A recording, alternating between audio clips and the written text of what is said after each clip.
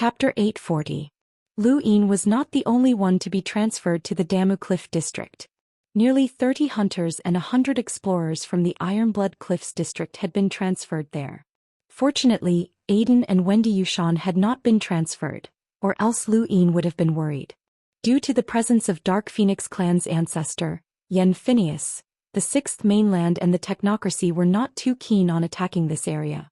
However, the Dark Phoenix Cliffs were close to the Damu Cliff district, so many of the Dark Phoenix clan's experts had been transferred there, including Hugh Phineas and Wei Rong. Wei Rong was dumbfounded. When he found out that he had been transferred to the Damu Cliff district, he felt unwell. But he was just a puny explorer who could not even cause a ripple in the Damu Cliff district. Why had he been transferred to the most desperate battlefield? Who had transferred him? There must be something wrong with their brains. Wei Rong rarely lost his composure, but when he saw the transfer order he almost cursed out loud. He was a scholar, not a battle maniac. This was the most suitable place for Lu Yin to go, so what did it have to do with him? He felt as if he had been set up. Speaking of which, Xianxia seemed to be in the Damu Cliff district as well. In Ironblood Weave, Wang Wen was leisurely eating snacks in Ironblood Fort, which was located at the very front. Ever since the Astral Beast domain had been invaded by the Sixth Mainland, there had been no more battles. It had been a long time since he had been so carefree. Elder Lohar walked out of the void. Elder Big Drum has already transferred those two to the Damu Cliff district. Lu Yin can be forgiven since he has the ability to protect himself, but why do you suggest that Wei Rong be transferred to the Damu Cliff district as well? Wang Wen shook his bag of snacks and said, Wei Rong is very smart, so he might be able to help. Elder Lohar clearly did not believe him. In that kind of battlefield, being smart won't be enough to protect him. Even if Lu Yin relies on external items, it's hard to say if he can truly survive. However, he has the Inquisitor's warrant, so that might not be the case. Who cares? Just throw them all over. It's best if they can help, but if they can't, then it's his bad luck. Wang Wen smiled. Elder Lohar shook his head. He couldn't see through Wang Wen's thoughts, but due to his trust in Wang Wen, he didn't ask any further questions. Even if Wang Wen wanted to kill Wei Rong on purpose, it didn't matter. Elder Lohar knew who was more important, a person who had guarded the border for many years and made countless contributions, or a person who schemed against others and dreamed of reaching the heavens in a single step. As for Lu Yin, even if Wang Wen hadn't suggested transferring him to the Damuyan district, Lu Yin would still have done so. It wasn't for any other reason than the warrant from the head judge, which wasn't as simple as a warrant. You should make your preparations as well, Elder Lohar suddenly said. Wang Wen was stunned and a solemn expression appeared on his face. What? Even I have to go to the Endless Territories? Elder Lohar replied, that's possible. It's too difficult to defend the front lines, so the second round of reinforcements has already been drafted. I can't go. If I go, what about this place? Don't forget that the Sixth Mainland has already attacked the Astral Beast domain. Once the Astral Beast domain can't hold on, they'll most likely use the Primal Zone to attack us, said Wang Wen. Elder Lohar felt a headache coming on, but he nodded and left without saying anything else. Wang Wen frowned as the situation was becoming more and more difficult. The Innerverse, Outerverse, and the Astral Beast domain were the Sixth Mainland's 3 battlefields, and that might not be their full strength. They had to find a way to break through the situation or they would be completely annihilated sooner or later. Reinforcements to the Damuyan district did not travel through the Blackfire Rock continent. Instead, they first went to the inner regions of the defensive line and used the spacecraft there to travel in the direction of the Damuyan district. This would be faster and it would also prevent them from being attacked by the technocracy. Lu Yin was in the Ironblood Crag district, which was quite a distance away from the Damuyan district. Wei Rong, on the other hand, was right next to the Damuyan district, which was too close. In less than 2 days, Wei Rong arrived at the Damuyan district. When he saw the blood and corpses falling from the sky like meteors, as well as the frequent attacks that could destroy him, Wei Rong trembled in fear. He wasn't a coward, or else he wouldn't have dared to scheme against the Lockbreaker Society. However, in the end he still used his brain, just like how he hadn't been to the front lines during the Armament Weaves War. Now that he was asked to rush into such a battlefield, he panicked. Although he had life-saving methods, he couldn't withstand such frequent attacks. But regardless of whether he was willing or not, he had to obey military orders. When he stepped into the Demuyan district, he was greeted by a few androids that were quickly defeated by the surrounding defenders. He had always been protected in the Dark Phoenix Crag district, as the Dark Phoenix tribe did not want him to die there. Now that he had arrived at the Demuyan district, he could only pray for his own fortune. Xianxia and Zhou Xian were in a sorry state. They were not weak among Limiters, but there were attacks that surpassed the Limiter realm everywhere. They had been lucky to have survived until now. Over the next few days, Xianxia and Zhou Xian hid everywhere, occasionally killing a few enemies who weren't at the space-exploring realm. Coincidentally, they ran into Wei Rong. Smart people all had the same idea and they all found the same hiding spot. Wei Rong and Xianxia stared at each other, not knowing what to say. "Hey, I remember that you're an explorer. Protect us," Zhou Xian shouted. Wei Rong was speechless as he was also powerless to protect himself. In the sky, Enlighter Ox spat out a mouthful of blood as he was blasted into the ground by an enormous force. He had only been conscripted a month ago, and he had originally been stationed on Xenu Star as a guard. Although he had been on the battlefield for less than a month, Ock had already encountered several life or death crises. This time he really could not hold on any longer. No less than 5 Enlighters had died on this battlefield, including Lord Egret, who was a powerhouse from Aegis. Ock crawled out of the ground with great difficulty, turned around and saw Wei Rong and the others hiding. He spat out another mouthful of blood and said, "Hide further away." Zhou Xian carefully poked his head out and then let out a strange cry before hurriedly fleeing. However, he was a little slow, and Wei Rong grabbed Xianxia and Zhou Xian before rushing off into the distance. The place where they had been standing had been blasted to pieces by an enormous force. The area of impact was not large, but it had pierced through the entire Blackfire Crag district. If they had not escaped, they would have died. Zhou Xian's face was deathly pale. "I miss home." Xianxia panted heavily and glanced at Wei Rong. "I owe you my life. Then return it to me now. Goodbye." Wei Rong abandoned Xianxia and Zhou Xian and turned to run. He had just exchanged glances with a cultivator from the 6th mainland, and in that instant he had felt a chill run down his spine. That person was an existence that he could not fight against, and now that person had arrived. Xianxia was stunned, but before she could react, white bone spikes protruded from the ground to the east and extended towards them.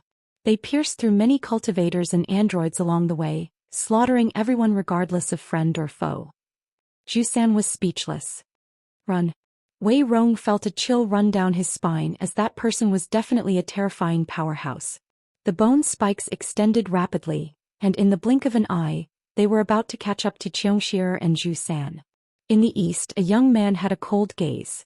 His name was Butcher, and he was one of the top experts of the Bloodburn realm's younger generation. He was comparable to the heirs of powerful families, and he was second only to the Realmling DFA. Countless arrows fell from the sky and shot towards Butcher. Butcher did not dodge and allowed the arrows to hit him. Some of the arrows were unable to pierce through his body, while others were blocked by the bone spikes. However, there were still some arrows that pierced through his body. Many disciples from Taima Temple fired a volley of arrows, and there were even hunters among them. The arrow that had pierced through Butcher's body had come from a hunter. The bone spikes stopped spreading and fresh blood sprayed out from Butcher's body, splattering across the blackstone ground. Xianxia, Zhou Xian, and the rest sighed in relief as they had managed to survive. Even further away, Wei Rong felt that something was strange. That person's gaze had terrified him, and he should not have been dealt with so easily. Even if a hunter had attacked, Butcher should not have died so easily. Or were the disciples of Taima Temple just too powerful? Butcher's body now had 5 bloody holes, and it was a horrifying sight to behold. The group of Taima Temple disciples no longer paid any attention to him, and their arrows shot in another direction. Butcher moved his finger and a pill appeared in his palm. He slowly popped it into his mouth. No one noticed as everyone thought that Butcher had died. Only Wei Rong continued to stare at him. He watched as the bloody holes on Butcher's body slowly healed. That terrifying rate of recovery left Wei Rong in disbelief, and he fled without looking back. Zhou Xian sneered, "That guy's too cowardly. What's there to be afraid of when he's already dead?" Xianxia suddenly turned back to look at Butcher. Coincidentally, Butcher also looked up and his cold, bloodthirsty eyes met hers. He revealed a cruel smile and he raised a hand to lick the blood off his arm. Xianxia's scalp went numb. Run. Zhou Xian looked back and almost fainted from fright. Butcher waved his hand, and his bone spikes extended and pierced towards the Taima temple disciples who had injured him. A single white bone spike pierced through a dozen disciples, killing them in midair. They were clearly bone spikes that had grown out of Butcher's bones, but they seemed boundless as they extended far into the distance. You're courting death. The Hunter Realm disciple from the Taima temple bellowed. He took out a corporeal arrow that flickered with a dark red light. It was clearly an arrow with a special arrow intent and he shot it at Butcher. Butcher leaped up and allowed the arrow to pierce through his abdomen. He grabbed a handful of pills and popped them into his mouth. At the same time, the bone spike in his hand extended and transformed into a bone blade that slashed out. Behind him, Ancestor Majiang's imprint appeared, and his speed suddenly doubled. The bone blade danced as it cut through the Hunter Realm disciple's longbow. A huge bloody wound appeared on the hunter's body, as the blade had nearly cut him in half. The Taima temple disciple was shocked. Although he had just broken through to the Hunter Realm, he was no ordinary cultivator. He was a disciple of the Taima temple, but he had actually been injured by a cruiser. His body flickered as he retreated, and the star energy in his palm transformed into an arrow that he shot out. Butcher still did not dodge, and the injury that he had sustained from the corporeal arrow healed once again. The arrow pierced through Butcher's thigh once more, but Butcher smiled cruelly and slashed out with his bone blade. The Hunter Realm disciple barely dodged the attack, but he did not expect the bone blade to extend. With a single slash, the hunter's head flew off. Many of the Taima temple disciples were shocked, and their star energy transformed into arrows that shot towards Butcher.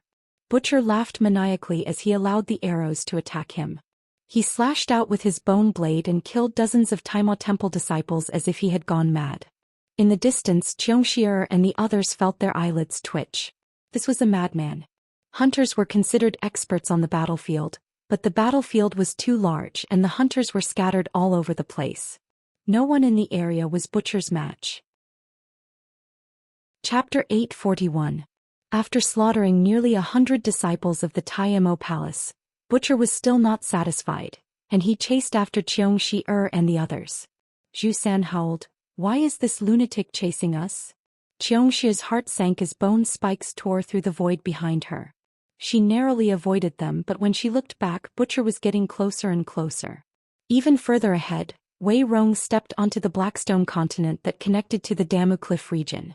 The reinforcements from the Outerverse were all heading in this direction, so Wei Rong could only escape in this direction. Perhaps he would run into some expert who could block that lunatic. Butcher licked his lips and leaped up. He raised a palm and aimed it at Xianxia and Zhou Xian. His palm split open and white bone spikes shot out, enveloping the two like raindrops. Zhou Xian despaired. It was over.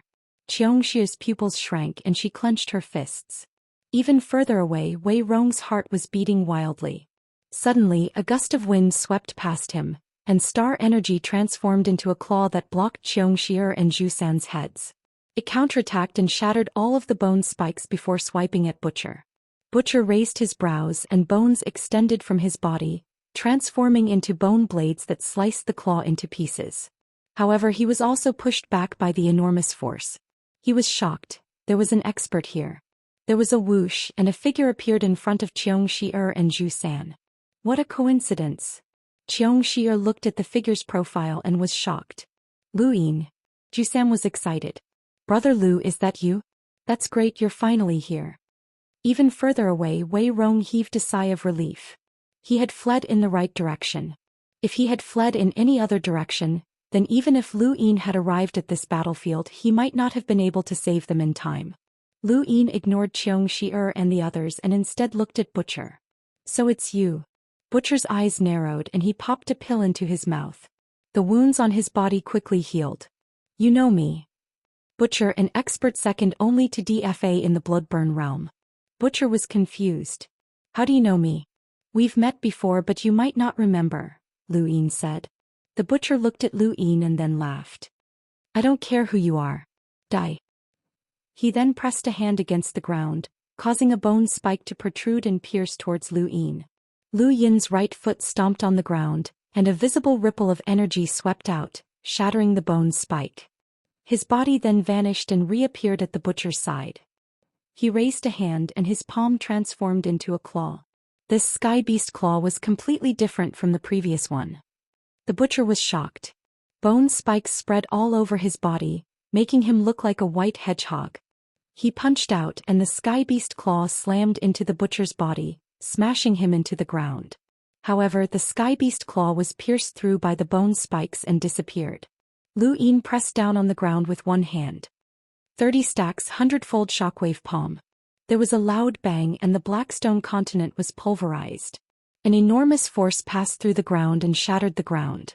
Butcher was just about to leap out when his organs were shaken by this sudden force. He spat out a mouthful of blood and had a bad feeling. This person was terrifyingly strong, so he hurriedly grabbed a handful of pills and tossed them into his mouth before leaping out. He had just leaped out of the ground when Lu Yin appeared in front of him. He tapped out with a finger, causing the void to freeze. This was the Dream Finger. The Dream Finger was aimed at the butcher's forehead. Compared to Autumn Frost Qing, the butcher's recovery ability was terrifyingly strong.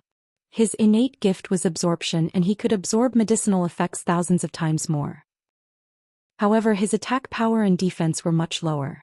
Back then, the fatty had said that the butcher was an expert second only to DFA, and that he was on par with Autumn Frost Qing. However, from Lu Yin's perspective, the butcher was slightly weaker than Autumn Frost Qing. Just as Lu Yin's finger was about to touch the butcher's forehead, the imprint on the butcher's back became even clearer, causing the butcher to wake up from his dream. His bones transformed into a large hand that pushed Lu Yin away. Lu Yin's finger did not land on the butcher's forehead, and it brushed past his shoulder. However, it did shatter the butcher's right ear and leave half of his face a bloody mess. In the distance, Xianxia and the rest were stunned. They knew that Lu Yin was very powerful and he had even killed an enlighter before, but that had been with external items. Now he was actually fighting one-on-one with that madman and he was even suppressing him. This was a little inconceivable and it reminded them of the Jasper Forest banquet, where this person had defeated Tyler Phineas in a single move. The butcher continuously retreated as he chewed on pills to recover from his injuries. He looked at Lu Yin in shock. "Who exactly are you?" He could not help but be shocked as the person in front of him was definitely not a hunter or even a cruiser. The butcher could sense that this person's star energy had only circulated a few times, but he had still been able to suppress the butcher. This was impossible as the only person in the entire Bloodburn realm who could do this was DFA. At the same level of power, only DFA could suppress the butcher, but this person was actually comparable to a realm ling. Lu Yin's tone was indifferent. "You're even worse than Autumn Frost Qing." He then raised his right hand and star energy converged as he used Nine Suns Cauldron. First Sunday, a scorching sun rose from his palm and smashed towards the butcher. The butcher's eyelids twitched as this attack caused his scalp to go numb. All of the bones in his body expanded, and they eventually transformed into a white shell that wrapped around his entire body. The first sun smashed into the butcher's white skeletal body, causing the void to ripple and then shatter. The butcher's white skeletal body cracked open, and golden light scattered in all directions. His entire body was then blasted into the ground, causing the earth to tremble. Following that, an intense gale howled out from the ground, transforming into berserk star energy that swept out and shook the surroundings. Xianxia and Zhou Xian were almost swept away by the star energy. Even further away, many people were shocked as they could sense a power comparable to a peak hunter's. Another expert had arrived on this battlefield. Lu Yin floated in the air and looked down at the ground. The butcher's rune lines were already very weak.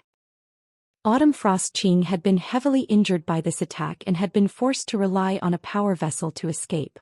This butcher would not be able to withstand this attack either. Beneath the ground, the butcher was in an incomparably miserable state. His body seemed to have been torn apart and large patches of his skin had been torn apart. Blood dyed the ground red and his bones were scattered everywhere. Anyone else would have died from such injuries, but this was the butcher who had fused with Che Lai's bloodline and had an innate gift of absorption. His mouth opened and closed as he swallowed all of the pills in his mouth. The next moment his body, which was close to being torn apart, suddenly reformed, and his injuries healed at a visible rate. Ancestor Mo Zhang's imprint also appeared indistinct and became clearer. Up above, Lu Yin's expression changed. The butcher's rune lines were actually recovering? Lu Yin aimed a single palm downwards and pressed down. His palm transformed into a claw, and the sky beast claw slammed into the ground. The butcher grinned and took out a wooden sculpture that resembled a spider. This was a power vessel. The wooden spider leapt up and opened its mouth to absorb the sky beast claw before disappearing. The next moment, it reappeared above Lu Yin's head with its abdomen bulging. It was obvious that it was about to explode, and the power of this explosion was no weaker than the sky beast claws. Lu Yin had not expected the butcher to have such a power vessel. With a wave of his hand, the wooden spider disappeared and then reappeared beside the butcher. The butcher was stunned. What was going on? Was that a secret technique? There was a boom as the ground exploded once more, and the Blackstone continent was pierced through. The butcher spat out a mouthful of blood, and this time he was in an even more miserable state. His head had clearly cracked open. Ever since Patriarch Mo Jiang had successfully imprinted and made a name for himself in the Bloodburn realm, the butcher had never been in such a miserable state. Although he loved to kill and was crazy in battle, he was not stupid. If he encountered an existence like DFA, he would stay far away. Even if it was Autumn Frost Qing or Mo Jiangshao, who were direct descendants of world imprinter families, he would not approach them. But today he was truly unlucky. Who would have thought that such a freak would appear in the Fifth Mainland who could suppress him with just the strength of an explorer? Not only had his sneak attack failed, but he had even been counterattacked. The butcher had definitely used a secret technique, and if the butcher even had a secret technique, then this person was definitely one of the Fifth Mainland's top geniuses. The butcher weakly opened his bloodshot eyes and he saw Lu Yin's cold expression. He grinned again and took out a source box from his cosmic ring. The moment the source box appeared, a strange killing intent enveloped an area of thousands of kilometers, but it did not harm the butcher at all. In Lu Yin's eyes, the number of rune lines contained within the source box's killing intent had missed the butcher's position, which meant that he could still escape with the source box. I admit defeat. Tell me, what's your name? The butcher weakly looked at Lu Yin and he seemed to be in an abnormally miserable state. Autumn Frost Qing and the butcher. Top geniuses like them had all sorts of life-saving methods which Lu Yin had expected. However, compared to Autumn Frost Qing, this butcher seemed to be much more unlucky. Lu Yin smiled strangely and stepped into the source box's killing intent. He then slowly approached the butcher. The butcher was stunned. What's wrong with you? Lu Yin coughed. I'm sorry, but I'm a perceptive intermediate lockbreaker. The butcher spat out a mouthful of blood as he was truly disgusted this time. Someone with such a powerful innate gift for battle was actually a lockbreaker, and even worse, he was actually a perceptive intermediate lockbreaker. The butcher's source box was only a perceptive intermediate source box, and it could withstand the attacks of a hunter for a period of time. This period of time was just enough for the butcher to escape into outer space and leave the battlefield. But who would have thought that this person in front of him was actually a lockbreaker? The source box's killing intent was completely useless against him, and he easily avoided the source box's killing intent. Even a typical perceptive intermediate lockbreaker would not be able to do such a thing.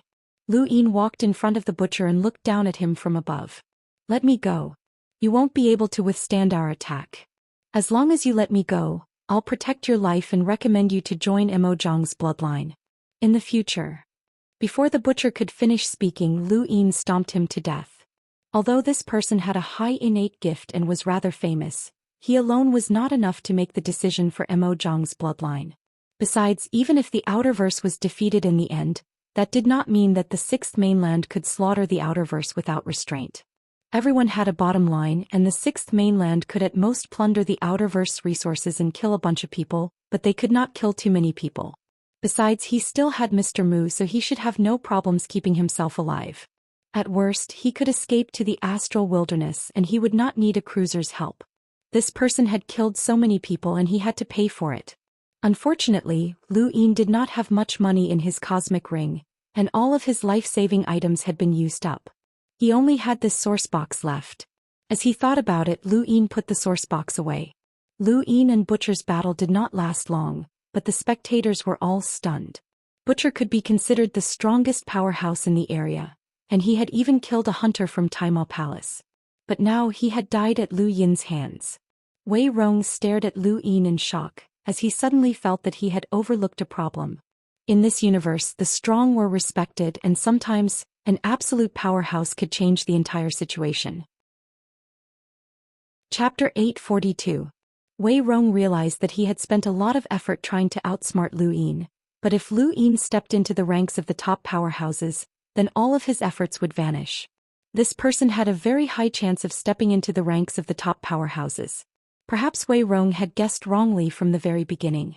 It was not that the Hall of Honor wanted to support this person, but rather that they had to. This person's future was unpredictable. After watching Lu Yin's battle, Wei Rong recognized many problems, and many of his previous plans were overturned. Aside from Lu Yin, the reinforcements from the various boulder districts had basically all arrived. The Damu Cliff district had suddenly gained dozens of hunters, which temporarily stabilized the battlefield. The battle ended just as quickly as it had started. The Sixth Mainland and the technocracy's forces had temporarily retreated. Countless people sighed in relief. Lu Yin had experienced the Erudite Flowzone's border war and the Iron Blood Weaves war, so he was no stranger to border wars. However, the tragedy of the Damu Cliff district still shocked him. As far as the eye could see, no less than 20 hunters had died. It was too tragic, and the entire Great Yu Empire did not have so many hunters. There were even more explorer corpses floating in outer space. At present, the commander of the Damu Cliff district was the Arrow Mountain ancestor. The previous commander, Master Chao, had died long ago, and Lord Egret had also died.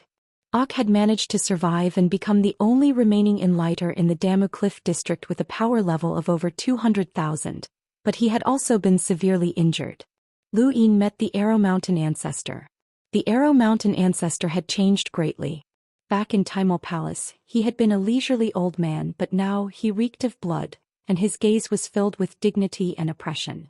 Lu Yin had originally thought that the Arrow Mountain ancestor's power level would be around 400,000 at most, but after arriving at the border, he had discovered that the Arrow Mountain ancestor was actually an envoy-level powerhouse who could kill an imprinter with a single arrow. "We meet again so soon, kid," the Arrow Mountain ancestor said gently as he looked at Lu Yin with admiration. Lu Yin bowed. "Senior, are you well?" The Arrow Mountain ancestor sighed. "I'm a little injured, but it's not a big deal. How's little Peach?" "She's in Frostwave Weave and she's doing well." The Arrow Mountain ancestor nodded with a complicated look in his eyes. "The intensity of this battle exceeded my expectations and things aren't looking good." Lu Yin frowned. "Senior, what have you noticed?" "The Sixth Continent's Bloodburn realm has a power level that surpasses Patriarch Mo Zhang's." "How does Senior know?" Lu Yin was puzzled. Ancestor Arrow Mountain looked up into the sky. "Their imprints are all supreme powerhouses, and Ancestor Mo Jiang, who fought against Master Yuan, also has an imprint. He's an old man, and that old man should be the true supreme powerhouse of the Sixth Mainland. Many cultivators from the Sixth Mainland have mentioned that old man's name in order to shake our morale. Old Man Songqiong." Lu Yin wasn't surprised, as he had heard of Old Man Songqiong. He was a celestial imprinter. The ancestor of Arrow Mountain sighed. He was rather tired. "The Hall of Taiyamo has passed down 3 arrows since ancient times. This time we might not be able to keep them. I've already lost one." Lu Yin was shocked. "Senior, did you use one of these arrows to kill the imprinter?" The ancestor of Arrow Mountain nodded. "Grandmaster Bei's arrow was stolen by an imprinter from the Sixth Mainland. It was my fault." He subconsciously looked down at his cosmic ring. He still had an arrow in his hand. What was this old man trying to do? Could it be that he knew that the arrow was on his body? Lu Yin remained silent. Archery is different from ordinary battle techniques. If you had a divine arrow, your archery skills would be infinitely more powerful. What a pity. The ancestor sighed again and then looked deeply at Lu Yin. "If sacrificing us old fellows could protect you all, then it would be worth it. But this time no one will be able to escape. Kid, I know that you're smart, so do your best to protect yourself. Perhaps the inner verse and outer verse will turn things around, but of course, it might also bring about despair." Lu Yin bade farewell to the ancestor of Arrow Mountain and continued to ponder over the old man's words. Either the ancestor knew that the arrow was with Lu Yin, or he had guessed something else, such as the divine arrows that had been auctioned off in the mainland. The Hall of Tai Mo paid the most attention to arrows. Lu Yin had sold 3 arrows at the mainland's auction house, and the buyer had been the Hall of Taiyamo. It was not strange for the ancestor of Arrow Mountain to know, as the old man probably hoped that Lu Yin could provide the divine arrows. Lu Yin had no problem providing the divine arrows since he could improve them, but he had thought of something better. Within a fort in the technocracy, Autumn Frost Qing was shocked. Rin-Tu died. Someone in front of him reported, "Yes. The attack on the Demuyan district has ended, but Rin-Tu has not returned." Autumn Frost Qing was puzzled. With Rin-Tu's strength, only a peak hunter could kill him. If he wanted to escape, then even a hunter wouldn't be able to catch up to him. That guy's life-saving methods aren't weak, unless he ran into an enlighter.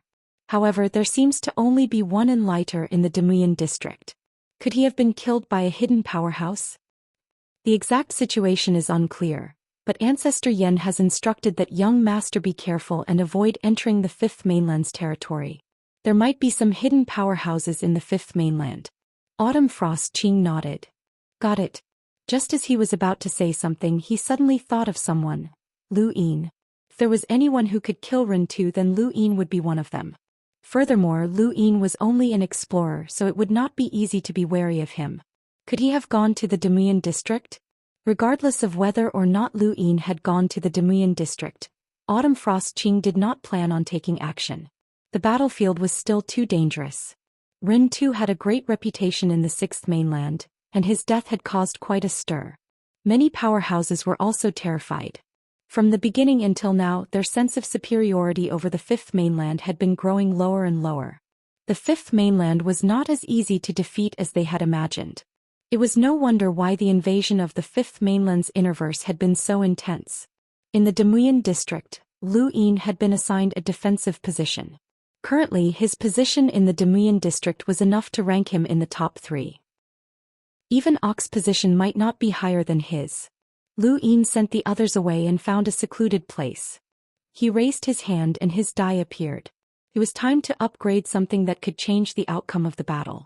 Lu Yin thought of many things and he decided to use poison. Once poison was used on a large scale, its effects would be terrifying. Ordinary poisons would not work, and even poisons that could threaten enlighters would not work. The Sixth Mainland and the technocracy had no lack of detoxification methods. But if it was a poison that could threaten powerhouses with power levels of 300,000 or even 400,000, then things would be different. Even if the poison could not harm the imprinter would not be able to easily detoxify the poison. If possible, Lu Yin did not want to use poison, but he had no other choice. The war had already reached this stage, and if he lost the border, then the Outerverse would suffer a great calamity. This was something that he could not accept no matter what.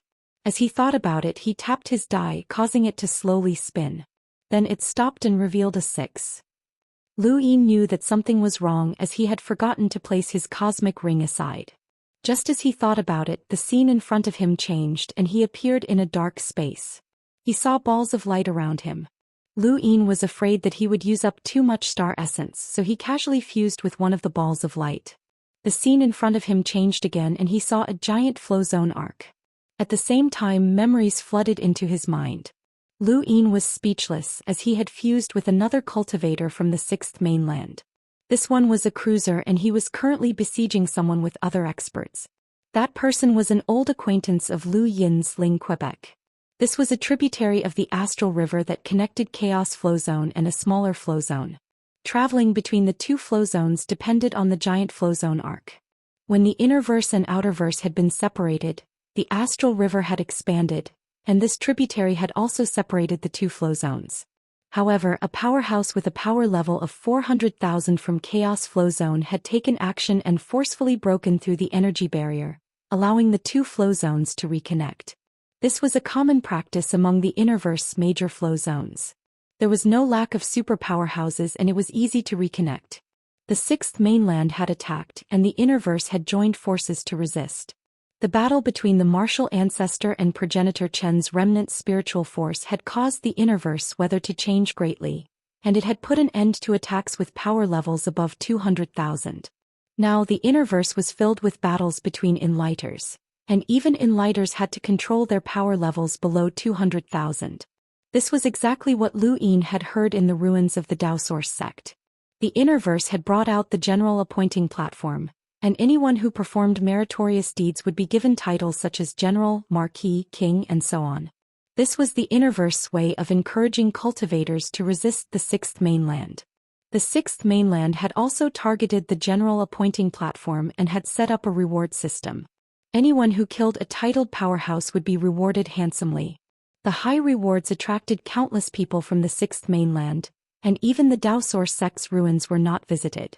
In front of Lu Yin was a scene of a dozen cultivators from the Sixth Mainland surrounding a titled powerhouse. The person that Lu Yin had casually merged with was one of the attackers, and he was even the strongest one. This person was the one who had led more than a dozen people to participate in the siege, and the one being surrounded was Ling Ke, a titled spirit general. Lu Yin looked up and saw a cultivator from the Sixth Mainland clutching his neck as he slowly fell to the ground. Ling Ke was panting heavily, and his arm hung down unnaturally as he stared at the person that Lu Yin had merged with. His eyes were filled with killing intent, and his hair was stained with blood. He had a sword stuck in his abdomen, but he could not pull it out. The K's mighty slash revolved around his body as it sliced through the void. Lu Yin sighed as he had not expected to encounter Ling Ke in such a situation.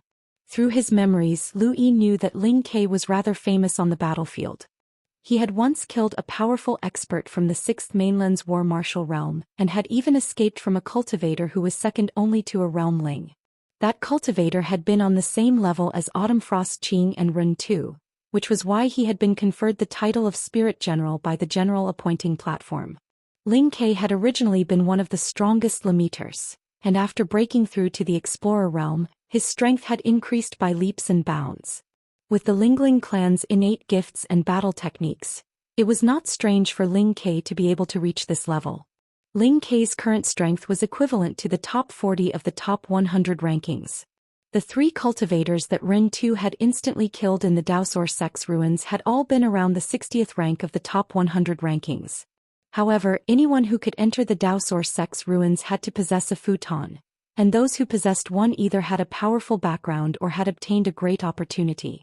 This had led Lu Yin to misunderstand and believe that the average strength of the Sixth Mainland was only that high. In reality, the cultivators that Lu Yin had seen from the Sixth Mainland were all elites among elites. Chapter 843. The cultivator that Lu Yin had fused with was rather powerful, but he was still not Ling Ke's match. However, the Sixth Mainland's advantage over the Fifth Mainland's cultivators was too great. They had an innate suppression and an imprint. If not for these factors, this cultivator would not have been able to withstand a single attack from Ling Quebec. Now Ling Ke was being surrounded and forced to the brink of death due to his various advantages. If Lu Yin had not fused with this cultivator, then Ling Ke would have died without a doubt. He would have been a spent force, but things were different now. Lu Yin approached Ling Ke step by step. Ling Ke closed his eyes and then opened them again. He gazed longingly at outer space. My support group is gone. It's a pity that I won't be able to see you one last time. Lu Yin was speechless. Even now, this guy was still thinking about his support group. Speaking of which, that support group had left a deep impression on Lu Yin. Come. Even if I die, I'll drag you down with me. Ling Ke shouted as he looked up at the cultivator that Lu Yin had fused with. His eyes were filled with arrogance. You Sixth Mainland trash will be surpassed by us sooner or later. That person was right. You're all slaves to the cultivation system. Lu Yin's eyes narrowed. This was what Ling Ke had said during his battle with Blood Looney at Spirit Palace. I'm moved by your words. Come kill me, Lu Yin said as he looked at Ling Ke with sincerity. Ling Ke was stunned. What did you say? Lu Yin replied righteously, you're right. Our Sixth Mainland is trash. You're amazing and your words moved me. Come kill me. Ling Ke blinked. What did I say? Kill me. Lu Yin shouted. Ling Ke's face twitched. Are you crazy? I told you to kill me. I'm moved by your words, Lu Yin said loudly. Ling Ke gulped, a little confused. What did he just say? Lu Yin could not wait any longer. The longer he dragged this out, the more star essence he would have to consume. He did not want to use too many star essence right now, as the poison's effects would not be improved. Instead, it would affect the border defenses. Lu Yin suddenly attacked Ling Ke, raising his blade and slashing down. Ling Ke instinctively dodged and swung his K's mighty slash, which merged into the void. The cultivator that Lu Yin had fused with had his neck split open and he died instantly. Ling Ke's mouth fell open. What about the martial seal? It was useless. Strange, could it be that she was really moved by him? Ling Ke felt like he had discovered a whole new world. He wondered if he should say something first when he fought with others in the future. Perhaps that would move them. Right, what did he just say? In the Demuyan district, Lu Yin suddenly opened his eyes and subconsciously covered his neck. He touched it but it was fine. Just now he had experienced the feeling of his throat being cut open. It was a very unpleasant feeling, especially since it had been cut open by Ling Quebec. He had experienced the sensation of death and he did not know if it had been a misconception, but after he returned to his own body he felt as if something had been triggered within him. However, nothing had changed. He shook his head and decided not to think too much about it. He hurriedly checked his cosmic ring inside. Fortunately, he had only used up a little more than 20,000 star essence. This place wasn't too far from the Chaos Flow Zone, and it was separated by the Astral River and the Starfall Sea. The distance in a straight line wasn't too great, and the time it had taken to merge with the Chaos Flow Zone had been extremely short. Thus, it was reasonable for the Chaos Flow Zone to consume so much energy. If the person merging with the Chaos Flow Zone was weak, the energy consumption would be even lower. Lu Yin restored his die and tapped it. Suddenly, within his domain he could sense Xianxia, Wei Rong and Zhou Xian's figures. He was secretly anxious. Of all the times to come, why did they have to come now? If he rolled enhance it would be a waste. Fortunately, the die stopped rolling and the number that appeared was 5. 5 points. It was a seemingly useful point that was actually quite useless. It could be used to borrow another person's innate gift, but the condition was that the user had to come into contact with the person being borrowed within 10 seconds. Lu Yin had previously rolled this point to borrow the rabbit's lightning that had knocked the 9-headed ape unconscious. He had then used that lightning to kill the powerhouse that had attacked him, and he had also borrowed the monkey's innate gift of shadow. Now he could not waste it. 10 seconds was enough. Lu Yin's figure vanished. On Blackfire Rock, Xianxia, and the others headed towards Lu Yin's location. Are you sure he's here? Zhou Xian grumbled. Wei Rong looked around. He had come to find Lu Yin to discuss whether or not there was a way to counterattack. There was no such thing as an eternal defense in his dictionary. If he kept defending he would eventually be defeated. Previously, when Armament Weave had been attacked by the Great Eastern Alliance, the disparity in power had been just as great. Wei Rong had been able to stall for time, and he had even been able to protect the Wei family in the end. Now that they were facing the Sixth Mainland's attack, he would definitely have a chance no matter how great the disparity was. Right now, the only people he could discuss this with were Lu Yin and Xianxia. Xianxia was flying when Lu Yin suddenly appeared beside her and placed a hand on her shoulder. Looking for me? Lu Yin's sudden appearance almost scared Xianxia to death, and it also gave Wei Rong a fright. He was currently very flustered, as dying on the battlefield was too humiliating. Xianxia stared at Lu Yin in a daze, her gaze landing on his hand that was pressing down on her shoulder. Lu Yin pursed his lips and retracted his hand. Sorry, I'm just a little happy to see an old friend. Behind him, Zhou Xian was furious and he kicked Lu Yin's butt, but Lu Yin dodged. Lu, you can't bully your friend's wife. You promised me before. Zhou Xian shouted. Lu Yin rolled his eyes. Relax, I'm not interested in her. Xianxia raised a brow. What do you mean? Speak clearly. Yeah, what do you mean? Isn't our Xia charming? Zhou Xian glared at Lu Yin. Lu Yin was speechless. Fine, she's charming. Zhou Xian's eyes immediately turned red. I told you that you wanted to steal Xia from me, you bastard. Alright, stop arguing. Brother Lu, we're here for proper business, Wei Rong said to Lu Yin. Lu Yin nodded. Go ahead. Wei Rong looked around and then descended. Lu Yin followed suit. Xianxia patted Lu Yin's shoulder and gave him a strange look. This guy's behavior was very strange. Zhou Xian stared at Lu Yin as if he was a thief. Brother Lu, why do you think the Sixth Mainland specifically attacked the Demuyan district? Wei Rong asked. Lu Yin had naturally considered this question and he had his own guesses, but he did not say anything. I've just arrived, so I don't know much about this place. What do you think, Brother Wei? Wei Rong replied, Brother Lu, Do you know that Ancestor Arrow Mountain killed a powerhouse at the level of an emissary from the 6th mainland with a single arrow? That's what they call an imprinter. Lu Yin nodded. The 6th mainland is very strong, and with their unique imprint and bloodline, they definitely aren't weak against those at the same level. From what I know, Ancestor Arrow Mountain fought with that imprinter, but he didn't gain the upper hand. Furthermore, there were 2 imprinters at the time, so doesn't Brother Lu find it strange that he was able to kill them with a single arrow? Xianxia grew impatient. Get to the point. You're making me anxious. Let me explain. She then continued. Based on our analysis, Ancestor Arrow Mountain wasn't able to kill an imprinter with his own strength. It's very likely that he relied on that arrow, and that arrow is extraordinary. Lu Yin replied, but from what I know, Ancestor Arrow Mountain's arrow was redirected by Master Yuan. Perhaps Master Yuan's strength was added to the arrow, which was why he was able to kill an imprinter. Master Yuan changed the arrow's direction because that arrow's target was Ancestor Mo Jiang, Wei Rong said solemnly. Xianxia continued, Ancestor Arrow Mountain isn't stupid. He dared to aim at Ancestor Mo Jiang, which means that he has a certain level of confidence. Ancestor Mo Jiang isn't an imprinter, but rather a world imprinter who surpasses the imprinter realm.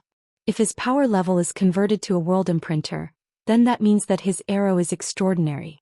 Furthermore, that arrow was snatched away by that imprinter called Yanqing. So we're guessing that the 6th mainland's frequent attacks on the Demuyan district are either to take revenge for the dead imprinter, or because of Ancestor Arrow Mountain's arrow. Lu Yin had to admit that these 2's guesses were correct. The 3 arrows that had been passed down from Taima Temple might have come from the 6th mainland. Ancestor Arrow Mountain had mentioned that Lu Yin had come across an arrow intent similar to those 3 arrows before. This arrow intent had come from Night King Zhenwu, and Night King Zhenwu's archery techniques had come from the ruins of the Dao Source sect. He had even mentioned to Wu Taibai that his archery techniques had come from the 6th mainland. It was very likely that Yanqing had recognized the arrow's origins. Not only had he stolen the arrow, but he had also wanted more. Brother Lu, what do you think? Wei Rong asked Lu Yin. Lu Yin could not reveal everything that he knew, so he could only say, your guesses are correct, but so what? It won't change the outcome of the battle. It can, Wei Rong said confidently. Lu Yin's eyes flashed as he had forgotten that these 2 were equally famous as Wang Wen, especially Wei Rong. Even though the disparity in power in armament weave had been so great, Wei Rong had still been able to forcefully drag things out. What ideas do you have? Wei Rong and Xianxia looked at each other. We can deal a heavy blow to the 6th mainland, but the most troublesome part is that once we do that, even stronger reinforcements might arrive. I don't know if that's a blessing or a curse. Even if we don't deal a heavy blow to these people, their reinforcements will definitely come. Zhou Xian rolled his eyes. Xianxia patted Zhou Xian's forehead. You're right. Zhou Xian felt sullen. Lu Yin looked at Wei Rong. Wei Rong's gaze was deep. Brother Lu, do you still remember Pyrolite? Lu Yin's eyes lit up as he had almost forgotten about it. Right, there was still Pyrolite. The Hall of Honor will definitely use Pyrolite in a war like this. The only reason it hasn't been used is because they haven't thought of a suitable way to use it. Since we've already guessed the 6th mainland's goal, then things are simple. We'll use Ancestor Arrow Mountain as bait and use Pyrolite to blast them to death. Wei Rong raised his head. Zhou Xian was shocked. Are you crazy? That's Ancestor Arrow Mountain. Don't spout nonsense. Lu Yin was also shocked. Ancestor Arrow Mountain was an emissary, and this person was really bold to even use an emissary as bait. However, it had to be said that it should be effective. The powerhouses of the 6th mainland should be keeping an eye on Ancestor Arrow Mountain, and he was indeed the best bait. Wei Rong ignored Zhou Xian's shouts and continued to stare at Lu Yin, as if trying to discern something from Lu Yin's eyes. Lu Yin replied, it's just a guess, but there's no harm in trying. You guys came to me because you want me to talk to Ancestor Arrow Mountain and the Hall of Honor, right? Wei Rong nodded. There's no other way. With our status, it's very difficult to communicate with the Hall of Honor and Ancestor Arrow Mountain. Chapter 844. Lu Yin's eyes narrowed. The Pyrolite's destructive power is too great. We've thought about that as well, Xianxia said. We'll focus our forces on a counterattack and attack the technocracy. We'll detonate the Pyrolite there. Lu Yin fell into deep thought as it wouldn't be that easy to counterattack. Actually, it's very easy to counterattack. Wei Rong smiled confidently.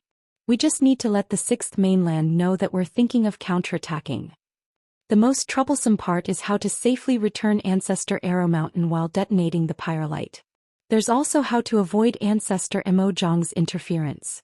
That's the most troublesome part. Lu Yin knew what the two were thinking. I'll let the Hall of Honor and Ancestor Arrow Mountain know. Not long after Wei Rong and the others left, Zhou Xian glared fiercely at Lu Yin before he left. Lu Yin fell into deep thought. The plan that they had come up with wasn't particularly brilliant, and if it had been a normal war, it would have been easy for others to think of it. However, this was a border war that involved countless people from the Outerverse. Even the Hall of Honor wouldn't dare to suffer any losses. They might not have even thought of counterattacking since they couldn't bear the consequences of failure. If the counterattack failed, the losses would be immense, and the person who had suggested this idea could be condemned for eternity. Thus, even if most people thought of counterattacking, they didn't dare to voice it out. Only people like Wei Rong and the others who had their own ideas but had very little experience in border wars would be so impatient to suggest it. There was no perfect plan in this world, and any plan could fail.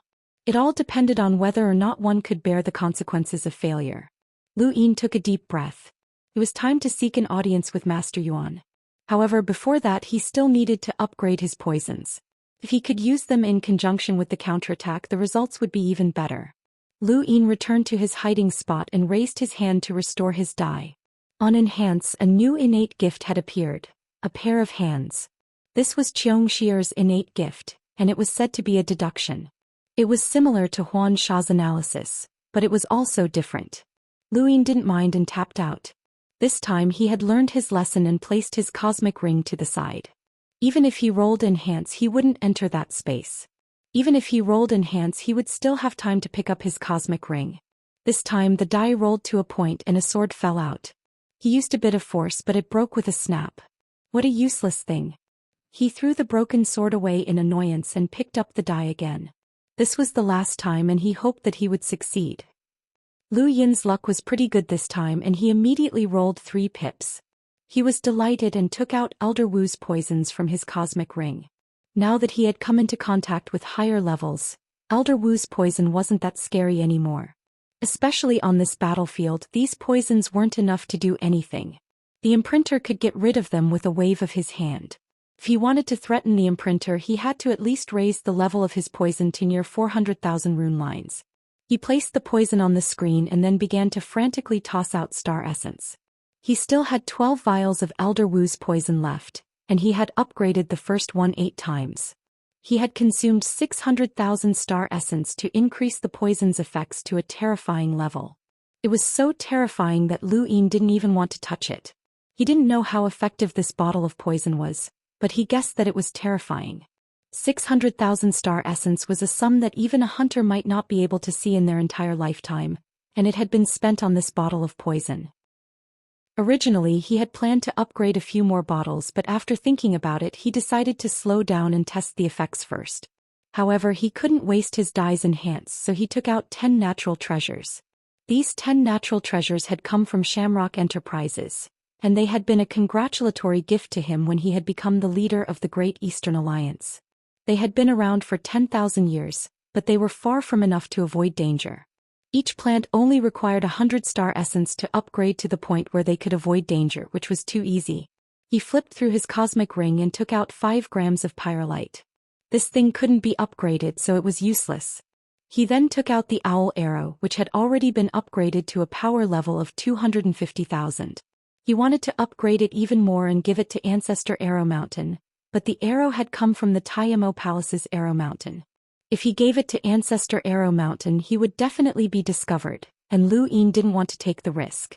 There wasn't anything else worth upgrading. Suddenly, Lu Yin's eyes trembled as he saw something else. It was also a poison, but this one came from the Neo-Human Alliance. It was called Shang 91 Poison of Life. Elder Wu's poison could be cured since he was just an ordinary enlighter. However, there was no cure for this poison, and even Mr. Mu couldn't do anything about it. This was a terrifying poison that could directly cause one's vitality to disappear. When Ming Yen had been poisoned, Mr. Mu had used a secret technique to save her. Even so, she had split into two personalities. Lu Yin looked at the poison of life in the bottle and thought for a moment before upgrading it. He placed the poison of life on the screen and then frantically tossed in more star essence. 10,000 star essence. And the bottle had already reached a tenth of its original position. Lu Yin was horrified. It couldn't be, right? Was it that exaggerated? Each upgrade required almost 100,000 star essence. How could it be so expensive? There weren't that many rune lines. The upgrade had already begun and Lu Yin didn't want to give up. He took a deep breath and tossed in 100,000 star essence. The bottle was still a bit away from the lower layer of the screen. Finally, the upgrade was completed and it consumed 120,000 star essence. Lu Yin was horrified. The more precious an item was, the more star essence it required to upgrade it. Lu Yin had never used so much star essence to upgrade something before. Even when he had upgraded his universal armor to the point where it could withstand an attack with a power level of more than 300,000, it had only consumed 15,000 star essence at most. This was on a completely different level. But when he thought about it, he realized that this was a poison that even Mr. Mu couldn't do anything about. Shang 91. Ming Yen had swallowed Shang 98, and the higher the number, the stronger the poison. If even Shang 91 required so many star essence to upgrade, then what about Shang 91? Lu Yin didn't dare to imagine. Would that poison be something that even a powerhouse with a power level of 1,000,000 could not withstand? The second upgrade cost 300,000 star essence. Lu Yin didn't want to upgrade it anymore as he would run out of money. Lu Yin held on to the poison of life and hesitated over whether or not he should give it to Ancestor Arrow Mountain, as it might be useful. Of course, he wasn't going to give it away for free. In outer space, dark clouds loomed over the city as countless androids descended along with beams of light and bombarded the Demuyan district. War had begun once again. Wei Rong, Xianxia, and Zhou Xian immediately looked for a place to hide. They actually wanted to follow Lu Yin, but they discovered that the weakest of Lu Yin's opponents were hunters. This made things awkward as they couldn't withstand the shockwaves from such a battle.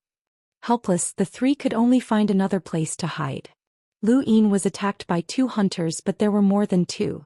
He seemed to have fallen into a nest of androids as there were androids all around him. Unfortunately, no matter how many of them there were, they couldn't harm him. He had originally planned to deal with these androids first, but the unfavorable situation in outer space forced him to take action. Ak was heavily injured and close to death, and he was surrounded by two enlighters from the 6th mainland. There were also enlighters attacking the Demuyan district. Fortunately, Wan Qianqing was there and he occasionally fired an energy cannon that caused outer space to tremble. Lu Yin took action and tossed Ak towards the Blackfire Boulder continent, where he blocked the two enlighters by himself. He couldn't defeat them in a fight, but he had no problem holding on. With his current abilities, he wasn't afraid of being captured by enlighters. In the distance, Yanqing stood tall in outer space and looked at the Demuyan district. They had received news that the Demuyan district was planning to counterattack and join forces to destroy the technocracy's forces in order to buy some time to catch their breath. This news was an opportunity for Yanqing, and he was waiting for the moment when the 5th mainland would counterattack. Half a month quickly passed, and during this time the battle had practically never stopped. Many of the reinforcements were unable to endure it. Lu Yin was already used to it as it had been the same during Iron Blood Weave's war. This was the border battlefield and it was the cruelest battlefield for humans. After a period of recuperation, Yanqing's injuries had recovered significantly. This time he took action and everyone could see the sky shattering as if the heavens were descending. Ancestor Arrow Mountain took action, and his star energy transformed into an arrow that shot into outer space and pierced through the 3 joined palms that covered the entire Demuyan district. When a powerhouse with a power level above 500,000 took action, no one else could do anything. Everyone could only watch in a daze. Even an enlighter would not be able to withstand any of the battle's shockwaves. The 6th mainland had assumed that they would still have the advantage in this battle as usual, but the sudden appearance of the black flames had completely reversed the situation. Phineas Yen had appeared in the Demuyan district and cooperated with Ancestor Arrow Mountain to attack Yanqing. Yanqing was shocked and hurriedly retreated, but he was surrounded by the black flames. Not only did he have to endure the pain of being burned alive, But he also had to endure an arrow from Ancestor Arrow Mountain and an energy cannon from Myriad City. Everyone saw blood splatter across outer space, and they saw Yancheng's sorry state. The Sixth Mainland's cultivators hurriedly retreated. Ancestor Arrow Mountain shouted, "Demuyan District, counterattack." Following Ancestor Arrow Mountain's command, tens of thousands of disciples from Taima Temple roared, and space-exploring powerhouses leaped into the Technocracy's spacecraft and headed towards the Technocracy. Ancestor Arrow Mountain was the fastest, and he chased after Yanqing into the Technocracy. This region of space had originally belonged to the Endless Weave, but now half of the Endless Weave had been covered by the Technocracy, and even space itself had changed. The moment Ancestor Arrow Mountain entered, he was met with countless attacks. Countless androids were like moths to a flame as they tried to push Ancestor Arrow Mountain away. Ancestor Arrow Mountain shouted, "Imprinter, don't run." Yanqing spat out a mouthful of blood. He looked back and unwillingly said, "You natives of the Fifth Mainland will be slaughtered by us sooner or later. I'll destroy your cultivation civilization and send everyone from the Fifth Mainland back to the primitive era." Ancestor Arrow Mountain was furious. "I'll kill you." His star energy transformed into an arrow that pierced through space and tore through the void, revealing an even darker space. The arrow disappeared into space and then reappeared behind Yancheng's back. Yanqing hurriedly dodged, but he was still struck in the back by the arrow, and his imprint weakened significantly. "You natives will die without a grave." Yanqing bellowed as he quickly fled. Ancestor Arrow Mountain hurriedly chased after him. In the Demuyan district, Lu Yin's eyes narrowed as he waited for a certain moment. Chapter 845. Deep within the Technocracy, the Ancestor of Arrow Mountain chased after Yanqing until he saw a fortress carrying countless spacecraft. This was the front line of the Technocracy's invasion of Endless Weave, and it was also the front line of the Sixth Mainland's cultivators. The Ancestor of Arrow Mountain was overjoyed and wanted to destroy the fortress with a single arrow. However, in the next moment, an extreme sense of danger enveloped him. He turned around in shock and saw figures of powerhouses appearing from all directions. 2 powerhouses with power levels over 500,000 had appeared, and even further away there were several powerhouses with power levels over 400,000 as well. The entire region trembled. The Ancestor of Arrow Mountain's pupils shrank. Yanqing appeared in front of him and his pale face had recovered. "Native, did you really think that you could injure me with your strength after I was injured by you?" The Ancestor of Arrow Mountain was shocked and he quickly turned around. "There's no need to look. Your Master Yuan and that black firebird have been blocked. No one can save you." Yanqing raised his head. In another direction, Imo Jiangshan calmly said, "There were 4 imprinter who attacked the Fifth Mainland. You killed one of them, 2 of them are here, and the last one blocked your black firebird. Don't take any chances." The Ancestor of Arrow Mountain was shocked. "You're still hiding an imprinter? How else could we win by surprise? You're just a loser of the ancient war, yet you want to counterattack? What a fool," Yanqing said coldly. The Ancestor of Arrow Mountain looked at the cyborg behind him and said, "An emissary from the Technocracy is rare. You should be proud that 3 imprinters are ganging up on you. Alright, I'll give you a chance. Surrender and we'll let you join the Sixth Mainland and serve under Ancestor Mo Jiangshan. With your strength, you'll be respected no matter where you go," Mo Jiangshan said. The Ancestor of Arrow Mountain was puzzled. "You've already set up an ambush? How did you know that I would counterattack?" Yancheng's tone was cold. "Enough with the nonsense. Surrender or die. Choose." The Ancestor of Arrow Mountain stared at Yanqing. "Ever since I killed that imprinter with a single arrow, you've been keeping an eye on the Demuyan district. If you're talking about revenge, that might not be it. What do you want from me?" Yanqing and Mo Jiangshan looked at each other, and then at the Ancestor of Arrow Mountain. "Do you still have that arrow?" Forefather Arrow Mountain's gaze turned cold. "What do you mean? You don't know the origin of that arrow?" Mo Jiangshan asked with a sharp gaze. Arrow Mountain's ancestor's eyes flashed. "Since ancient times, no one knows its origin. Our ancestor only obtained it by chance. Could it be related to you?"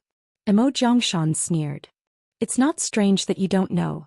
Hand over the remaining arrows, and I'll make the decision to make you an elder of my Mo Jiang's faction. With my Mo Jiang's faction's guarantee, you'll head to Old Man Songqiong's residence to receive the All-Heaven imprint. Once you succeed, your strength will increase by leaps and bounds. In the entire Bloodburn realm, you'll become one of the top 10 powerhouses. Yan Cheng's gaze turned cold. This Arrow Mountain old ancestor's strength was on par with his, but he had already used his imprint. Indeed, once this old ancestor succeeded in using his celestial imprint, it was possible for him to surpass him and enter the top 10 of the Bloodburn realm. The ancestor of Arrow Mountain said in a low voice, "I have the arrow, but you have to tell me where it came from." The corner of Mo Jiangshan's mouth curled up as he stared coldly at Ancestor Arrow Mountain. "It seems like you have no intention of surrendering. Is there any use in trying to get information out of you? No one can save you, not even all the powerhouses of the Fifth Mainland. Do you really want to die?" Ancestor Arrow Mountain surveyed his surroundings. Every single person present was an absolute powerhouse. Even the few cultivators with power levels of over 400,000 could escape from an emissary once they used their imprints. Logically speaking, he should not have been able to escape. Ancestor Arrow Mountain sighed and said bleakly, "I never thought that after living for so many years, I would become a traitor in the end. How sad." Mo Jiangshan looked excited. "You and I are both humans, but we stand on different sides. There's no such thing as betrayal. If you join my Mo Jiang's faction, not only will you, but your descendants will also benefit from this disaster and become cultivators of the Sixth Mainland. There's no need to hesitate. Hand over the arrows and come with me." Ancestor Arrow Mountain bitterly took out the blood-colored bell from his cosmic ring. At that moment, the cyborg suddenly tore through the void and tried to leave. Mo Jiangshan and Yan Cheng's hearts sank as they had a bad premonition. Ancestor Arrow Mountain shook the blood-colored bell, causing a crisp ringing sound to ring out. Then everyone in the region, including the distant Demuyan district and the technocracy, was enveloped by the bell's ringing sound. Everyone felt a heavenly hand press down on them, and they were all immersed in the boundless heavenly might. They were unable to move, and their hearts were filled with terror. Only a hand crossed through the void and grabbed Ancestor Arrow Mountain before disappearing. Only the pyrolite was left behind, and then it exploded. In the Demuyan district, Lu Yin's eyes were filled with terror. He saw a hand crushing down on him, and the ringing of the bell reverberated in his ears, causing him to be unable to move. Although it was only for an instant, the feeling was too deep. Ancestor Arrow Mountain had shaken the blood-colored bell. The next moment, the heavens trembled. Everyone looked towards the depths of the technocracy, not knowing what was happening. In the depths of the technocracy, countless planets were instantly annihilated. Yan Qing, Mo Jiangshan, the cyborgs, the powerhouses with power levels of over 400,000, and even the distant fortress were all submerged in the pyrolite explosion. Close to 100 grams of pyrolite had exploded in an instant. 100 grams of pyrolite had a combined power level of over 1,000,000.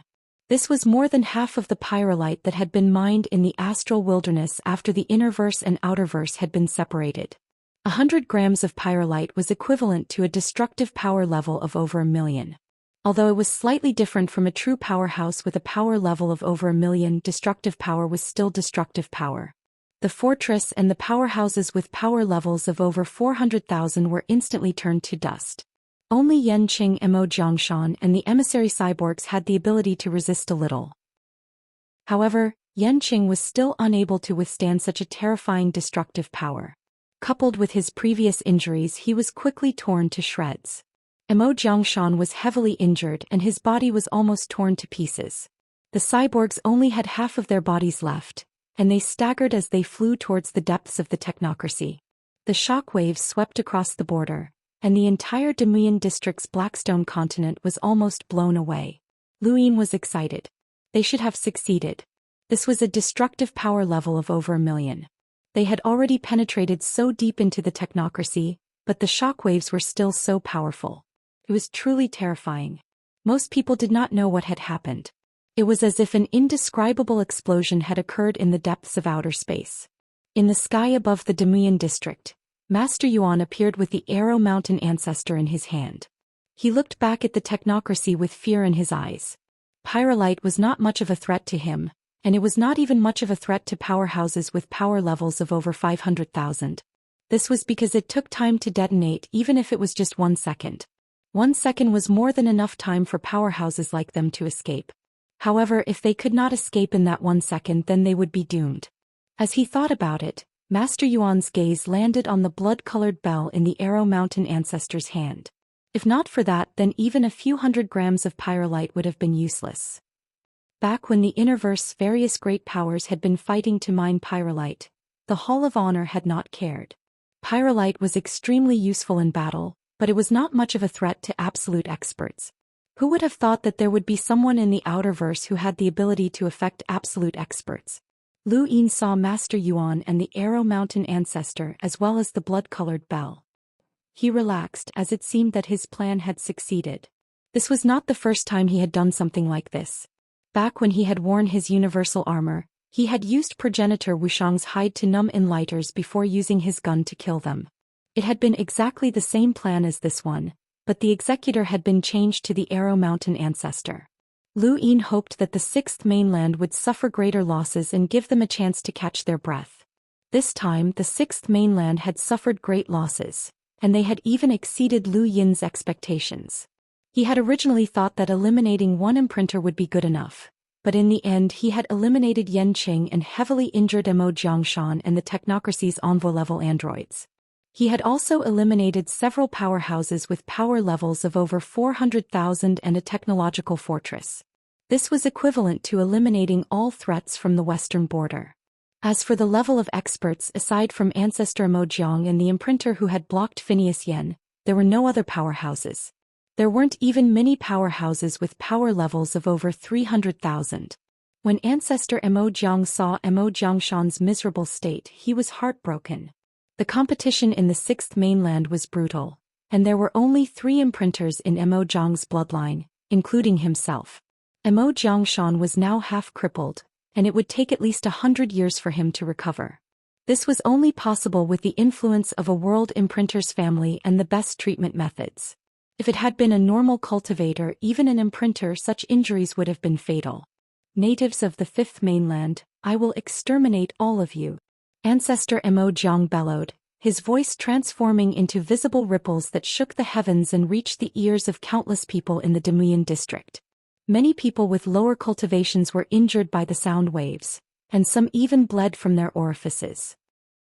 In outer space, Ancestor Arrow Mountain heard Ancestor Mo Jiang's bellow and hurriedly said, "Master Yuan, counterattack. This is the best opportunity." Master Yuan nodded and then disappeared. Ancestor Arrow Mountain knew that Master Yuan had gone to cause trouble for Ancestor Mo Jiang, and he immediately shouted, "Everyone counterattack." The counterattack from before had not been fake. It had been real, but it had been delayed by a bit. The Sixth Mainland had found out that the Demuyan district wanted to counterattack, and they had taken advantage of the situation to kidnap Ancestor Arrow Mountain. This had been Wei Rong's plan, and he had purposely spread the news to the Sixth Mainland. Of course, this was all based on the premise that his guess was accurate. Wei Rong himself was not very confident, but Lu Yin was. This was because he knew that Wei Rong's guess was correct. A bit of scheming, along with luck and power vessels, had allowed this battle to go unexpectedly smoothly. Following the counterattack, tens of thousands of disciples from the Tai Mo Palace shot arrows at the Sixth Mainland's cultivators and androids that had not been affected by Pyrolite's explosion. These arrows were not formed from star energy but rather real arrows. The arrowheads were smeared with the poison that Lu Yin had sold to Ancestor Arrow Mountain. This poison had been diluted countless times, and it had been distributed to the disciples of the Tai Mo Palace. Every arrow that came into contact with an enemy would immediately corrode, regardless of their cultivation level. Even powerhouses with power levels above 300,000 would be corroded. Such a terrifying poison instantly became the enemy's nightmare, and with the deaths of Yan Qing and the others, Ancestor Mo Jiang had no choice but to give up on attacking and order the remaining people to retreat. Chapter 846. After several months of fighting, the bitter war had caused countless deaths. This was the first time that the border forces had launched a counterattack and they had won a great victory. This news spread throughout the Outerverse and countless people were excited. Although most people did not know who they were fighting, they were satisfied that they had won. Especially the 6 major rock districts, they were completely relieved. They had been suppressed too severely, And even though the entire Outerverse's power had been gathered, they had still been beaten to a pulp. Now they could finally take a breather. The biggest contributors this time were the Arrow Mountain Ancestor, as he had been the executor and had risked his life. The second was Lu Yin. Not only had he provided the plan, but he had also provided the blood-colored bell. Without the bell, the plan would not have succeeded. In addition, he had also been the one to provide the poison. Lu Yin's contributions were immediately counted, and he was honored to be granted an audience with Master Yuan. He had not met Master Yuan before the start of the war. The plan had been reported by the Arrow Mountain Ancestor, and Lu Yin had also personally handed the blood-colored bell to him. Now the plan had succeeded and the Sixth Mainland had suffered a heavy blow. Master Yuan had finally shown himself. Lu Yin had only seen Master Yuan from afar, but he had not been able to see his face clearly. There seemed to be an invisible barrier around Master Yuan that prevented others from seeing him clearly. Now Lu Yin could see him clearly. Master Yuan was a benevolent old man, and his gaze was not very imposing. Perhaps it was because he was much gentler to Lu Yin, but in Lu Yin's eyes, Master Yuan seemed more like an ordinary person. Junior Lu Yin greets Master Yuan. Lu Yin bowed respectfully. Master Yuan smiled. You're not bad, kid. No need for formalities. Lu Yin straightened his back and looked at Master Yuan curiously. Master Yuan was probably the strongest powerhouse he had seen so far. He was not sure about Mr. Mu's strength, and the Sea King was probably about the same level as the Arrow Mountain Ancestor. He was definitely far from being comparable to Master Yuan. This old man had a power level of at least 800,000. Lu Yin's heart trembled when he thought about it. More than 800,000? Lu Yin blinked. Right now he was at most comparable to a powerhouse with a power level in the hundreds of thousands. With his secret technique he could protect himself against a powerhouse with a power level in the hundreds of thousands. Even if he relied on external items, he would only be able to survive against a powerhouse with a power level in the hundreds of thousands. This border war was completely different from the previous war in Iron Blood Weave. From start to finish, he had not put in much effort and had merely been a spectator. Master Yuan sized up Lu Yin and sighed in admiration. Kid, even if someone told me that you came from the Neoverse, I would still believe them. It's truly strange that the Outerverse could produce a genius like you. Lu Yin hurriedly replied, I don't even know where I'm from. Perhaps I wasn't born in the Outerverse. He did not dare to hide anything from Master Yuan. Besides, Wei Rong had already exposed his past. Master Yuan was puzzled. You don't know where you came from? Lu Yin nodded. Junior's memories are incomplete. Master Yuan nodded. I see. If you're willing, I can help you take a look. Lu Yin hurriedly replied, There's no need to trouble you, Master Yuan. My master has already taken a look. He did not want anyone else to look at his memories. Regardless of whether it was Master Yuan or Mr. Mu, the existence of the die was his greatest secret. Even if he did not understand how strong Mr. Mu and Master Yuan were, deep in his heart he still felt that the die was more powerful. Even if he was facing off against a progenitor, he would still feel the same way. The die was simply too mystical. The simplest explanation was that the blood-colored bell had been stolen from the head inquisitor, and the head inquisitor was at least as powerful as Master Yuan. Master Yuan was curious. Who is your master? Lu Yin was put in a difficult position. My master told me not to tell anyone else, so please forgive me, Master Yuan. Master Yuan smiled. It's fine. Many people are like that. There's no lack of hidden experts in the universe. Master Yuan then took out the blood-colored bell and handed it to Lu Yin. Lu Yin hurriedly took it. If not for this, we would have been in real danger, Master Yuan sighed. Lu Yin grew nervous. This was something that he had stolen, so he couldn't be exposed, could he? Take it and don't be nervous. Since he gave it to you, I won't ask too many questions. Perhaps he has other expectations for you and your memories might be related to him, Master Yuan said. Lu Yin knew that Master Yuan was referring to the head inquisitor, and he knew that Master Yuan had misunderstood. He hurriedly put away the blood-colored bell and sighed in relief. Kid, you've contributed greatly to this war. What do you want? Master Yuan smiled at Lu Yin. Lu Yin replied righteously, Protecting the human race is my duty. Master Yuan laughed. You should be rewarded for your contributions. Lu Yin was conflicted as he really didn't know what to ask Master Yuan for. When faced with such a powerhouse, asking for money was too vulgar. Lu Yin couldn't think of anything else. Master Yuan looked at Lu Yin for a while and then smiled. You can leave for now. Let me know when you've made up your mind. If there are any more battles, you might need to lend me your bell. This sentence confirmed Lu Yin's suspicions that Master Yuan was inferior to the head inquisitor. Otherwise, there would be no need for him to borrow the head inquisitor's token. Master Yuan, why don't I leave this bell with you? Lu Yin asked carefully. Master Yuan thought about it and then shook his head. You can leave now. Lu Yin didn't know what Master Yuan was thinking, but he didn't say anything and simply left. Master Yuan looked at Lu Yin's back as he left. The missing memories, the token, the origin, and the surname Lu. What exactly was he trying to do? Giving a primeval token didn't seem like something he would do. Or, no matter how Master Yuan guessed, it was impossible for him to suspect that Lu Yin had stolen the bell. The head inquisitor of the Hall of Honor was always shrouded in mist, and no one could see him clearly. Even a powerhouse with a power level of 1,000,000 couldn't steal from him. A few days later, Elder Big Drum suddenly came looking for Lu Yin and asked about the poison. Lu Yin was surprised. The poison is effective? Elder Big Drum sighed. It's not just effective.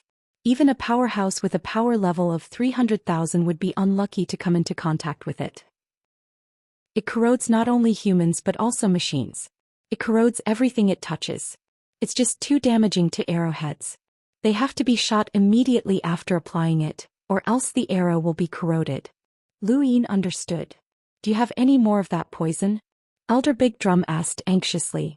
This poison was extremely harmful to the androids in the technocracy and all technological weapons. It could be used in both this and future wars. Lu Yin was put in a difficult position. Elder, you haven't paid for the poison I gave you before. Elder Big Drum's eyes widened. You're selling it? Lu Yin choked. Why did it sound like he was cursing him? Elder, I'm from a small sect and I don't have anyone to provide me with resources. It wasn't easy to obtain this poison and you should know its value. You can't expect me to work for nothing, right? Elder Big Drum coughed, but he realized that Lu Yin was right. He thought about it for a bit before saying, your contribution this time is great, and it involves the deaths of the 6th Mainland's imprinter as well as the normal direction of the war. It's not easy to calculate that for the time being, but Master Yuan wants to give you your reward.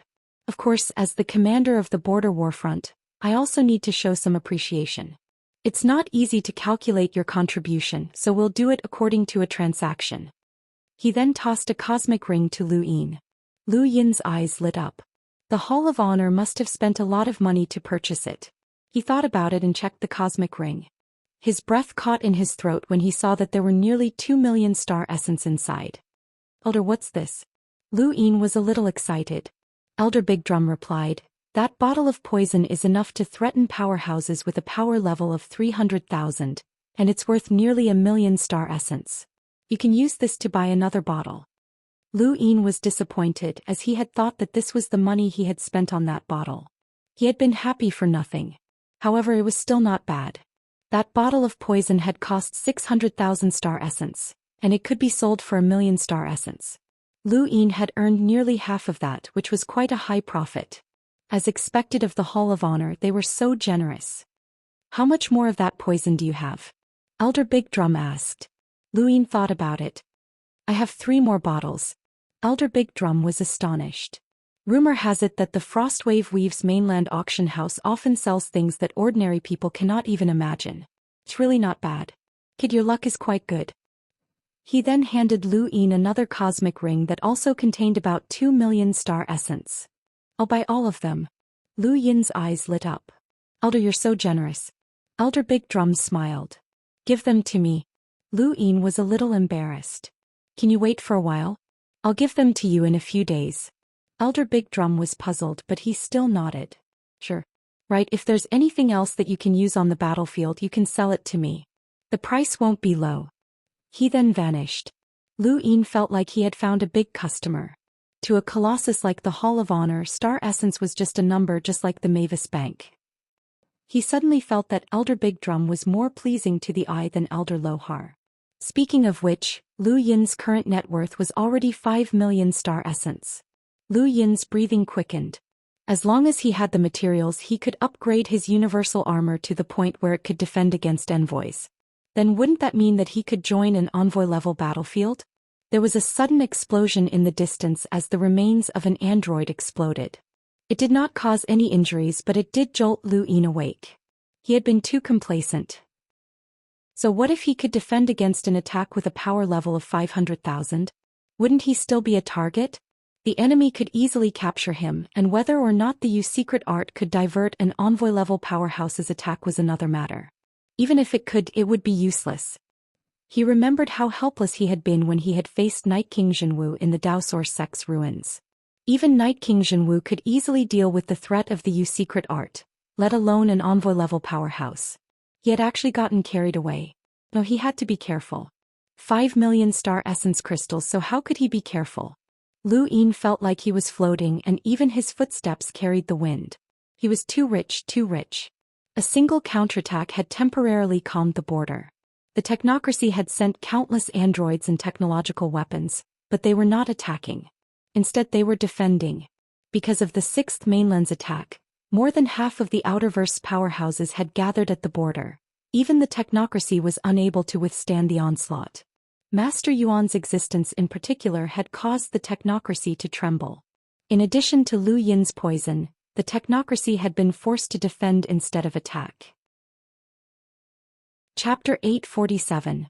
The border was temporarily stabilized, but in the distant astral wilderness on a planet with a giant mechanical arm, Xianxia walked out of space.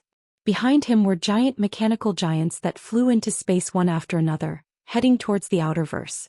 Xianxia's gaze was sinister. It's over, Lu Yin. At the border between Frostwave Weave and North Castle Weave, a second space station was being built on a technologically advanced planet. In the distance, a cylindrical warhead spewing flames flew into space and blasted towards a distant desolate planet. A continent on the desolate planet was blasted to smithereens, and magma erupted from the ground as red hurricanes wreaked havoc in the sky. Countless people on the planet cheered as they had named this weapon a dimensional bomb. After testing, it was determined that its power level had reached 8,000. This was just a dimensional bomb, and this bomb was just a component of a superdimensional bomb.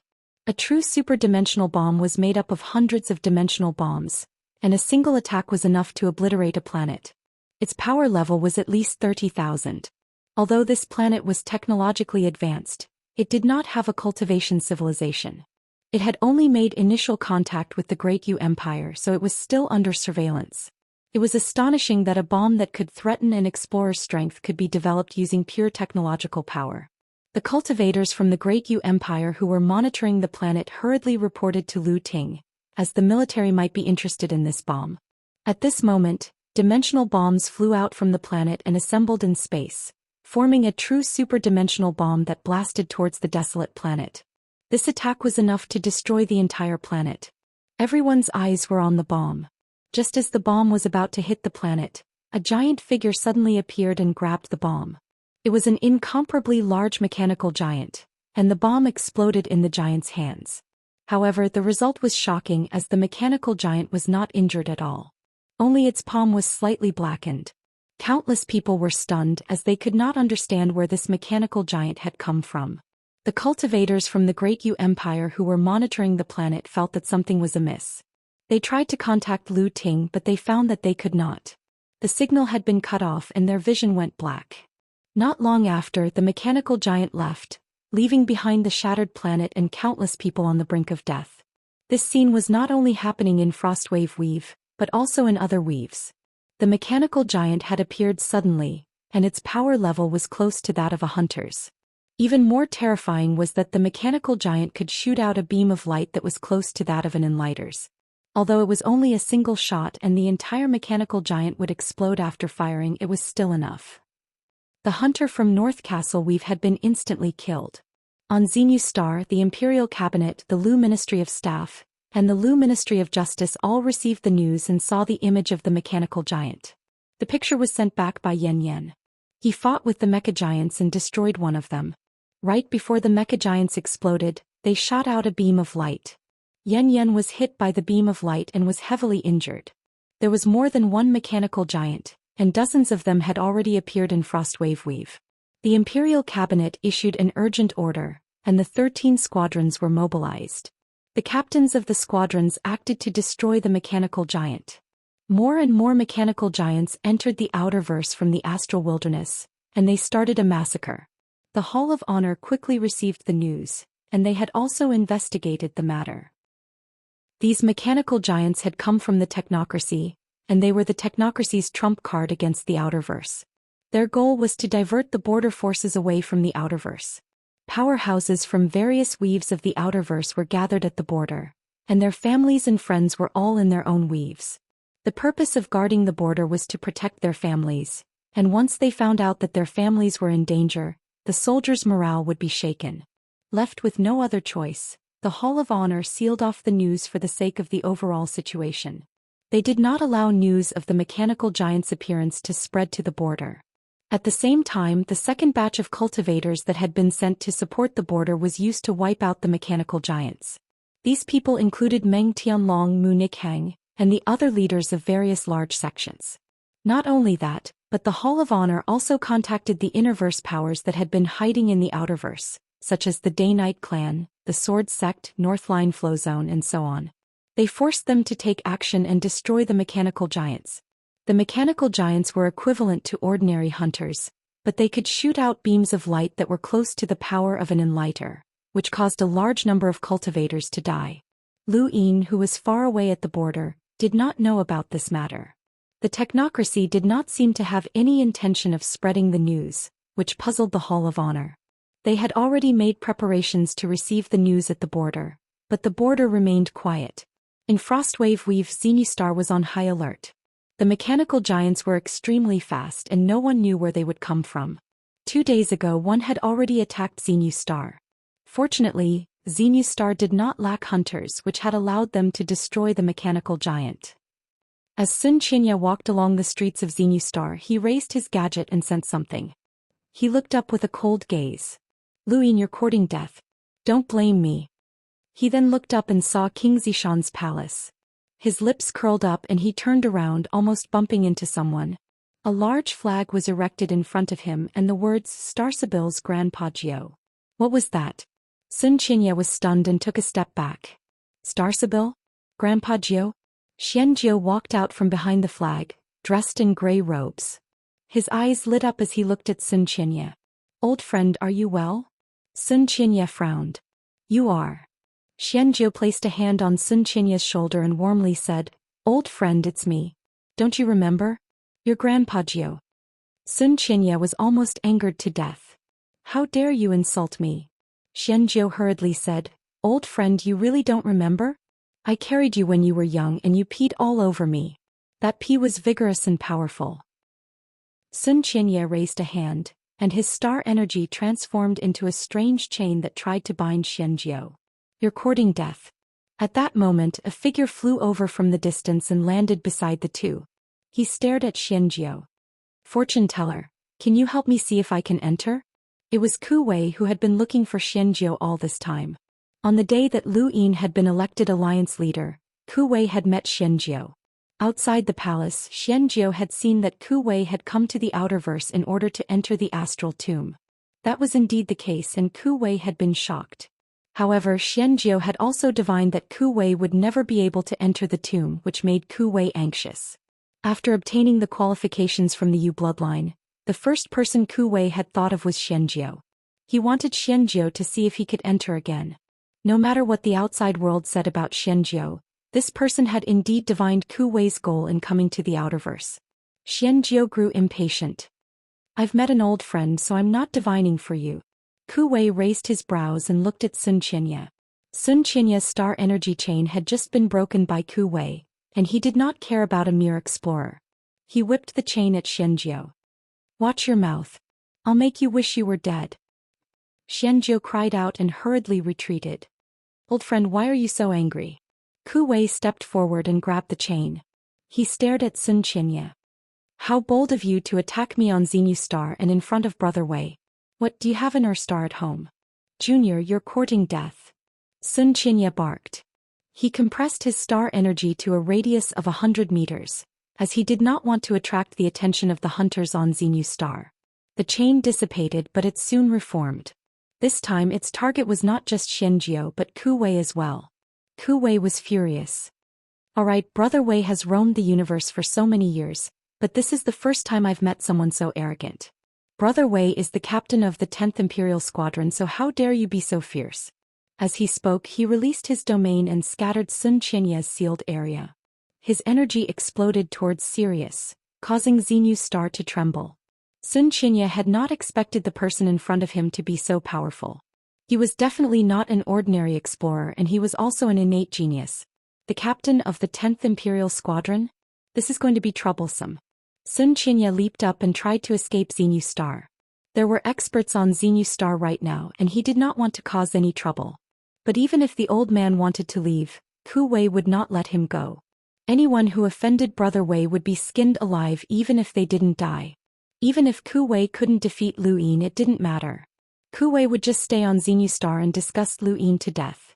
After all, Lu Yin had threatened Ku Wei in the past. Finger tap, Ku Wei growled, and his domain condensed into a finger that crushed down. The finger was 3,000 meters tall, and it was a spectacular sight. What was even more terrifying was that a strange aura surrounded the finger, and Sun Qianya did not even think of resisting. He was shocked, as an explorer's battle technique could actually affect his mind. This person definitely had an extraordinary background. Sun Qianya was a hunter from the Immerse Sun family, so he was not weak either. The Sun family's mechanism techniques were famous within the Immerse, and his star energy formed a strange layer that blocked finger tap. His body flickered as he tried to escape Xenu's star. Ku Wei was surprised. This old man is not bad. Suddenly void flames ignited and swept out in all directions, enveloping Sun Qianya within. Outside the flames, a frigid air isolated the area and formed a layer of ice that separated heaven and earth. Sun Qianya attacked, dispersing the flames and shattering the layer of ice. With his strength, he did not fear people like Xianxia or Xianxia. However, as the blinding light exploded, Sun Qianya's eyes were almost blinded, and he instinctively dodged to the side. However, Ku Wei's sneak attack still succeeded. Finger tap pierced through Sun Qianya's thigh and sent him crashing into the layer of ice, where blood dyed the ice red. Ku Wei snickered. Super flash tear. Tear bombs. That Lu Yin fellow is a bit of a genius. He even thought of something like this. It's quite effective. Sun Qianya was furious, but he finally saw his surroundings clearly. Xianxia, Xianxia, and Ku Wei had surrounded him. Little old man, behave yourself. You don't look like a good person. So it's Sun Qianya, one of the most wanted criminals in the empire. Capture him. Xianxia barked. When Sun Qianya was captured, he went berserk. Let me go or you'll be in trouble. Frostwave Weave, no, the Great Eastern Alliance will be destroyed. Let me go and I'll spare your lives. The old man has gone crazy. Ku Wei was puzzled, but he suddenly thought of something. He looked down, but Xianxia had long since disappeared. Xianxia and Xianxia exchanged glances, and they both saw the worry in each other's eyes. Chapter 848. After a while, someone from the 12th Squadron reported, "We've discovered the coordinates of Xenu's star from Sun Qianya's gadget as well as..." At this point, the cultivator's face turned pale. Extermination request. The Imperial Cabinet, the Lu Ministry of Staff, the Lu Ministry of Justice, and anyone who had authority on Xenu's star had been summoned, and Lu Yin felt as if a disaster was about to befall him. Sun Qianya didn't try to hide anything. He told them that there was going to be a superpower house that would destroy the Great Eastern Alliance. As for who this superpower house was, he didn't say anything. Although he didn't say anything, everyone could guess that it was the mechanical giants from the technocracy. Ku Wei was so scared that he wanted to leave. However, Sun Qianya's words were doubted as well. If he really could request the technocracy's absolute powerhouses to destroy the Great Yu Empire, then that would mean that he was colluding with the technocracy. It was even possible that the Immerse Sun family was colluding with the technocracy, which made no sense. Sun Qianya wasn't stupid enough to admit it in front of everyone. What if he's sure that we're dead for sure? Huan Sha said in a low voice. Everyone fell silent. At the same time, a petite female android tore through the void and appeared in Frostwave Weave. Her appearance was like the sky had collapsed, and her might swept across the entire Frostwave Weave. Everyone stood up abruptly, feeling the boundless might. Ku Wei's face paled. 300,000. No, that's not right. It's an old monster with a power level of at least 400,000. Run. The others despaired. Run. Could he run away? What did 400,000 combat power mean? They didn't know, but one thing was for sure. They couldn't escape. The entire Frostwave Weave was trembling in fear. In a border war, a powerhouse with a power level of 400,000 wasn't the absolute pinnacle. The Outerverse had ways to deal with such a powerhouse, but in Frostwave Weave, there was no way to deal with such a powerhouse. The female android's gaze traversed the heavens, and she looked towards the 3 rings of land towards Xinyu Star. She lifted her foot and the void trembled. With just a single step she would be able to reach that place and destroy everything. However, at this moment the female cyborg suddenly stopped moving. Her head slowly turned, and her gaze swept across the endless void. She looked at a very ordinary planet. There was no technology on that planet, and it was like an ancient society. The cyborg's gaze swept across the planet, and finally fixed on a very ordinary village among the mountains. She fixed her gaze on the ordinary thatched hut at the innermost part of the village. Time seemed to have stopped at this moment. The red light in the female android's eyes flickered as if she was thinking. After a short while he withdrew his foot, turned around and left. The boundless pressure that had enveloped the entire Frostwave Weave suddenly disappeared. Everything felt like an illusion. For the people on Xinyu Star, their despair had not yet passed and they were still waiting. However, after half a day, there were still no supreme experts descending. Everyone was puzzled. Another day passed, there were still no experts that came. The reports of the mechanical giants from all over the world came in and the results caused everyone to be shocked. Those mechanical giants had actually all retreated. Everyone was at a loss. As for Zhou Xian, who was imprisoned on Xinyu Star, his heart sank. What was going on? Why wasn't he here yet? He should have been here a long time ago. That big shot hiding in the astral wilderness should have been here already. He had clearly sent out his coordinates. No matter how much he looked forward to it, the Outerverse had finally regained its peace. At the very least, Frostwave Weave had regained its peace. By the time Lu Yin received the news, the crisis had already passed for several days. What? Frostwave Weave was attacked? Lu Yin looked at Master Yuan in shock. Master Yuan had a profound look in his eyes. Not just Frostwave Weave but the entire Outerverse. However, Frostwave Weave once sent powerhouses with power levels in the hundreds of thousands, but they suddenly vanished. Lu Yin raised his brows in dissatisfaction as he had been kept in the dark. However, he did not dare to show his dissatisfaction in front of Master Yuan. He could understand the Hall of Honor's painstaking efforts, as they were afraid that the Outerverse would affect the border. However, the Great Yu Empire was very important to Lu Yin. His friends were there and he had built an alliance with them. He also viewed Earth as his home. The technocracy is vainly trying to use the Outerverse to reduce the pressure on the border. This is a disaster for the border and we cannot afford to lose our strength. Do you understand? Master Yuan looked at Lu Yin.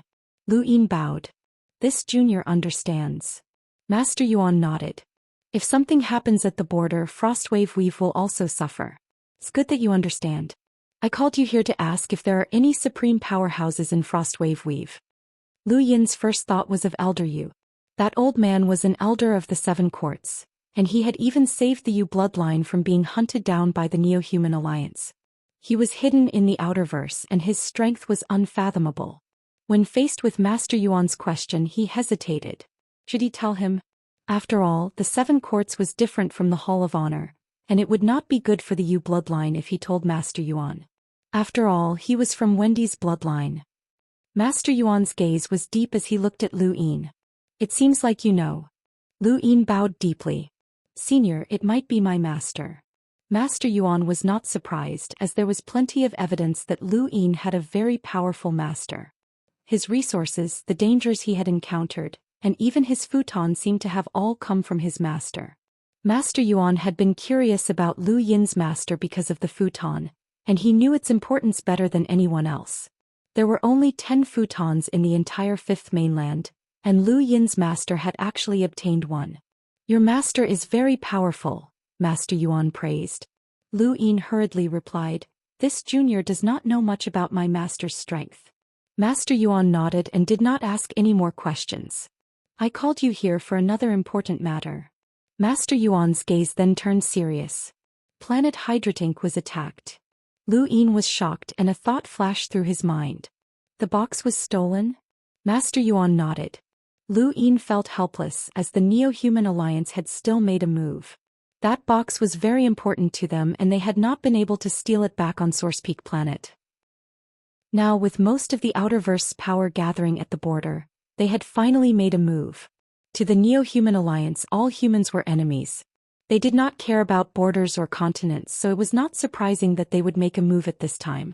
Kai Jinxiang had been forcefully conscripted to the border, and Phelan and the others were not strong enough to stop the Neo-Human Alliance.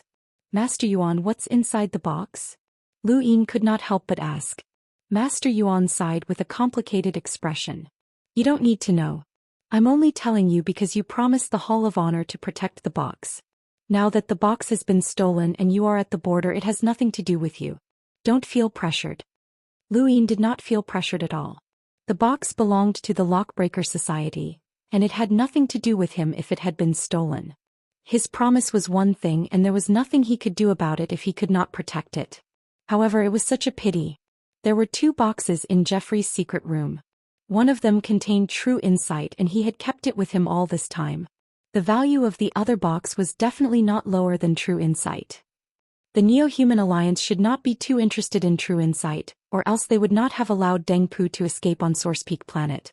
Their goal was definitely the other box, which was the box that had been stolen. It was such a pity as Lu Yin did not know what it was. In the eyes of the Neo-Human Alliance, that box was even more valuable than true insight. That item has been stolen, and it's unknown whether it's a blessing or a curse. All right, you may leave, Master Yuan said tiredly. Lu Yin bowed respectfully and slowly left. The Outerverse's attack by the Technocracy's mechanical giants did not cause the border's power to decline. The 6 rocky districts would occasionally attack, and with the help of Lu Yin's poisons, the Technocracy's losses were huge.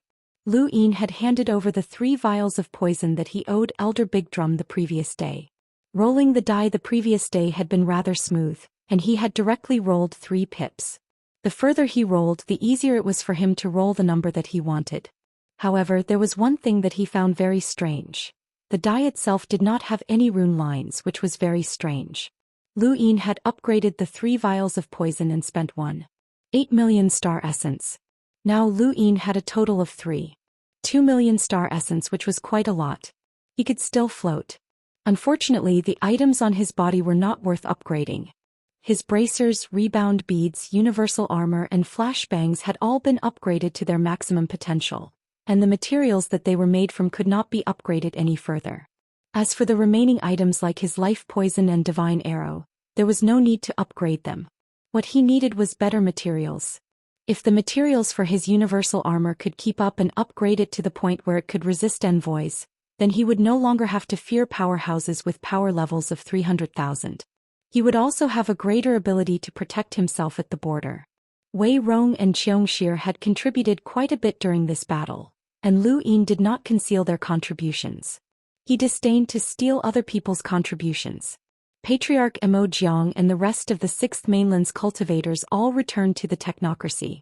It seemed like the border had calmed down, but the calmer it was, the deeper the undercurrents. Regardless of whether it was Master Yuan, Ancestor Arrow Mountain or Lu Yin, Wei Rong and the others, they could all sense that there was a despairing power in the depths of the universe that could appear at any time. The 6th Mainland should be sending reinforcements. Others might not understand the 6th Mainland, but Lu Yin understood it very well. This was not only because of his experience in the Daoist sect's ruins, but also because of his previous encounters. For example, he had seen the person nailed to the ground within the centipede's body, which should have been a part of the ancient war. The ancient war should have been the war between the 5th and 6th mainlands. There was also the island at the end of the ocean of death and the words that he had heard. The 5th had become the 6th and the sky had changed. The inner verse and outer verse had been separated, and the universe had undergone a great change. Lu Yin guessed that the sky that had been covered by the 6th mainland had been torn apart, which had caused the 6th mainland to retaliate and caused the war to break out. However, the 6th mainland had the ability to cover the entire sky of the 5th mainland. Regardless of whether it was the Innerverse War or the Outerverse War, the Sixth Mainland had not used its full strength, while the Fifth Mainland had already gone all out. What Lu Yin looked forward to the most was what Elder Yu had said. The Fifth Mainland was not as simple as it seemed. Otherwise, once the Sixth Mainland's reinforcements arrived, the Outerverse would be defeated, and their only hope lay in the Neoverse. Currently, the entire Outerverse could not stop a single Bloodburn realm. Within a battle fort in the technocracy, Yan Xiaojing's face was deathly pale. It had already been several days, but she still had not recovered. She had been like this ever since she had received news of Yan Cheng's death. The competition in the Sixth Mainland was cruel, and imprinter families were stuck in a stalemate.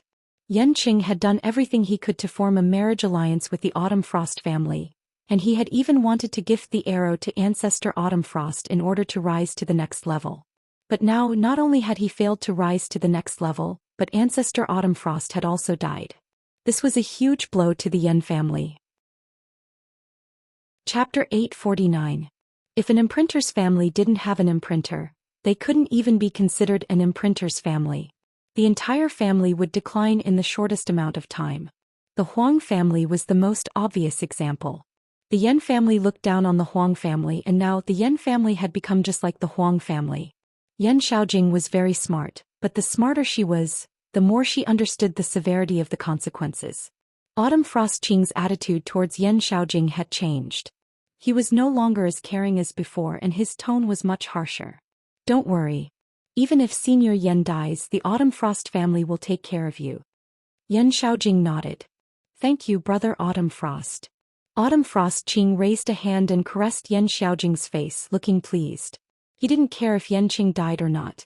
Having another imprinter would be helpful to the Autumn Frost family, but it wasn't necessary. Right now he wanted to enjoy this woman. He hugged Yan Xiaojing and was about to kiss her. Yan Xiaojing was shocked and hurriedly pushed Autumn Frost Qing away. Brother Autumn Frost, please behave yourself. Autumn Frost Qing was dissatisfied. Xiaojing, you're going to be mine soon. What are you afraid of? Yan Xiaojing took a few steps back and stared at Autumn Frost Qing. Brother Autumn Frost, I want to wait until the marriage alliance. Then I'll give myself to you. Autumn Frost Qing's tone was stiff. We don't know how long this war will last. There's no need to wait. From now on, you're my woman. He reached out to grab Yan Xiaojing. Yan Xiaojing's face was pale. If Yan Qing was still alive, she was certain that she could marry Autumn Frost Qing, but now that Yan Qing was dead, the Autumn Frost family could no longer form a marriage alliance with the Yan family. She definitely wouldn't give herself to Autumn Frost Qing. However, Yan Xiaojing's strength was too far from Autumn Frost Qing's, and she couldn't resist at all. Her imprinter had also disappeared with Yan Cheng's death, and her strength had greatly weakened. With a bang, the door was slammed open. The fatty glared at Autumn Frost Qing. Let go of Xiaojing. Autumn Frost Qing's eyes flashed with killing intent. Damn fatty, you're courting death. He had wanted to deal with the fatty before, but Yan Qing had stopped him. He raised his hand and pressed down with the skyrend claw. Fatty opened his mouth and his body swelled up. The silhouette of the sky-eater pig appeared behind him and swallowed the sky-rending claw. Autumn Frost Qing sneered. With Yan Qing dead, both Yan Xiaojing and the fatty no longer had their imprints. Their strength had greatly decreased. Killing them would be as easy as flipping his hand. With that thought in mind, he kicked out with the power of the Sky Atlas Overlord bloodline, sending the fatty flying. Fatty spat out a mouthful of blood and smashed into the wall. Yan Xiaojing hurriedly ran over and supported the fatty. Hurry up and leave. The fatty glared at Autumn Frost Qing. I'm not leaving. Yan Xiaojing said sadly, you should leave. He'll beat you to death. I'm not leaving. The fatty roared as he glared at Autumn Frost Qing. Autumn Frost Qing clenched his fists and wanted to attack again, but the commotion was too great and attracted more and more people. Although he was the young master of the Autumn Frost family, the situation was unfavorable. Mo Zhang's bloodline was filled with anger, and he did not want to cause any trouble. He coldly swept his gaze over the fatty and Yan Xiaojing. Damn fatty, I'll make you wish you were dead sooner or later. He then looked at Yan Xiaojing. Think carefully. Without my Autumn Frost family's protection, let's see how you'll survive in the Bloodburn realm. He then turned and left. The surrounding people looked at the fatty and Yan Xiaojing sympathetically before leaving as well. This was how the universe was. It was cruel. With Yan Qing dead, everything had changed. No one could help the Yan family. The fatty spat out another mouthful of blood. He looked at Yan Xiaojing and weakly said, "Don't worry, I'm here." Yan Xiaojing stared at the fatty in a daze. She had never felt that the fatty was so strong before. Although he had been crushed by Autumn Frost Qing, the fatty at this moment made her feel at ease. "Thank you." The fatty felt bitter as Autumn Frost Qing's kick had not been gentle. More importantly, they no longer had their imprints, which was the most troublesome part. They were currently at war, so Autumn Frost Qing could not do anything to them. Once they returned to the 6th mainland, Autumn Frost Qing would not even need to show himself, as there would be plenty of people who would help him. "Xiaojing, let's escape from the Bloodburn realm," the fatty whispered. Yan Xiaojing's body trembled. She had always been smart and calm, but at this moment she was at a loss. After all, she was still a girl. "But what about my Yan family? As long as we can escape, the Autumn Frost family won't do anything to the Yan family. After all, although the Yan family no longer has Senior Yanqing, they still have other powerhouses who can barely hold on. Senior Yanqing's contributions are also here, so the Autumn Frost family won't dare to go overboard." Yan Xiaojing thought about it and then resolutely said, "All right." In the outerverse there was a white dot in the dark sky. It was a planet that had been completely frozen. The planet's temperature was so low that even a hunter would not be able to withstand it. Star Fox stepped out of the void and walked over the frozen planet. As the ground collapsed, a stone staircase was revealed. He followed the staircase down and arrived at a completely frozen underground room. This was the place where the old assassins who had founded Aegis had been frozen. Every 1,000 years one of them would awaken to manage Aegis. Star Fox walked over to a white metal coffin, knocked on it and took several steps back. Not long after, the white metal lid was pushed open and a pair of pale hands appeared. The palms were very small, just like a child's. What appeared in front of Star Fox was a child, but this child's eyes were not naive. They were filled with ruthlessness and indescribable loneliness. "It's been 1,000 years?" the child asked. His voice was crisp and carried a trace of coldness. Star Fox shook his head. "It's not time yet, but you must come out. The Hall of Honor is forcefully conscripting you to head to the borders of the Endless Weaves to join the war." The child's voice was cold. "The technocracy has invaded?" "It's not just the technocracy. There's also an unknown power that the Hall of Honor calls the 6th mainland." The child did not understand, but he did not ask any questions.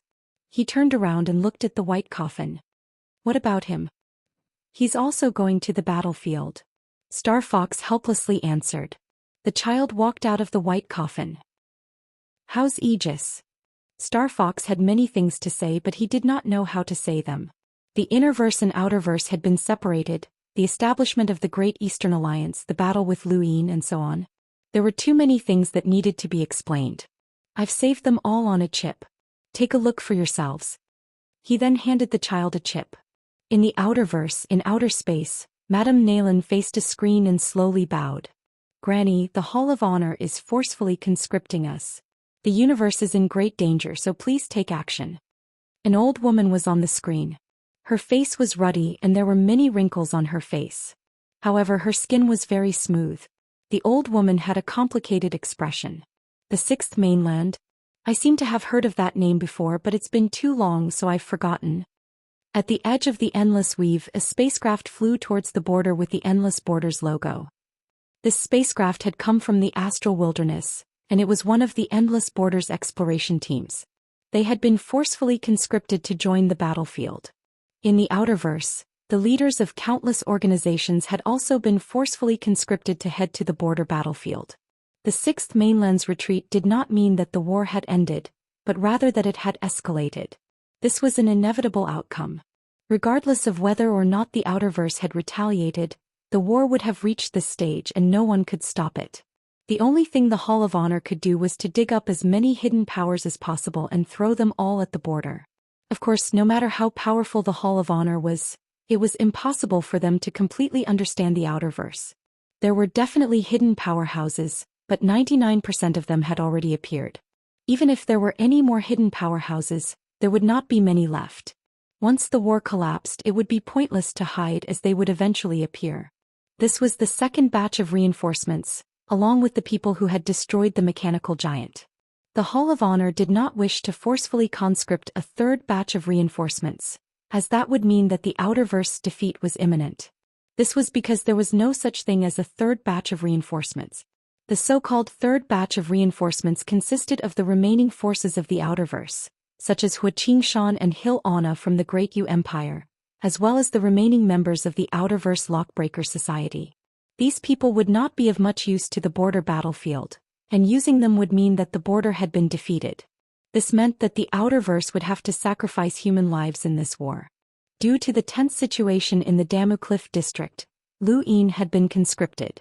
He had thought that he would be transferred back to the Ironblood Cliffs district after the 6th Mainland's temporary retreat, but he had not received any notification. When the second batch of reinforcements arrived, there were 2 more enlighters in the Damu Cliff district. One of them was the captain of Endless Borders' Astral Wilderness Exploration Team, and he was known as Captain Stone. Lu Yin could see that Captain Stone's rune lines were close to 300,000, which far surpassed Acker's. The other person was a little more terrifying, as his rune lines surpassed even Captain Stone's. Most importantly, this person was an assassin. Lu Yin glanced at him from afar, and the assassin seemed to sense his gaze. His cold gaze swept over and met Lu Yin's gaze. In that instant, Lu Yin felt a chill run down his spine. The first person that came to his mind was Aegis, as this person's power level definitely exceeded 300,000. The only assassins in the Outerverse who had such a power level were definitely the founders of Aegis, and they had been in hibernation for many years. Lu Yin had already guessed that these assassins would not be weak if they had been able to survive the calamity that had targeted all assassins.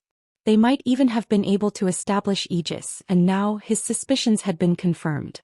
Fortunately, he had not fought to the death with Aegis, or else even the old smoker would not have been able to kill these people. The old smoker might have been able to escape from a powerhouse with a power level in the hundreds of thousands, but it was impossible for him to deal with a powerhouse of this level. The assassin only glanced at Lu Yin before disappearing, his rune lines completely concealed. Lu Yin raised his brows.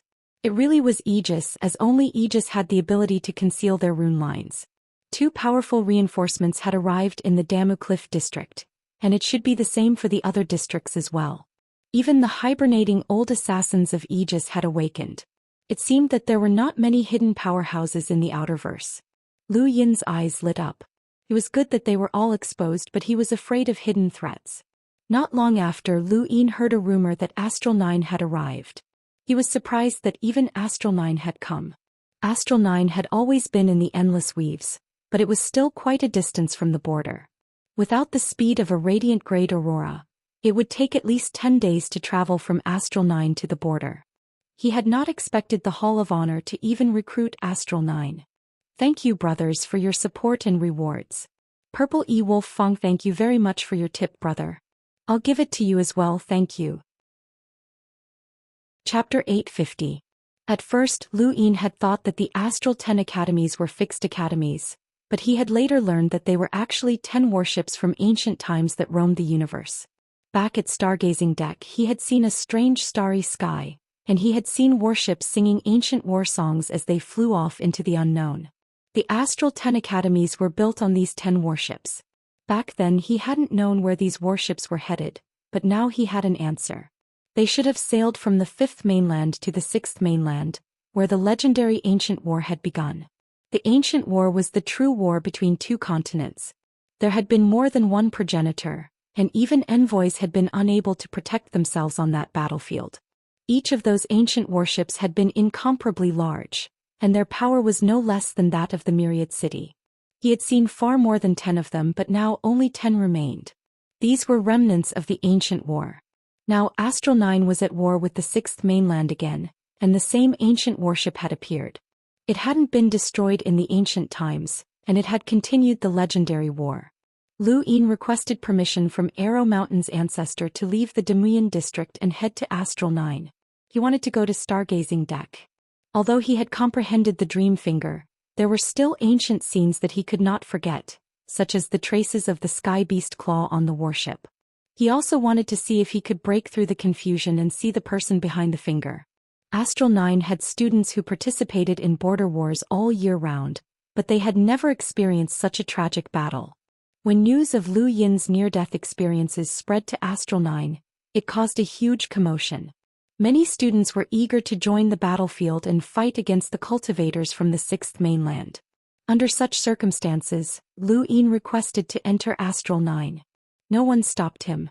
Although there was competition between the 10 academies, they all recognized each other as the same bloodline. Outside, the students of the 10 academies helped each other, and this was even more true now that they were facing a border war. Lu Yin's reputation at the border was not small, and he had saved Lu Yin, Chaoji and the Beard. Lu Yin and the others did not hide this fact, and the news spread among the students who had returned from the Ironblood Cliff district. Many of the students were grateful to Lu Yin and some even worshipped him. After stepping into Astral 9's space station, Lu Yin looked around. This was his first time visiting another academy. Back when he had gone to the Innerverse, he had wanted to go to Astral 7, but he had accidentally entered the space with the Golden Sea. In the end, he had been thrown to the west of the Innerverse and had missed out on Astral 7. Quite a few students looked at Lu Yin in amazement, and they all cried out in surprise. Lu Yin had become famous, and he was surrounded by many students as soon as he walked out of the space station. All of them looked at Lu Yin with fervent gazes. Lu Yin wasn't used to it. He was used to being in a position of power and being able to decide life and death with a single word, but it was rare for him to be worshipped like this, especially when these people kept calling him Senior. Lu Yin felt like he was floating in the air. How youthful. Senior, your battle with the sword sex Lu Xiaoqia was truly spectacular. Can you teach us how to fight against a sword expert? Senior, you suppressed the Astral Beast Domain's Celestial Ice Phoenix during the Tournament of the Strongest. I heard that the Celestial Ice Phoenix has become a great beauty. How could you bear to do it? Senior, thank you for saving Senior Lu Yin in the Ironblood Rock District. Senior, thank you for saving Chaoji. She's my goddess. Lu Yin blinked and subconsciously looked at the crowd. He saw the male student who had called Chaoji a goddess. I wish you happiness, he said. The male student was excited. Thank you for your encouragement, Senior. We'll definitely invite you to our wedding. Seventh bro, I think I heard someone say that you suppressed the Celestial Ice Phoenix? That's my harem, don't think too much about it. The monkey yelled, somewhat protective of its food. Lu Yin ignored him and listened to the fanatical voices of the students as he made his way to Stargazing Deck. Stargazing Deck was the most mysterious of the 10 academies. Lu Yin had just arrived at Stargazing Deck through a teleportation device when he saw a majestic number of rune lines. In front of him, the Star Master had stood up and was looking at the sky. It seemed like he was about to leave. Lu Yin was shocked. Astral 9's Star Master was definitely not ordinary, and he wasn't any weaker than the assassin from Aegis. It was no wonder that he was the most mysterious mentor in the Astral Combat Academy. Lu Yin wasn't sure how strong the mentors of Astral 10 were, as he had only seen the surface. Now that the Star Master was about to leave, he had revealed his true strength. Student Lu Yin greets the Star Master of Astral 9. Lu Yin bowed respectfully. The Star Master looked down and saw Lu Yin. What's the matter? This student requests to ascend Stargazing Deck, Lu Yin said nervously. He didn't know if he would be allowed to do so. The Star Master looked at him for a while. Graduates are not allowed to ascend Stargazing Deck. Lu Yin hurriedly replied, I haven't graduated yet. I was still a Limiter when the Innerverse and Outerverse were separated. The Star Master nodded. If that's the case, then we'll make an exception. Come up. Lu Yin was overjoyed and bowed once more. Under the gazes of the Astral 9 students in the distance, he climbed onto the Stargazing Deck and sat down cross-legged. Just like before, he slowly closed his eyes as the Star Master's words rang in his ears. Meditate and comprehend. The Stargazing Deck picks the stars. Pick the past and present, pick the cycle of karma, pick the stars that belong to you. After an unknown amount of time, Lu Yin once again saw an unfamiliar space. He saw an endless stream of warships sailing into the distance, and the words boundless were emblazoned on the side of the ship at the front. Lu Yin got closer and closer to the scene, and he saw traces of blood, corpses and sky beast claw marks on the ship. Just as Lu Yin was about to take a closer look, a pair of deathly still eyes suddenly met his gaze. Lu Yin's hair stood on end and his vision warped. At that moment the unfamiliar space suddenly split open, and a jade finger reached out to crush him. Boundless rage burned within him, but this time, Lu Yin forcefully suppressed it and ignored the finger. Instead he looked at the worship again, but the pair of deathly still eyes were gone. It was as if they had never been there. The next moment, as the finger descended, Lu Yin suddenly opened his eyes and saw the Star Master not too far away. His back was completely drenched. This time he didn't just see the worship and the jade finger, but also the pair of deathly still eyes. Lu Yin was no stranger to those eyes as he had seen them before. They were the eyes of a corpse king. Why had he seen the corpse king's eyes on the ancient worship? He couldn't understand. Lu Yin looked at the Star Master and asked the same question that he had asked the first time he had gained enlightenment in Stargazing Deck. Mentor, what is a part of the universe that belongs to me? This student is clearly looking at an unfamiliar space. The Star Master's gaze was calm and he indifferently replied, what you gain enlightenment in Stargazing Deck is the passage of time from ancient times to the present. You can only ask yourself this question. Lu Yin was speechless. The Star Master of Astral 10 had answered the same question back then. Was this the standard answer? He helplessly stood up and looked at Stargazing Deck once more. The Star Master bowed and Lu Yin left Stargazing Deck. He looked up and saw that Astral 9's enormous ancient worship did not have many rune lines, and it was far inferior to myriad cities. However, Lu Yin had a feeling that this worship might have unimaginable power, as it had been able to survive the Great Ancient War. The Astral 10 academies were not as simple as they seemed. With a mystical place like Stargazing Deck, one could see the passage of time from ancient times to the present. Regardless of whether it was the Timal Palace or the Sea King's Dome, such a mystical place did not exist. Only the Astral Combat Academy existed. It was no wonder that the Night King clan had not dared to openly attack Lu Yin. On one hand they were apprehensive of the Lockbreaker Society and on the other they were apprehensive of the Astral Combat Academy. Lu Yin decided not to graduate. Even if the inner verse and outer verse were connected, he would not graduate. He would rely on the Astral Combat Academy for the rest of his life. As long as he did not graduate, he would belong to the Astral Combat Academy, and the Astral Combat Academy would be his background. The Star Master left and joined the war front. Many of Astral 9's mentors left as well. Lu Yin also left Astral 9 and returned to the Demuyan district. Astral 9 had arrived at the border and officially joined the war. Many of Astral 9's mentors and students had personally joined the battlefield. Lu Yin had originally wanted to see Astral 9's president. After all, he was curious as to what kind of strength was required to become the Astral Combat Academy's president. However, he did not get to see him because Astral 9's president had already counterattacked. When Lu Yin heard the news, he was shocked. Astral 9's president had charged out alone without fear of being ambushed. Even though the 6th mainland had suffered heavy losses, Patriarch Immortal was still alive and well, and they still had another imprinter. Furthermore, there was also the unfathomable technocracy. Astral 9's dean had rushed out of the technocracy just like that, which showed just how explosive his temper was. The next day, news of Astral 9's accomplishments spread throughout the entire Cliff District.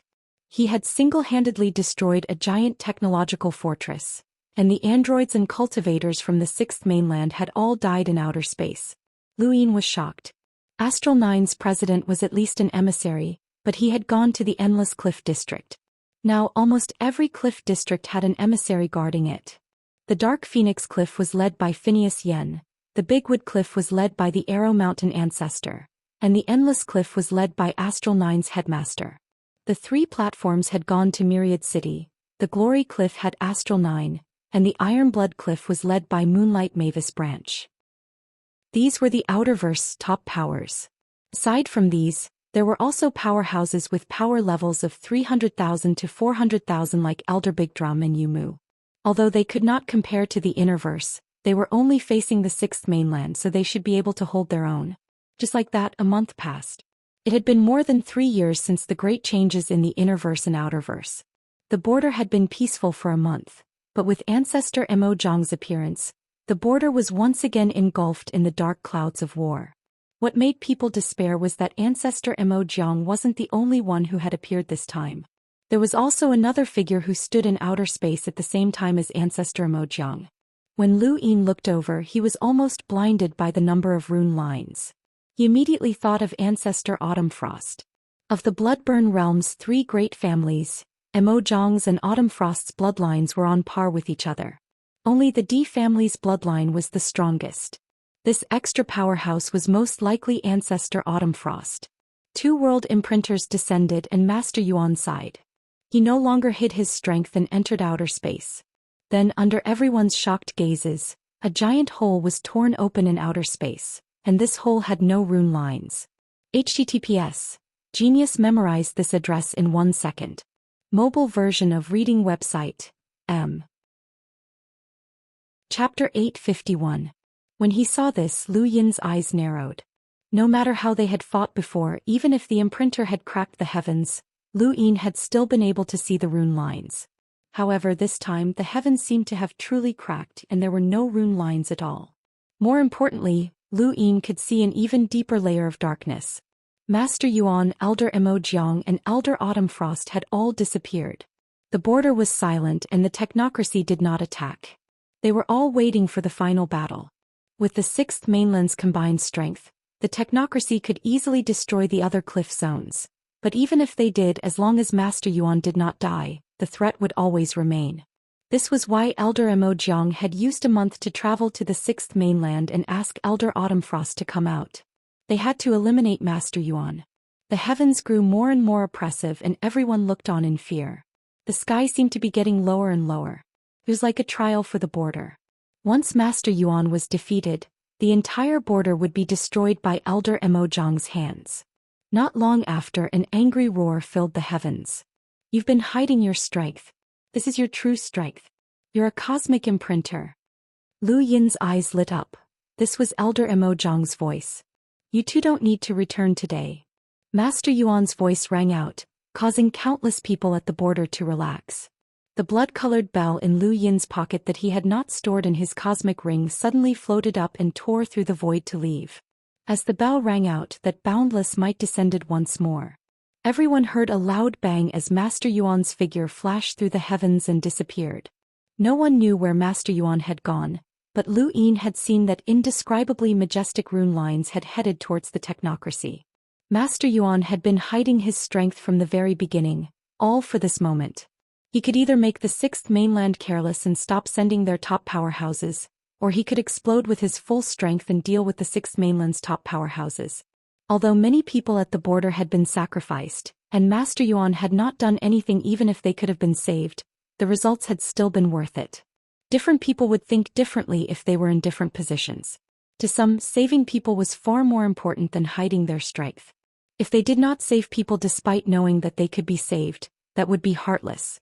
However, to those who were in charge of the overall situation, they did not care about the gains or losses of one or two people, but rather the overall situation. This was something that could only be understood from the perspective of a superior. Several hours later, Master Yuan returned. His body was filled with a bloody aura, and he held Ancestor Mo Jiang's head in his hand.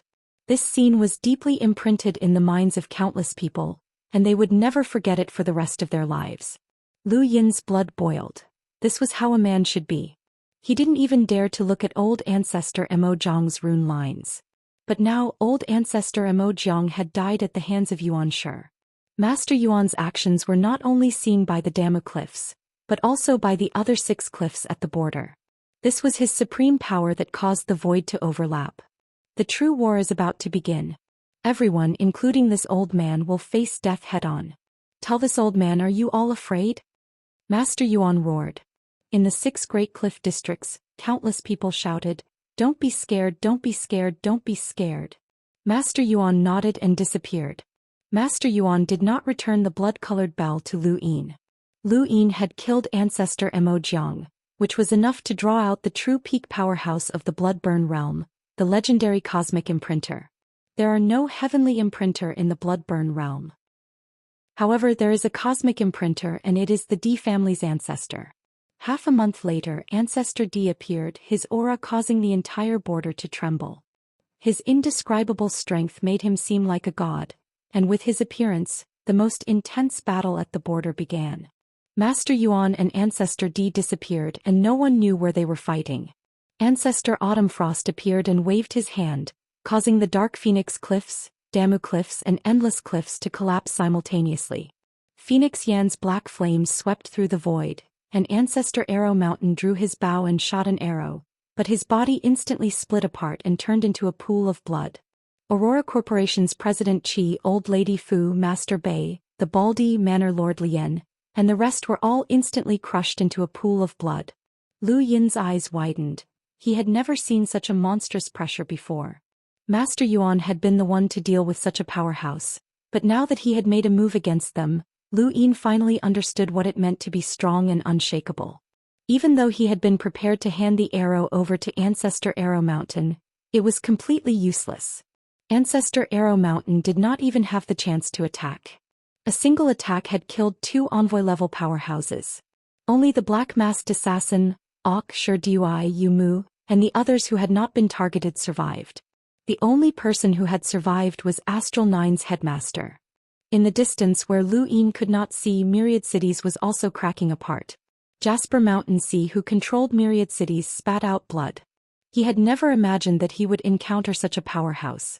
Countless people within Myriad Cities wailed in anguish. Everyone trembled under Ancestor Autumn Frost's pressure. Despair enveloped everyone. Aside from Master Yuan, no one else could stop Ancestor Autumn Frost. The Damu Cliffs were split into 2, and Lu Yin did not hesitate to shatter the jade. He did not know if Mr. Mu could stop Ancestor Autumn Frost. Wei Rong, Qiong Shi and the rest were already in despair. Everyone was in despair. Aside from Ancestor Autumn Frost, the 6th mainland did not need anyone else to act. Ancestor Autumn Frost stood tall in outer space and swept his gaze across the 6 major cliffs as if he was looking at ants. Distance was meaningless to him and he raised a finger and pointed. He was going to destroy one of the cliffs and turn everyone there to dust. The first place he wanted to destroy was the Endless Cliffs. Someone had actually survived his attack, which was a challenge to his authority. In the Endless Cliffs, Astral Nine's headmaster closed his eyes as Ancestor Autumn Frost raised his finger. An invisible ripple spread out to the 3 cliffs and then to Astral Nine. Ancestor Autumn Frost was cold and arrogant. With a single finger, everyone would die. In the Endless Cliffs, countless people trembled as they watched the finger descend and turn the entire region's black lava continent into dust. Suddenly, Astral Nine stepped through the void and appeared. Its enormous shadow blocked the sky above the Endless Cliffs, and an invisible barrier enveloped Astral Nine and the entire region. Elder Autumn Frost's finger attack did not penetrate the protective barrier, but it pushed Astral Nine and the entire Endless Cliffs into the Endless Weave. Along the way, countless planets were crushed, and the entire region of space was turned into waves that were scattered. Astral Nine's headmaster spat out a mouthful of blood. In Astral Nine, many of the students and mentors were shaken to the core by that finger attack and they all fainted. Ancestor Autumn Frost was shocked that the ship had been able to block his finger attack. Even though he had not used much strength, it still had a power level of over 700,000. That ship had actually been able to block it. Wait a minute. Ancestor Autumn Frost looked at Astral Nine strangely. That ship looked familiar. It had successfully blocked the attack. Even after being hit by Ancestor Autumn Frost's finger attack, Astral Nine was still in despair. Ancestor Autumn Frost's second finger attack had similarly crushed the Endless Cliffs, but this time his target was not the Endless Cliffs but the Damu Cliffs. He did not believe that such a ship still existed. In the sky above the Damu Cliffs, a majestic beam of light shot towards Ancestor Autumn Frost from afar. It had come from Wanqing City and at the same time, a towering tree rose from the ground. Moonlight Mavis had descended in an attempt to block Ancestor Autumn Frost's attack. However, in Ancestor Autumn Frost's eyes they were all ants. If you want to die, I'll fulfill your wish, natives of the 5th mainland. With that, Ancestor Autumn Frost pressed down with his finger. First, Wanqing City's beam of light, which was comparable to an emissary's, was broken.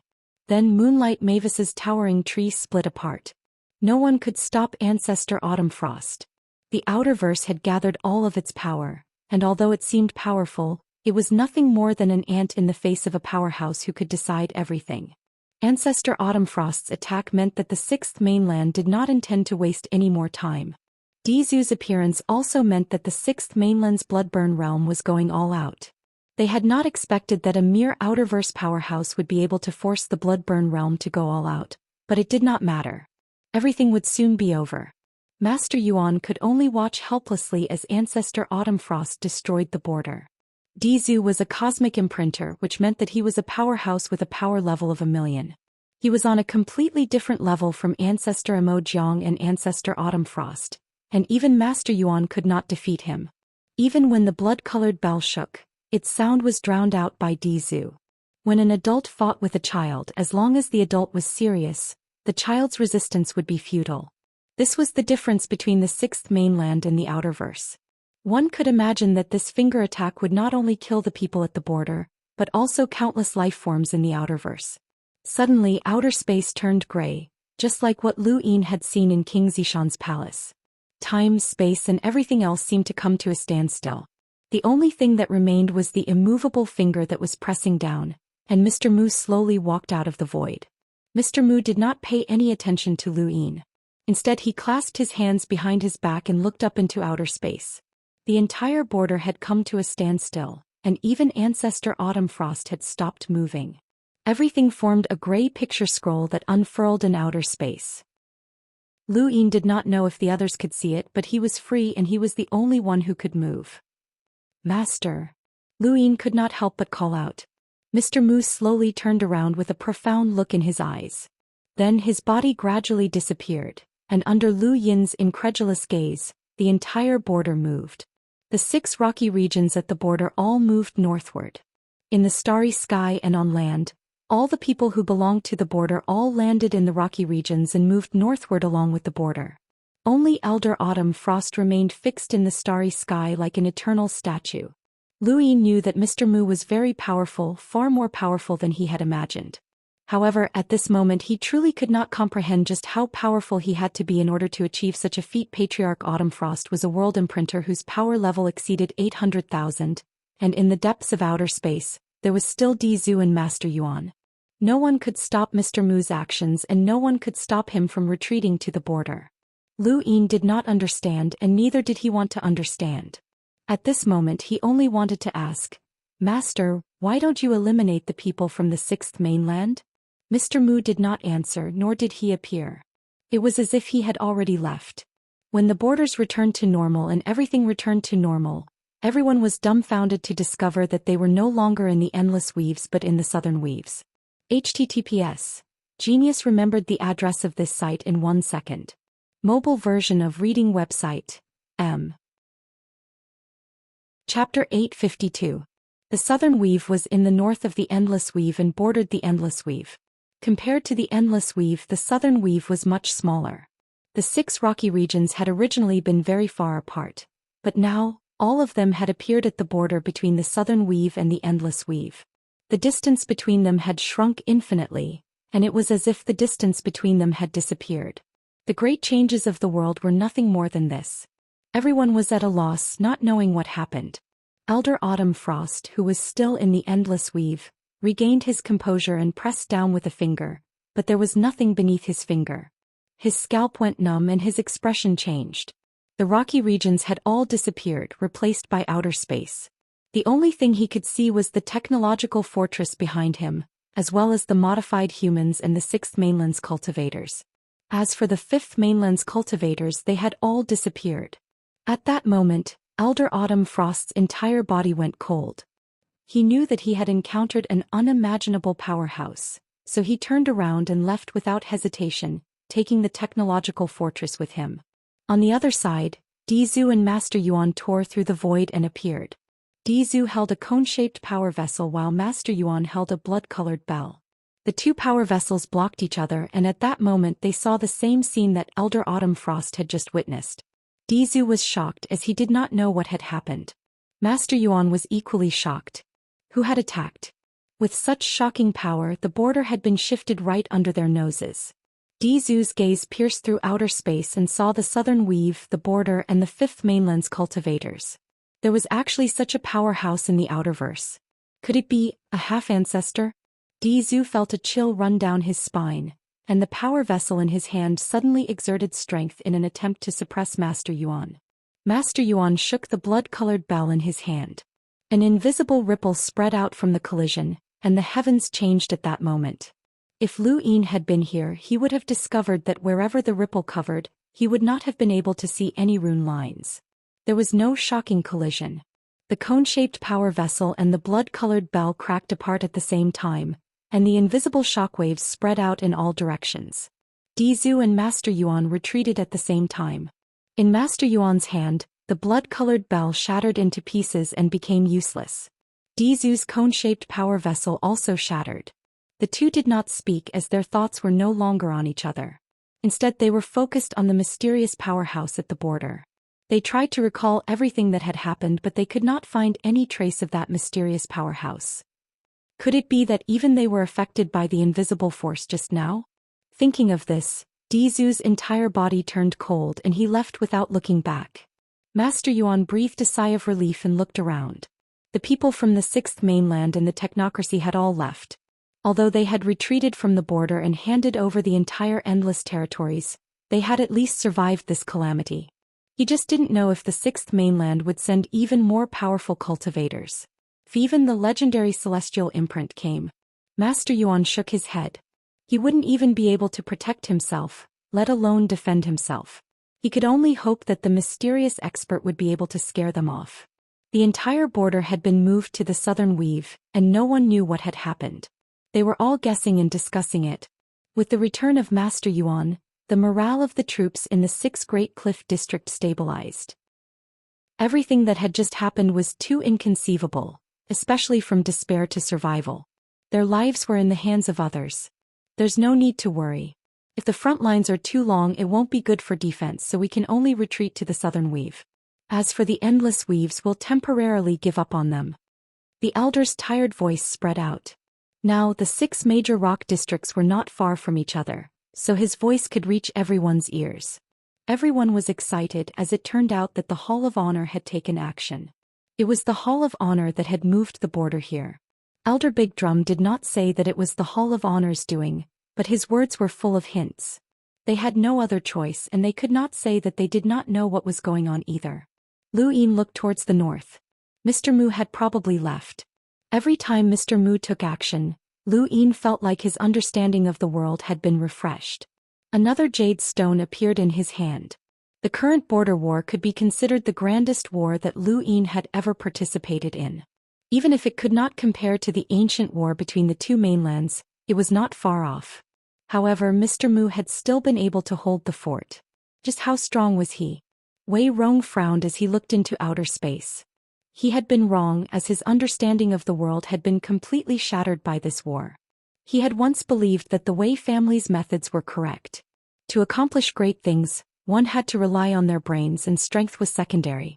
However, this belief had been shaken during the Armament Weaves War, and now it had been completely overturned. So what if he was smart? Could he participate in this war? From start to finish, he had only been able to watch from the sidelines. Even when he had suggested a counterattack, he had only done so through Lu Yin's mouth. In the end, it was because he did not have the strength to do so. He lacked strength, but when it came to the success or failure of a universe, strength was the most important factor. Wei Rong felt powerless. He could rely on all sorts of petty tricks to create havoc outside of the battlefield, but in the end, the one who could decide everything was still the powerhouse. He had always believed that he was at the forefront of development, but now it seemed that Lu Yin was not just one step ahead of him. This person's focus had been on increasing his strength from start to finish. Wei Rong and Lu Yin had always believed that they were on the same level, but now he realized that as Lu Yin's strength grew, the gap between them would only grow larger. Once Lu Yin grew to the point where he could reverse the situation in the previous war, then all of Wei Rong's plans would be nothing more than an illusion. There was no more barbaric method than shifting the border. It was like playing chess. No matter how one arranged the chessboard, the other party could directly flip the board and attack the player. This was the so-called powerhouse.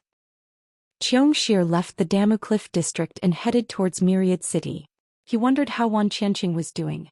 Zhou Xian followed closely behind her. In the Endless Cliffs district, Xiaozisong despaired. Beijie had died and his backer in the Taiyamo temple was gone.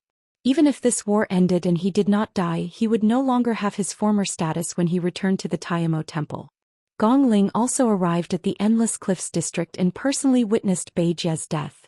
Beijie had been unlucky as he was not strong enough to be targeted by Patriarch Autumn Frost.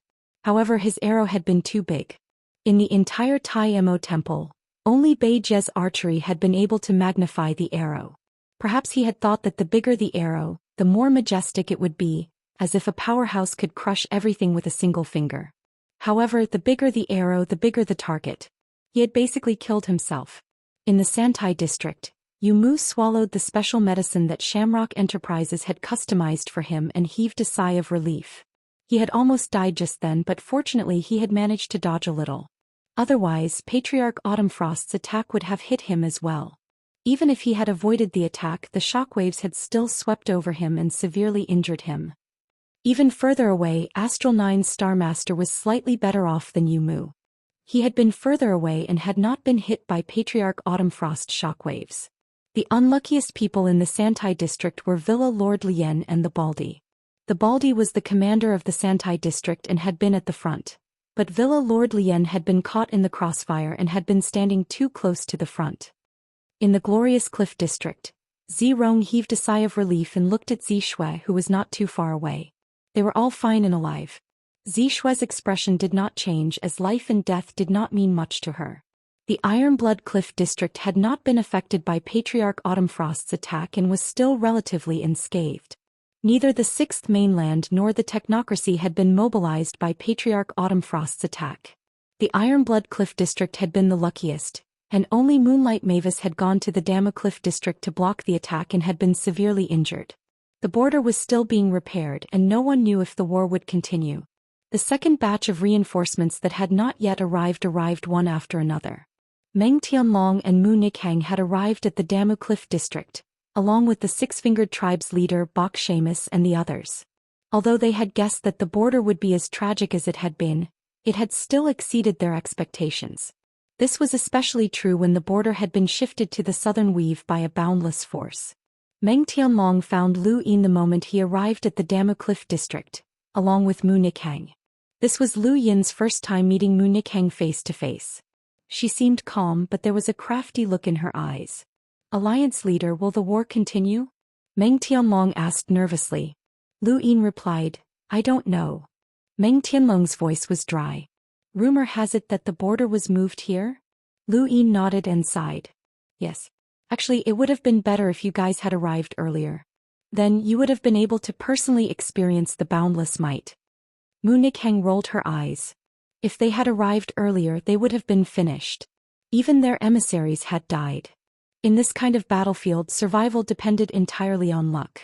Even if she had a power level of 190,000, it would have been the same even if she had 290,000 or 390,000. This kind of battlefield was the most terrifying. I heard that Patriarch Arrow Mountain is dead, Meng Tianlong sighed. He still remembered that he had gone to the Taiyamo Palace with Lu Yin and felt that power.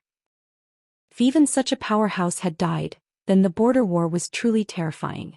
Lu Yin's eyes narrowed and he subconsciously touched his cosmic ring. With Patriarch Arrow Mountain's death, the Taiyamo Palace's deterrence in the Outerverse had dropped by several levels. It had fallen from the status of a power that could not be provoked. Of course, the Dark Phoenix tribe had also fallen. Lu Yin did not know how Myriad City was faring, and it had been lucky that it had not been destroyed by Patriarch Autumn Frost. Lu Yin was now worried that the Sixth Mainland would invite a celestial imprinter or even a progenitor out of anger. If that happened, then it would be over. No matter how much confidence he had in Mr. Mu, he did not believe that Mr. Mu alone could stop the Sixth Mainland. During the Primordial War, the Fifth Mainland's progenitor Qin and progenitor Wuxiang had both been defeated, let alone Mr. Mu. Soon 1.5 months passed and the border was quiet for 1.5 months. Master Yuan stepped out of the void and headed towards the Technocracy. He wanted to see if the Sixth Mainland's people were still around and if they would continue to ask for help. One day later, Master Yuan returned and summoned Elder Big Drum and the other commanders to announce that the Sixth Mainland had already retreated from the Technocracy. However, whether or not they would continue the war would have to wait for another 2 months. This news made Elder Big Drum and the others relax, as that mysterious powerhouse had intimidated the Sixth Mainland. Compared to everyone else, Master Yuan did not let his guard down. As one of the Hall of Honor's remaining super powerhouses, he was well aware of the ancient war. Even progenitor realm powerhouses had fallen. If the Sixth Mainland could be so easily scared off, it would not be the Sixth Mainland. However, even in the Sixth Mainland there were not many powerhouses who could surpass Dezhou. It all depended on whether or not they were willing to pay the price. If they wanted to take over the Outerverse, then they could do it, but that would depend on how the benefits were distributed. https. Genius memorized this website's address in 1 second. Mobile reading website, M.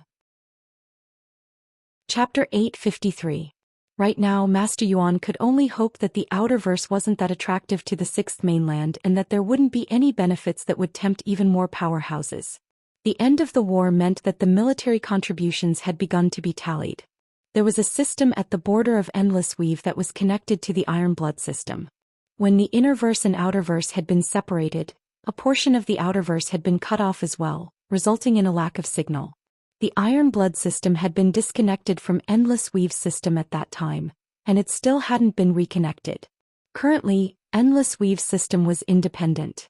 The one with the most military contributions was naturally Master Yuan, and below him were envoy-level powerhouses like the Arrow Mountain Ancestor. Unfortunately, the Arrow Mountain Ancestor and the Dark Phoenix clan's Phoenix Yen had both died. Their military contributions had been handed over to their descendants, which were the Taima Temple and the Dark Phoenix clan. The dead powerhouses' descendants would receive military contributions on their behalf, and they could use those contributions to exchange for contributions with the Hall of Honor. Too many experts had died in the border war. Excluding the experts who had died, Yuehua Mavis' military exploits were second only to Master Yuan's. From the very beginning she had blocked the enemy imprinters' attacks. Afterwards she had even defended the Ironblood Cliff District and taken the initiative to defend against Ancestor Autumnfrost's fatal battle. Aside from Ancestor Arrow Mountain and Phoenix Yen, no one else could compare to her military exploits. After Yuehua Mavis was Astral Nine's headmaster. Although Astral Nine's headmaster had been the last to join the war, his academy had blocked Patriarch Autumnfrost's attack and saved the entire Endless Cliff District. His military contributions surpassed most of the others. After Astral Nine's headmaster was Elder Big Drum, who was the commander of the border region. Although he hadn't contributed much during the war, his commands had been effective, and with his many years of accumulation he was ranked 4th in terms of military contributions. After Elder Big Drum was Jia, who was the commander of Ironblood Cliff District. Jia's strength was far inferior to Yu Mu's, but with his many years of military contributions he was ranked 5th. Actually, many of the cultivators who had been guarding the border had accumulated a lot of military contributions after the war, but that was only if they survived. Of course, many cultivators didn't have high cultivations, and no matter how long they had spent at the border, they still couldn't compare to an enlighter's military contributions. Ranked 6th in terms of military contributions was Jasper Mountain Sea, which was also Myriad City. Myriad City had been extremely useful in this war, and if it hadn't been for Myriad City holding back the Sixth Mainland's experts, Dama Cliff District would have collapsed long ago. Ranked 7th was Yu Mu. He was part of the first batch of reinforcements. He was one of the few super strong warriors that survived. It was understandable that he was ranked 6th. Myriad Cities, the Cliff Districts, and the headmaster's military contributions. Jia was Jez's and Jez's also Jiyu, Sluza Lu Zae that. From the very beginning, Lu Yin's strength hadn't been of much use in this war. At most he could fight against enlighters. He had saved some people along the way, killed geniuses like the Sixth Mainland's Butcher and even killed enlighters. However, it was impossible for him to compete with powerhouses whose power levels were in the hundreds of thousands. His military contributions were mainly related to the counterattack, the reinforcement of the Cliff District, and the lending of the blood-colored bell. As for the poison, it had been bought by Elder Big Drum, so it couldn't be counted as a military contribution. Just lending out the blood-colored bell was enough to raise Lu Yin's ranking, but Master Yuan had already informed him that Lu Yin's reward would be given out by Master Yuan alone. Thus, his military contributions had been greatly reduced. Even so, Lu Yin's military contributions had still reached 9th place.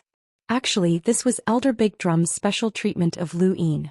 Otherwise, if Master Yuan had given out the reward alone, then the credit for lending out the blood-colored bell would have been wiped out.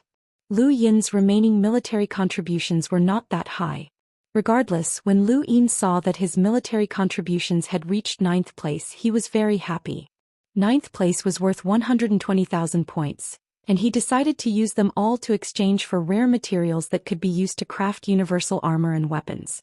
Then he would use his die to raise his military contributions to the point where he could threaten old freaks with power levels in the hundreds of thousands. He didn't want to watch this kind of war from afar anymore. The intensity of this war was even greater than that of the war in Iron Blood Weave, and it was on a completely different level. This also caused a polarization, as it was very difficult for ordinary cultivators to obtain military contributions. Even Lu Yin had obtained more military contributions during his time in Iron Blood Weave than during this war. The main reason for this was that he hadn't been of much use. If he hadn't lent out the blood-colored bell, then he wouldn't have even reached 120,000 points. On the other hand, the military contributions of people like Yu Mu and the others were even more exaggerated, and they far surpassed the military contributions of those in Iron Blood Weave. This was the polarization of the battlefield, where the powerhouses obtained more military contributions, while the weak found it very difficult to obtain them. 10th place was Mr. E, an enlighter who had been invited by Amethyst Trading Company. He had been sent to reinforce the border and had survived until the very end. These people were the top 10 in terms of military contributions, such as Astral 9 Starmaster, the old woman who had been invited by the Nalan family, the old assassins from Aegis, and the leaders of the various large sections. They had all arrived too late, so they didn't have many military contributions. It was worth mentioning that Wei Rong's military contributions were ranked 30th. He had practically hidden himself from the beginning of the war, and his so-called military contributions had come from his speech during the counterattack. Xianxia's military contributions had also come from that speech. As for Zhou Xian, no one mentioned him at all. He searched for a long time but still couldn't find his own ranking. There were simply too many cultivators at the border, and under normal circumstances, a Limiter wouldn't be able to enter the rankings. Only space-exploring powerhouses would barely be able to enter the rankings. Even Zirong and Wendy Yushan's military contributions were ranked in the top 50, which showed how much the Hall of Honor had given to Wei Rong and Xianxia. However, it was precisely because of their words that the war had progressed faster, which made them worthy of their military contributions. Of course, there was also an element of encouragement. As Lu Yin looked at the military contribution rankings, his gaze locked onto one person, Lu Phineas, who was ranked 23rd and a cruiser. Those who were ranked in the top 30 were at least peak hunters, and nearly half of them had power levels above 200,000. It was very eye-catching for a cruiser to be ranked so high. Lu Phineas? Do you care about him a lot? Wei Rong's voice came from behind him and he looked at Lu Yin with interest. Lu Yin had already known that Wei Rong had come and he calmly replied, "I'm just curious." Wei Rong smiled. He's an absolute genius that recently emerged from the Dark Phoenix clan. He's 32 this year and no one knows anything about him before he turns 30. He's just like any other Dark Phoenix disciple, but after he turned 30 his innate gift awakened, and he became the #1 expert of the younger generation. I talked with Zephias in the Dark Phoenix Cliff District, and he said that this person is a genius that hasn't appeared in tens of thousands of years, and that he's enough to challenge the immortal bird of the 10 arbiters. Lu Yin was shocked. Challenge the 10 arbiters? Him? Wei Rong nodded. I saw him once from afar in the Dark Phoenix Cliff District, and I have to say that he's very intimidating.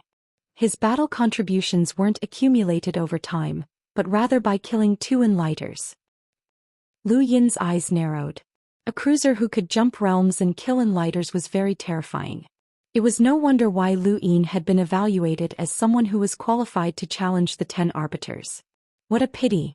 If he had relied on his own ability to kill enlighters, then Brother Lu would really have to worry. Wei Rong sighed. Lu Yin was curious. Did he also rely on external objects?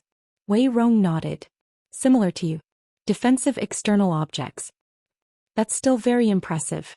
Enlighters aren't weak, and being able to block an enlighter doesn't mean that he can kill one, Lu Yin said. Brother Lu, are you praising yourself? Wei Rong smiled. Lu Yin did not deny it. You could say that. He then looked at Wei Rong. I'm very curious. What are your thoughts on this matter? Wei Rong's eyes flashed. What do you mean by that? Lu Yin looked around. In the entire Outerverse, everyone who should have appeared has already appeared. Is there anyone who has exceeded Brother Wei's expectations? Or is there anyone that Brother Wei doesn't dare to scheme against?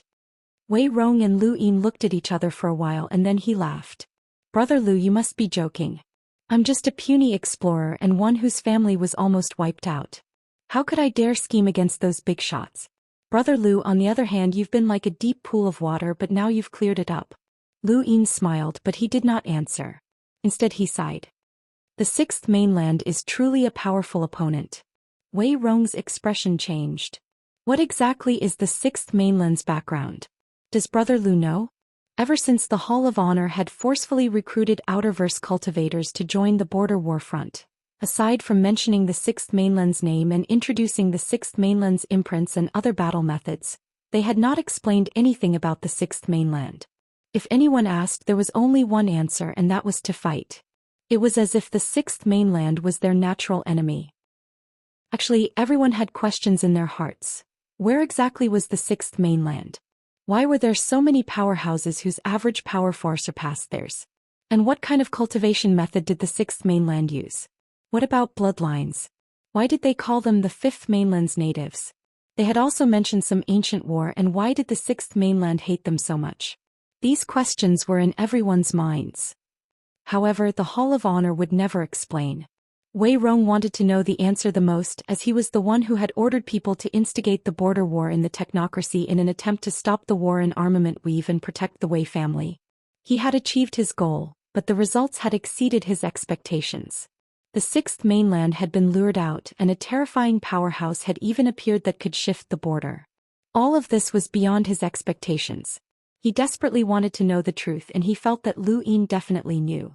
When the border war had started, Lu Yin's behavior had been too abnormal, and he had not spared the Wei family at all.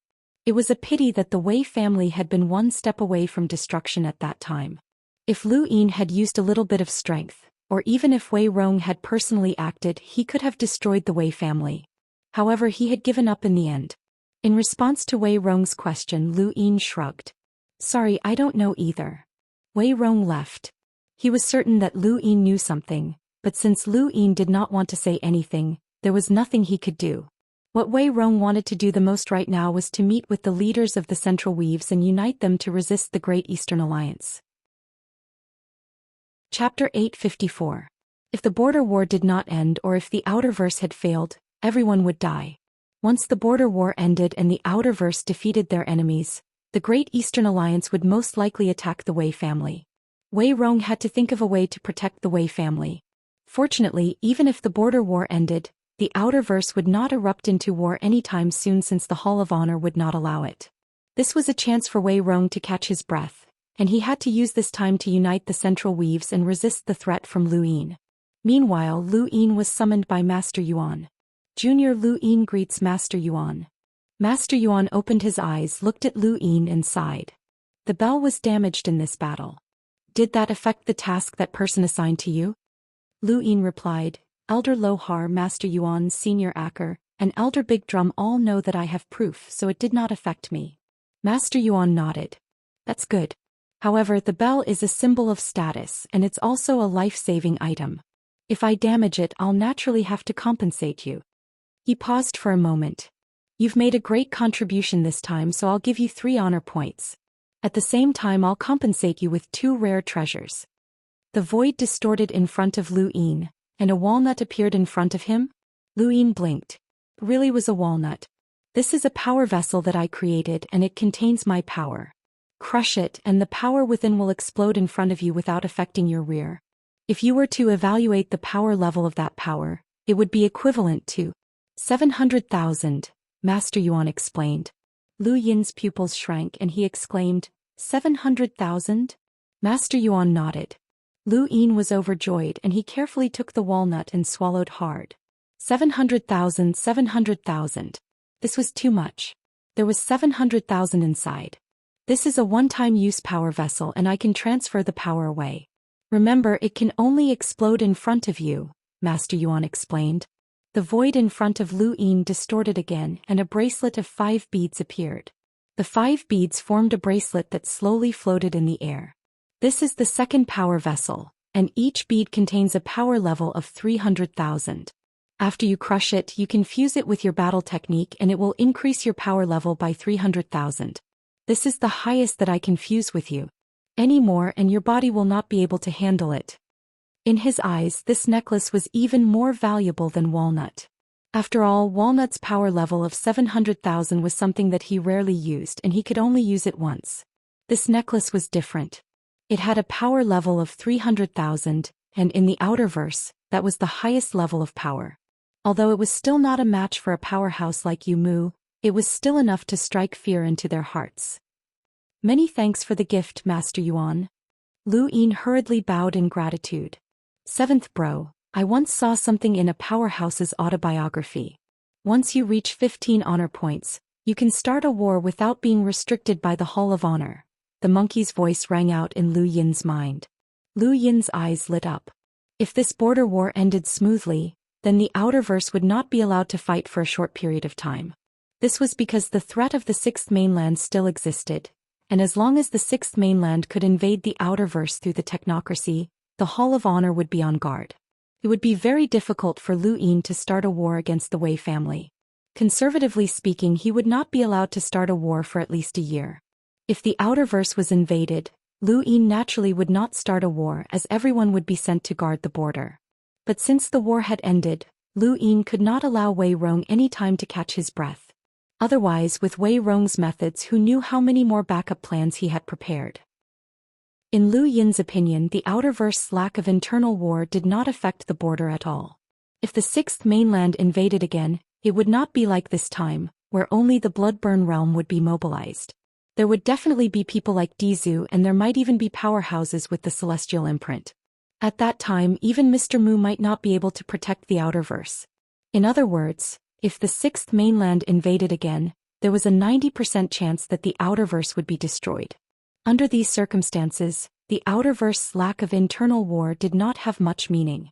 Since it did not have much meaning, Lu Yin had to think of a way to eliminate Wei Rong in the shortest time possible. Otherwise, if he foolishly waited for Wei Rong to join forces, then he would have to pay an unimaginable price to get rid of Wei Rong. 15 honor points and Lu Yin only had 14 at the moment.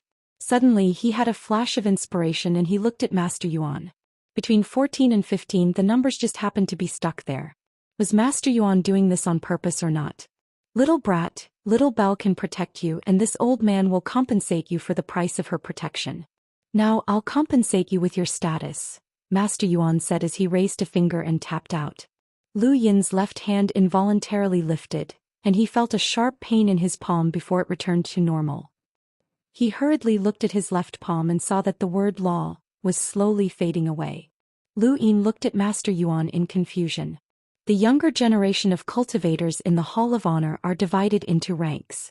Those who are above ordinary cultivators and have made contributions will be bestowed the title of Hall of Honor's Star Apprentice. Those who are above the Star Apprentice and have exceptional talent and can be considered monstrous geniuses will be bestowed the title of Hall of Honor's Star Child. As for the top tier, only those at the level of a presiding judge or above can be bestowed the title of Law Master. You are now bestowed by this old man, Law Master, Master Yuan explained. Lu Yin did not understand, but it sounded very impressive. Many thanks for the title, Master Yuan, Lu Yin said gratefully. Master Yuan did not explain further, as he knew that Lu Yin did not understand what Law Masters represented. Even in the Innerverse not many people knew about it. Only in the Neoverse could one truly understand Law Master's status. It could be said that Law Masters were the most influential figures in the younger generation of the Hall of Honor. Even the presiding judge could only appoint one Law Master, and only after that Law Master left the younger generation could the title be bestowed to another person. The title could not be bestowed upon two people at the same time. The person who was bestowed the title of Law Master would have the qualifications to inherit the status of the person who bestowed it upon them in the future. In other words, Master Yuan had bestowed the title of Law Master upon Lu Yin. In the future, Lu Yin would have the qualifications to inherit Master Yuan's position in the Hall of Honor. Of course, this was only the qualifications. Even though Law Master was a title given to the younger generation of cultivators, it had extremely high privileges in the Hall of Honor. With Lu Yin's strength as an explorer, he should not have been bestowed the title of Law Master. At most, he should have been a star child. However, Master Yuan had bestowed this title upon him. In the history of the Hall of Honor, almost no explorer had been bestowed the title of Law Master. Law Master was equivalent to one of the 10 arbiters of the Innerverse. This title had established Lu Yin's future position in the Neoverse. He had not even gone to the Neoverse, but he already had an identity that countless people in the Neoverse did not even dare to dream of. Law Master represents the Hall of Honor. I hope that you will not disgrace this title, Master Yuan said. His voice was filled with vicissitudes as if he had thought of something. Lu Yin bowed. This junior understands. Master Yuan gazed into the depths of space. I hope that this year's competition for the 5 signs of the stars has not ended yet. Lu Yin's gaze trembled. He had heard Elder Yu mention the 5 signs of the stars before. Master Yuan, who are the 5 signs of the stars?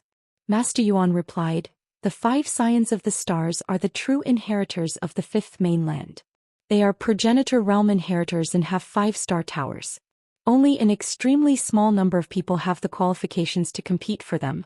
Law Master Yuan is one of them. Lu Yin was shocked. In other words, if the competition for the 5 signs of the stars has not ended, then this junior is also qualified? Speaking of which, everyone has the qualifications, but how many can actually come into contact with the star towers? If you need someone to bring you there, Law Master Yuan can bring you there and be protected by the Hall of Honor. From the very beginning, Law Master's title was derived from the 5 signs of the stars. Every generation of the 5 signs of the stars had their own methods from the Hall of Honor. Lu Yin understood that this was the power of authority. Everyone could compete for the position of the 5 signs of the stars, but they had to be able to reach the star towers first. Only a limited number of people in the Neoverse knew where the star towers were and how to get there. Only these people had the qualifications to send disciples there. Unfortunately, this had nothing to do with Lu Yin. He did not know how long the Innerverse and Outerverse would be separated for, but it would probably take a few decades. By then, he would have already left the younger generation and he would not even be able to keep his title. This title's greatest use to him was probably to trick Elder Lohar and the others. Lu Yin was conflicted as to whether or not he should ask for more honor points from Master Yuan. He was afraid that Master Yuan would purposely give him 14 honor points. If he asked for more, then it would be very difficult to ask Elder Lohar for more. Lu Yin thought about it, but he did not say anything. Do you have any other questions? Master Yuan asked. He was exceptionally patient with Lu Yin. Lu Yin was about to leave when he suddenly thought of something. During the border war, powerhouses with power levels above 500,000 took action. This junior saw a different region of space. What was that? Lu Yin had wanted to ask this question for a long time. That region of space that had been torn apart did not have any rune lines, which was very strange. Master Yuan looked at Lu Yin seriously. That was the true heavens. Lu Yin was confused. Master Yuan replied, you don't need to understand it right now. You'll naturally understand when the time comes. Star energy is born from the true heavens, and what we use is not star energy but astral sources. Lu Yin blinked. Astral sources? Alright, you may leave. Master Yuan did not seem to want to say anything more. Lu Yin had no choice but to leave.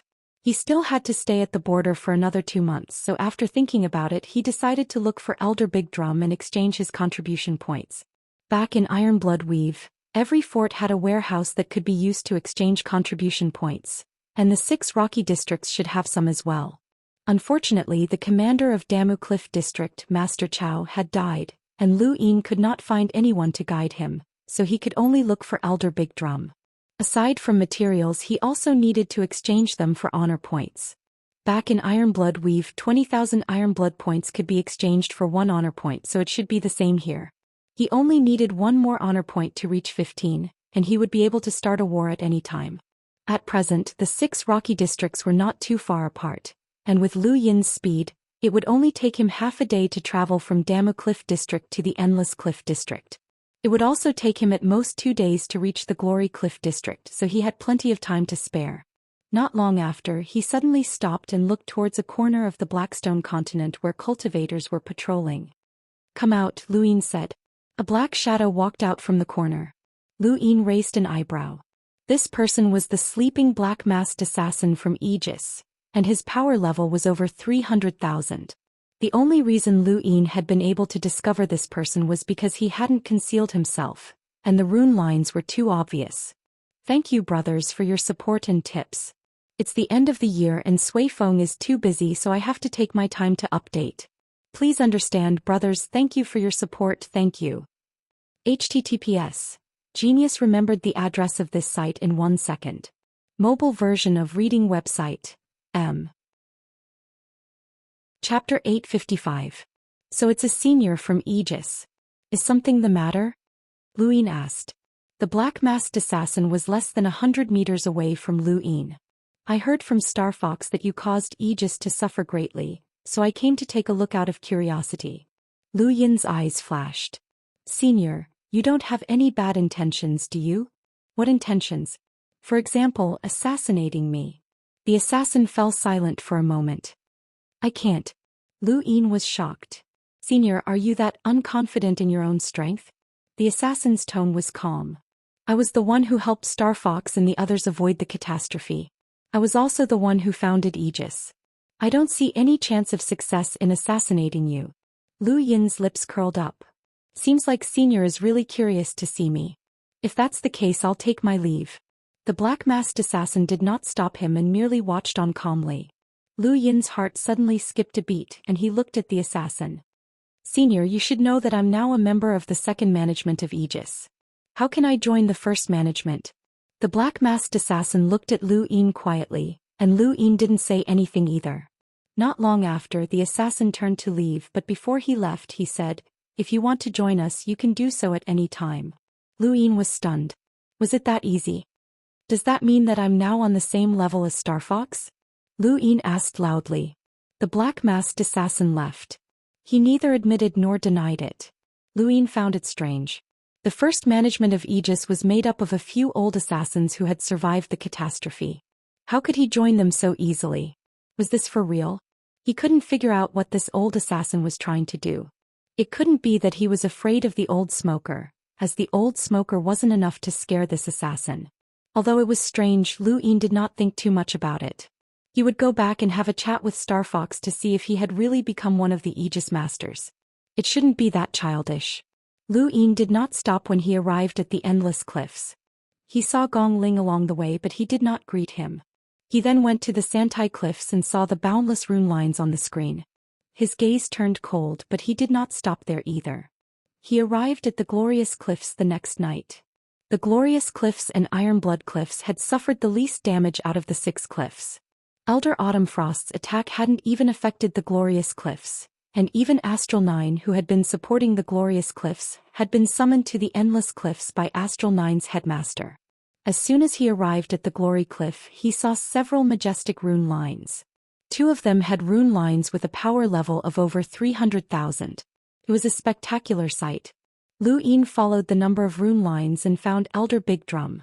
Elder Big Drum was very curious as to how Lu Yin had managed to find him, as the place he was at was not a place that he frequented. Lu Yin could only say that it was a coincidence. Coincidence? Then forget it. Why are you looking for this old man? Elder Daegu asked. Lu Yin respectfully replied, "This junior would like to exchange for battle contributions." Elder Big Drum nodded. "Come with me." Not long after, Elder Big Drum brought Lu Yin to a warehouse in the Glorious Cliffs and gave him a list of all sorts of things that could be exchanged, including battle techniques, cultivation techniques, materials, power vessels, star essence, and so on. There were many things, and Lu Yin even saw his poison that had already been diluted.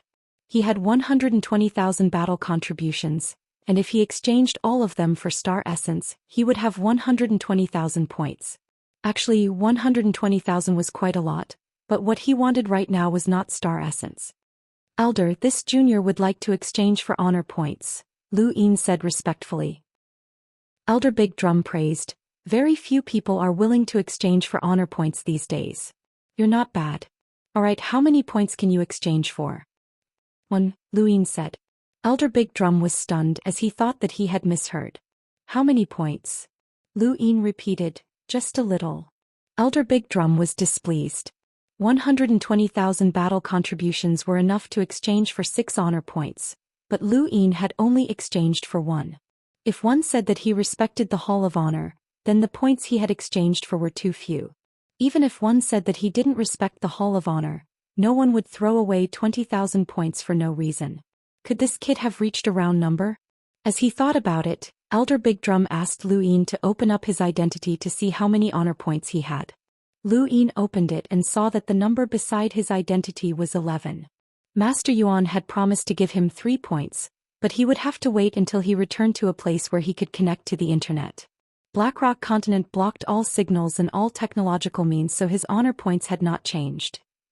Elder Big Drum was depressed. 11 points? What was the difference? He tried to recall, but there was not much of a difference. Elder, this junior wants to exchange for 1 honor point, Lu Yin urged. Elder Big Drum felt that something was wrong, but he could not pinpoint what it was. Alright, 1 honor point has been exchanged. Once you connect to the internet, your identity will be updated. Lu Yin was delighted. Regardless of whether or not Master Yuan had purposely stopped him at 14 honor points, he had already exchanged for 1 point and could easily reach 15. Lu Yin exchanged his remaining battle contributions for all sorts of materials, creating a huge pile. At this point he realized that he did not have enough space in his cosmic ring. He had forgotten something all this time. Could he use his die to upgrade his cosmic ring? He had never thought about it, but perhaps he could give it a try. It would be perfect if he could upgrade it. In the end, Lu Yin returned to the Iron Blood Rocks district, as he had always been a member of that district. After meeting up with Aiden and Wendy Yushan, Lu Yin waited patiently. If the 6th mainland did not attack again within 2 months, then the chances of them attacking were relatively low. Given the 6th mainland's arrogance, they would not show any weakness to their enemies. If they decided to invade the Outerverse, they would definitely be able to destroy them easily. 2 months was not a long time for a cultivator.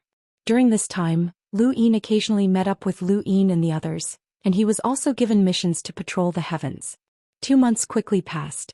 With Elder Big Drum's announcement, the border's compulsory conscription order was lifted. Anyone who had been forcibly conscripted could leave, and they could also stay if they wished. Lu Yin sighed in relief as he could finally leave. The border war lasted for 10 months and the casualties were tragic. The Arrow Mountain Ancestor, the Dark Phoenix Ancestor, the Egret Overlord, and many other powerhouses who had once dominated the universe had all fallen here. This was the longest war that Lu Yin had ever experienced, and it was also the most despairing one. Fortunately, the Outerverse had managed to hold on. Actually, the one who had contributed the most was Mr. Mu, as without him, the border would have collapsed long ago. However, Mr. Mu's contributions were destined not to be publicized, and Lu Yin's contribution in summoning Mr. Mu was similarly unknown. There were still 4 months until the Innerverse and Outerverse were separated. Over the past few years, Lu Yin had changed too much. He had gone from a junior who had been praised by countless people in the Innerverse to the Great Eastern Alliance's Alliance Master, and his words held an exaggerated amount of weight. Once the Innerverse and Outerverse were reconnected, his status would shock all of the Innerverse's great powers. The war ended, and as expected, Elder Big Drum warned everyone that for at least a year, the Outerverse was not to be embroiled in internal strife, and everyone was to be on alert at all times. Wei Rong finally relaxed. Under the pressure of the border war, even the Hall of Honor would not help Lu Yin. As long as there was no war, Wei Rong would have time to consolidate the Central Weaves. Over the past 2 months he had already met with many of the leaders of the Central Weaves, and he had even met with several leaders of the Western Weaves. He had attempted to join forces to resist the Great Eastern Alliance. Your Highness, we've received news from Meng Tianlong. Wei Rong has been in frequent contact with the leaders of the various great powers over the past 2 months, and he seems to have reached some sort of agreement, Aiden said. Lu Yin raised his brows. That's normal. He wouldn't be Wei Rong if he didn't do that. 1 year is enough for Wei Rong to integrate with many powers. At that time, it'll be very difficult to take down Armament Weave, Aiden said in distress. Armament Weave was the first true military opponent they had faced since the formation of the Allied forces. Everyone had hoped for a beautiful victory, but unfortunately, Wei Rong's plan had failed. Lu Yin's lips curled up. They had already boarded a spacecraft headed for Frostwave Weave, and the signal had returned to normal. He activated his gadget and saw that his honor points had changed to 15. It doesn't matter. Let's see who's faster, him or me, Lu Yin said. Aiden did not understand, as it was obvious that Wei Rong was faster. A year without a war was a dead end. Compared to Wei Rong, Lu Yin was still lacking when it came to scheming. His chances of destroying Wei Rong's plan to unite the Central Weaves were not high. Lu Yin did not explain. 20 days later, Lu Yin's spacecraft returned to Xenu Star. There were a lot of things waiting for him upon his return. He had been gone for 10 months. And although the Outerverse had not changed much due to the border wars, the technocracy's attack had still caused the Great Yu Empire to suffer significant losses. Lu Yin waved his hand and handed these matters over to the Lu Ministry of Staff. Huan Sha's innate gift of analysis was very useful. Although it was not of much help in battle, it was very useful when it came to handling government affairs. Many of the old ministers of the empire had already changed from their initial rejection to accepting her. Huan Sha's ability to handle government affairs was obvious to all, and they could not find any fault with her. Furthermore, Lu Yin did not do as they had thought and purge them one by one. The Lu Ministry of Staff still existed, and so did the Imperial Cabinet. The Lu Ministry of Staff did not monopolize power. In the beginning, Lu Yin had intended to make the Lu Ministry of Staff the most powerful department.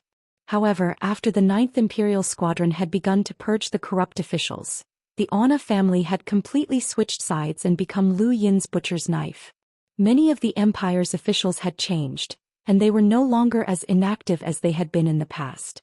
These people had not only relied on their connections and family's influence to reach their current positions, but also their own abilities. When they got serious, they were all experts, and Lu Yin could not even find a target to target. This made Lu Yin feel gratified, as long as these ministers worked seriously, there would be no need for him to purge them, which would save him a lot of trouble. The dark prison was filled with an unpleasant stench. No matter how the empire developed or how advanced its technology became, the prison would always remain the same, as it represented the empire's darkness and iron blood. Sun Qianya's limbs were tied up and his head was drooping. His lips were cracked and there were countless wounds of various sizes all over his body. He looked dispirited, as if he had died. Ever since he had been captured, he had been continuously interrogated and tortured, but he had not uttered a single word. Chapter 856. Lu Yin stopped a few meters away from Sun Qianya, and the jailer's eyes sharpened as he hurriedly brought over a chair and served tea. "He's not saying anything?" Lu Yin asked. A man with a face full of scars half knelt and said, "I'm sorry, Your Highness. This subordinate is useless. We've tried everything, but this person just won't say anything." Lu Yin waved for everyone to leave. Sun Qianya was a hunter, and willpower was indispensable for him to cultivate to that level. Normal torture would not be enough to deal with him. That man was a member of the 2nd Squadron, and when Wendy Yushan had replaced him as the captain, he had been in charge of the prison for many years. Unfortunately, he could only deal with ordinary cultivators from the Outerverse, and a hunter like Sun Qianya was not his match. "I know you're awake now. Tell me," Lu Yin said calmly as he sat down and looked at Sun Qianya with interest. Sun Qianya's fingers twitched and the bones at his fingertips were clearly visible. The torture he had endured was extremely severe. Sun Qianya slowly looked up at Lu Yin with a bloody face. "I could kill myself, but I was waiting for you." Lu Yin nodded. "I know. It's very easy for a hunter to kill himself." Sun Qianya weakly replied, "Sooner or later you'll end up like me." Lu Yin leaned forward and stared into Sun Qianya's venomous eyes. "You waited for me just to say this?" Sun Qianya coughed. "What you want to know will bring you despair. For example, is your Sun family colluding with the technocracy?" Lu Yin asked. Sun Qianya hoarsely replied, "Not the Sun family, but me." Lu Yin shook his head. Wen Zhaoqing. This name caused Sun Qianya's expression to change. He had endured torture, but at this moment, this name made him feel as if he had fallen into an abyss. Azure Wing. Lu Yin said another name which came from the note in the gun. Lu Yin then listed a few more names, all of which were translated by the monkey. Some of the names caused Xianxia to react greatly while others did not.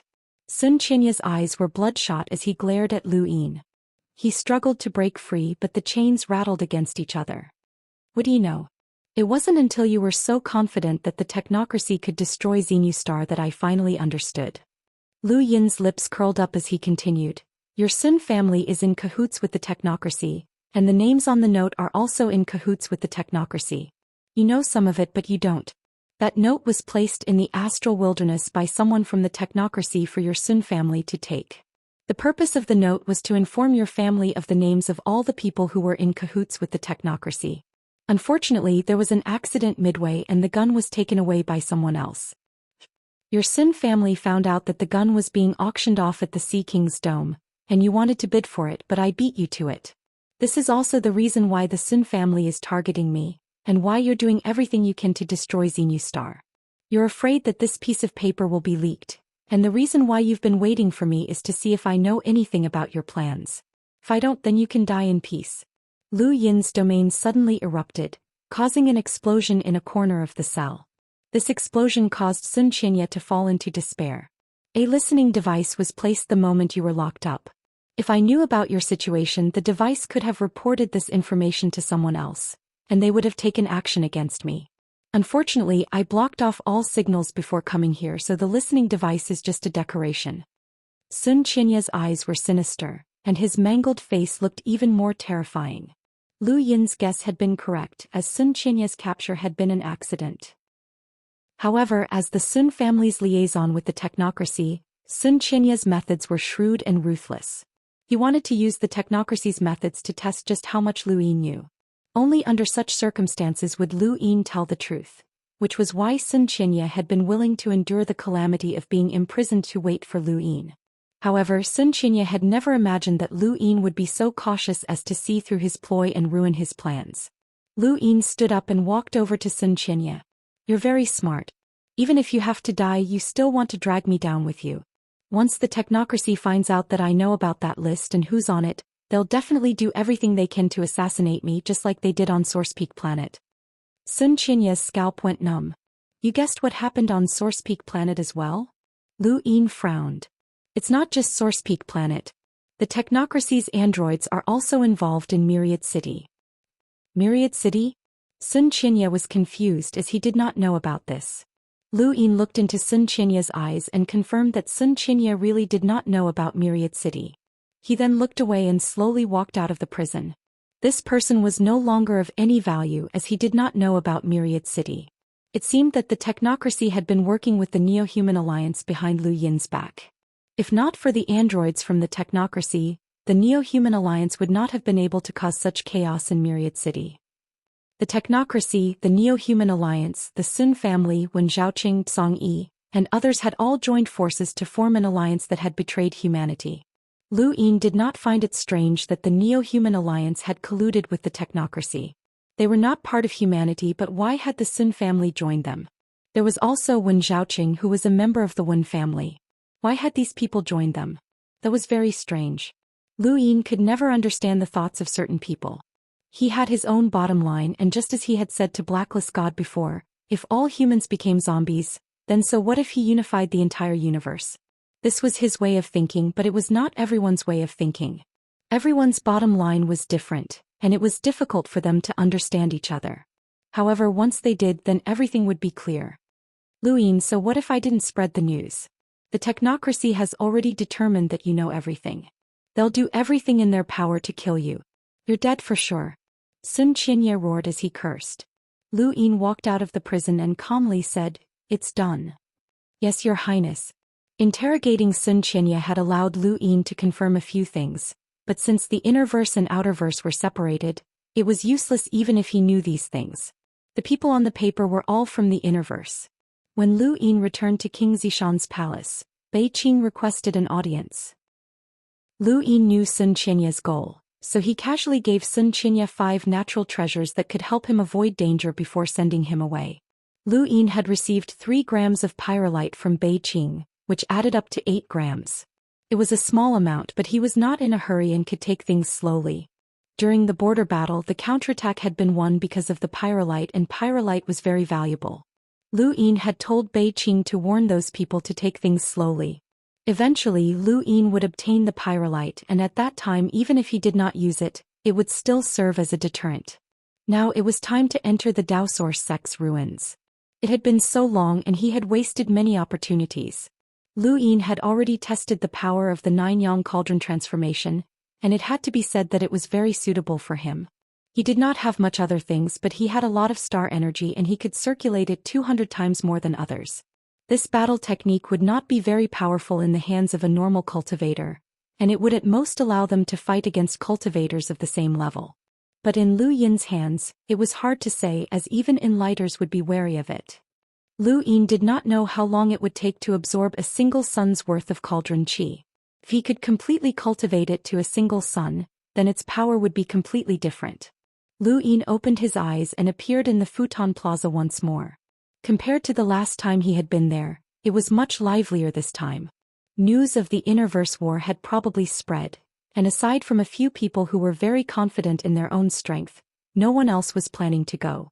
Since those people had gone to the Innerverse battlefield, no one would compete with them for the opportunities in the Daoist sect's ruins. Lu Yin stood up and stepped through the first divine gate. His figure quickly headed towards the budding terrace, and the cultivators that he passed by could not even see his appearance clearly, which caused many to cry out in alarm. With this speed, he must be a descendant of an imprinter family. Why didn't someone like him go to the Fifth Mainland's Innerverse battlefield? Instead, he came to the Daoist sect's ruins. How disgusting. The Fifth Mainland's Innerverse battlefield is very cruel. I heard that even a descendant of a world imprinter family died there. Yeah, those titled powerhouses aren't simple at all. I heard that a marquee powerhouse killed 2 descendants of imprinter families in a row, and he even clashed with a world imprinter family descendant, and both of them were severely injured. That's nothing. A while ago, a woman called Qiu Shi appeared out of nowhere and defeated a realmling in a single move.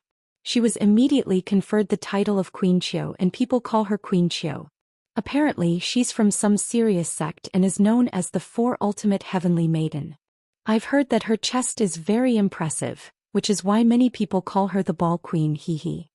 There's also someone called Tai Yuanjun, and he fought with a realmling from the War Martial realm. Although he didn't win, he didn't lose either. He was conferred the title of king after that battle, and people call him Yuan King. It's said that he's ranked 2nd on the Fifth Mainland's top 100 rankings, and he's quite powerful. The Fifth Mainland isn't as weak as people think. Someone said that if the Fifth Mainland also learns imprints, then it'll be troublesome. What's there to be afraid of? We still have the Daoist 3 skies. The Daoist 3 skies are also very troublesome. Don't forget that power levels are limited to less than 200,000. The Daoist 3 skies are about the same as the Realmlings and the Fifth Mainland's 10 arbiters. Lu Yin did not hear any of these discussions, and he quickly rushed out of First Divine Gate and arrived at the budding terrace. He then headed towards the 9 cauldrons space. Just as he was about to leave the budding terrace, he suddenly sensed a familiar aura within his domain. Was that the fatty? Lu Yin's figure flickered, and he disappeared from where he had been standing. Huang San and Yan Xiaojing walked over from a different direction. Xiaojing, don't worry. As long as we hide here, the Autumn Frost family will be long gone by the time we get out, Huang San consoled her. Yan Xiaojing nodded dejectedly and looked at Huang San. I've implicated you. Actually, our engagement has already been annulled, so there's no need for you to risk your life for me. The fatty smiled bitterly. It's not just for you. Autumn Frost Qing will never let me off, and the moment I show myself, the Autumn Frost family will silence me. Right now, I'm just worried about my family, and I hope that the Autumn Frost family won't cause trouble for my family. They probably won't. The invasion of the Fifth Mainland's Outerverse has caused the entire Bloodburn realm to lose face. I've heard rumors that Songqiong Old Man doesn't plan on taking action, and it seems that the Fifth Mainland's Outerverse has an unfathomable powerhouse. Our Sixth Mainland's Daoist sect has issued a decree to gather all powerhouses with power levels below 200,000 to attack the Fifth Mainland's Innerverse. We'll first clean up the Fifth Mainland's Innerverse, and we want to end the Fifth Mainland's era. Autumn Frost Qing should already be there, and I've heard that he has many accomplishments. The Autumn Frost family won't have the time to cause trouble for our family, Yan Xiaojing said. I hope so. Chapter 857. Lu Yin retracted his gaze. Just as Elder Yu had said, the Sixth Mainland had already discovered what was hidden beneath the Fifth Mainland's veil. In addition, Mr. Mu's mysterious actions had made the Sixth Mainland apprehensive, and their top experts did not intend to take any risks. They wanted to focus all of their efforts on dealing with the Fifth Mainland's younger generation. Once the Fifth Mainland's younger generation was cut off, the older generation's powerhouses or hidden forces would definitely make a move. The Sixth Mainland wanted to force the Fifth Mainland to reveal its trump card first. After all, they had 3 progenitor realm powerhouses. As long as the Fifth Mainland revealed its trump card, they would have nothing to fear. It seemed that the true battle would still unfold in the Innerverse. Lu Yin did not show himself. His identity had already been exposed, so there was no need for him to meet the fatty. It didn't take long for him to reach the Nine Cauldrons space. There were already people here, and Lu Yin did not hesitate to knock out all of the Sixth Mainland's cultivators within the Nine Cauldrons space and toss them into a corner. He then entered the cauldron himself and began to absorb the cauldron qi. Regardless of whether it was the Realmlings or the 10 Arbiters, none of them would have the time to come to the Daoist sect's ruins, as this was Lu Yin's world.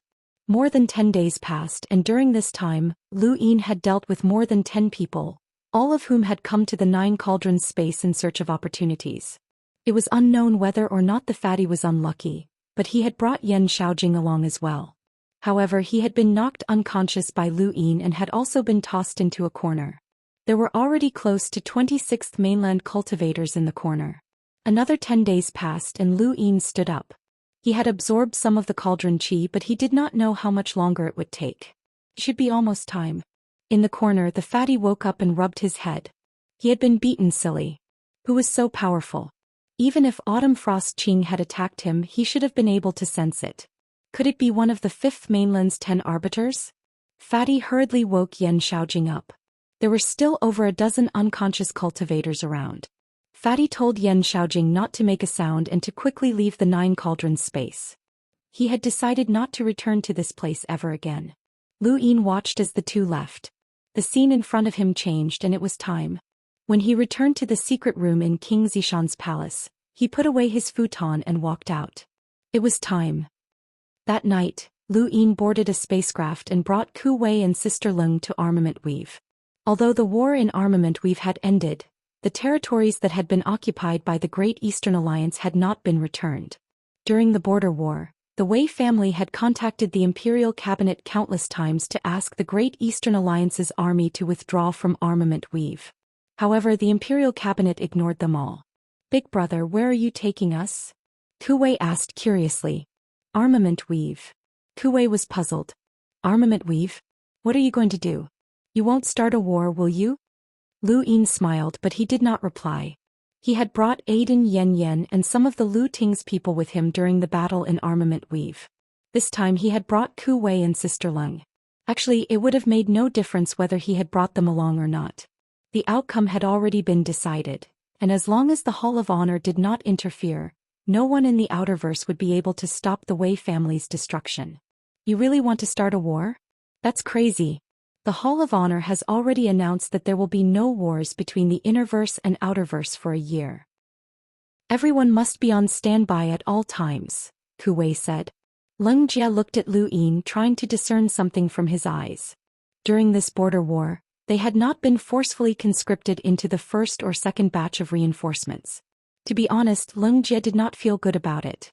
Of course, she also knew that she would not be of much use at the border with her current strength.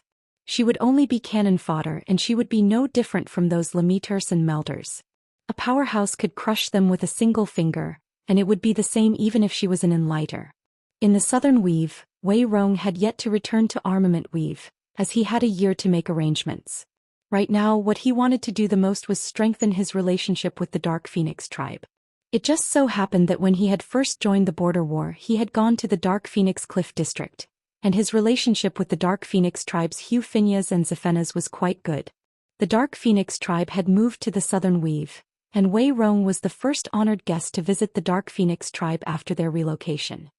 After the border war ends, Your Wei family will not need to worry for a year, the Dark Phoenix tribe's leader, Tenno Phineas, said to Wei Rong in a gentle tone.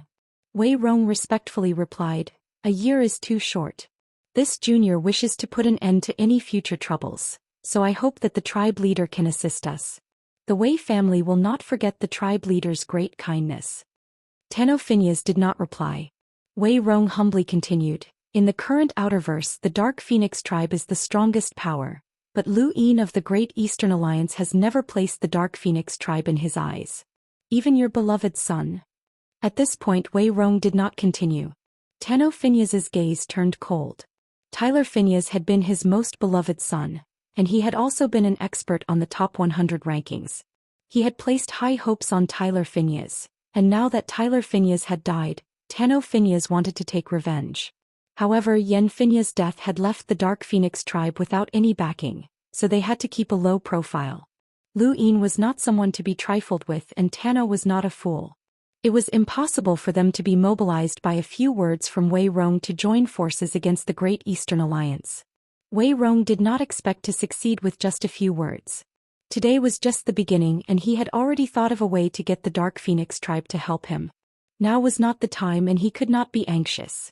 Just as Wei Rong was about to bid farewell and leave, his gadget beeped. He glanced at it and suddenly stood up, his face pale. Impossible. Tenno Phineas frowned and looked at Wei Rong. Wei Rong immediately opened his screen and ignored Tenno Phineas. He shouted, think of a way to stop the Great Eastern Alliance. I'm going to look for the Hall of Honor. Tenno Phineas looked at the screen and saw that a great battle was taking place. The background of the battle was actually the Wei family's ancestral planet in Armament Weave. Wei Rong bowed to Tenno Phineas. Family head, Lu Yin has ignored the Hall of Honor's orders and started a war on his own when the border is in danger. He has no regard for the safety of the Outerverse. This is truly detestable. Tenno Phineas was delighted. The Great Eastern Alliance has invaded your Wei family's ancestral planet? Wei Rong's expression turned ugly. Yes.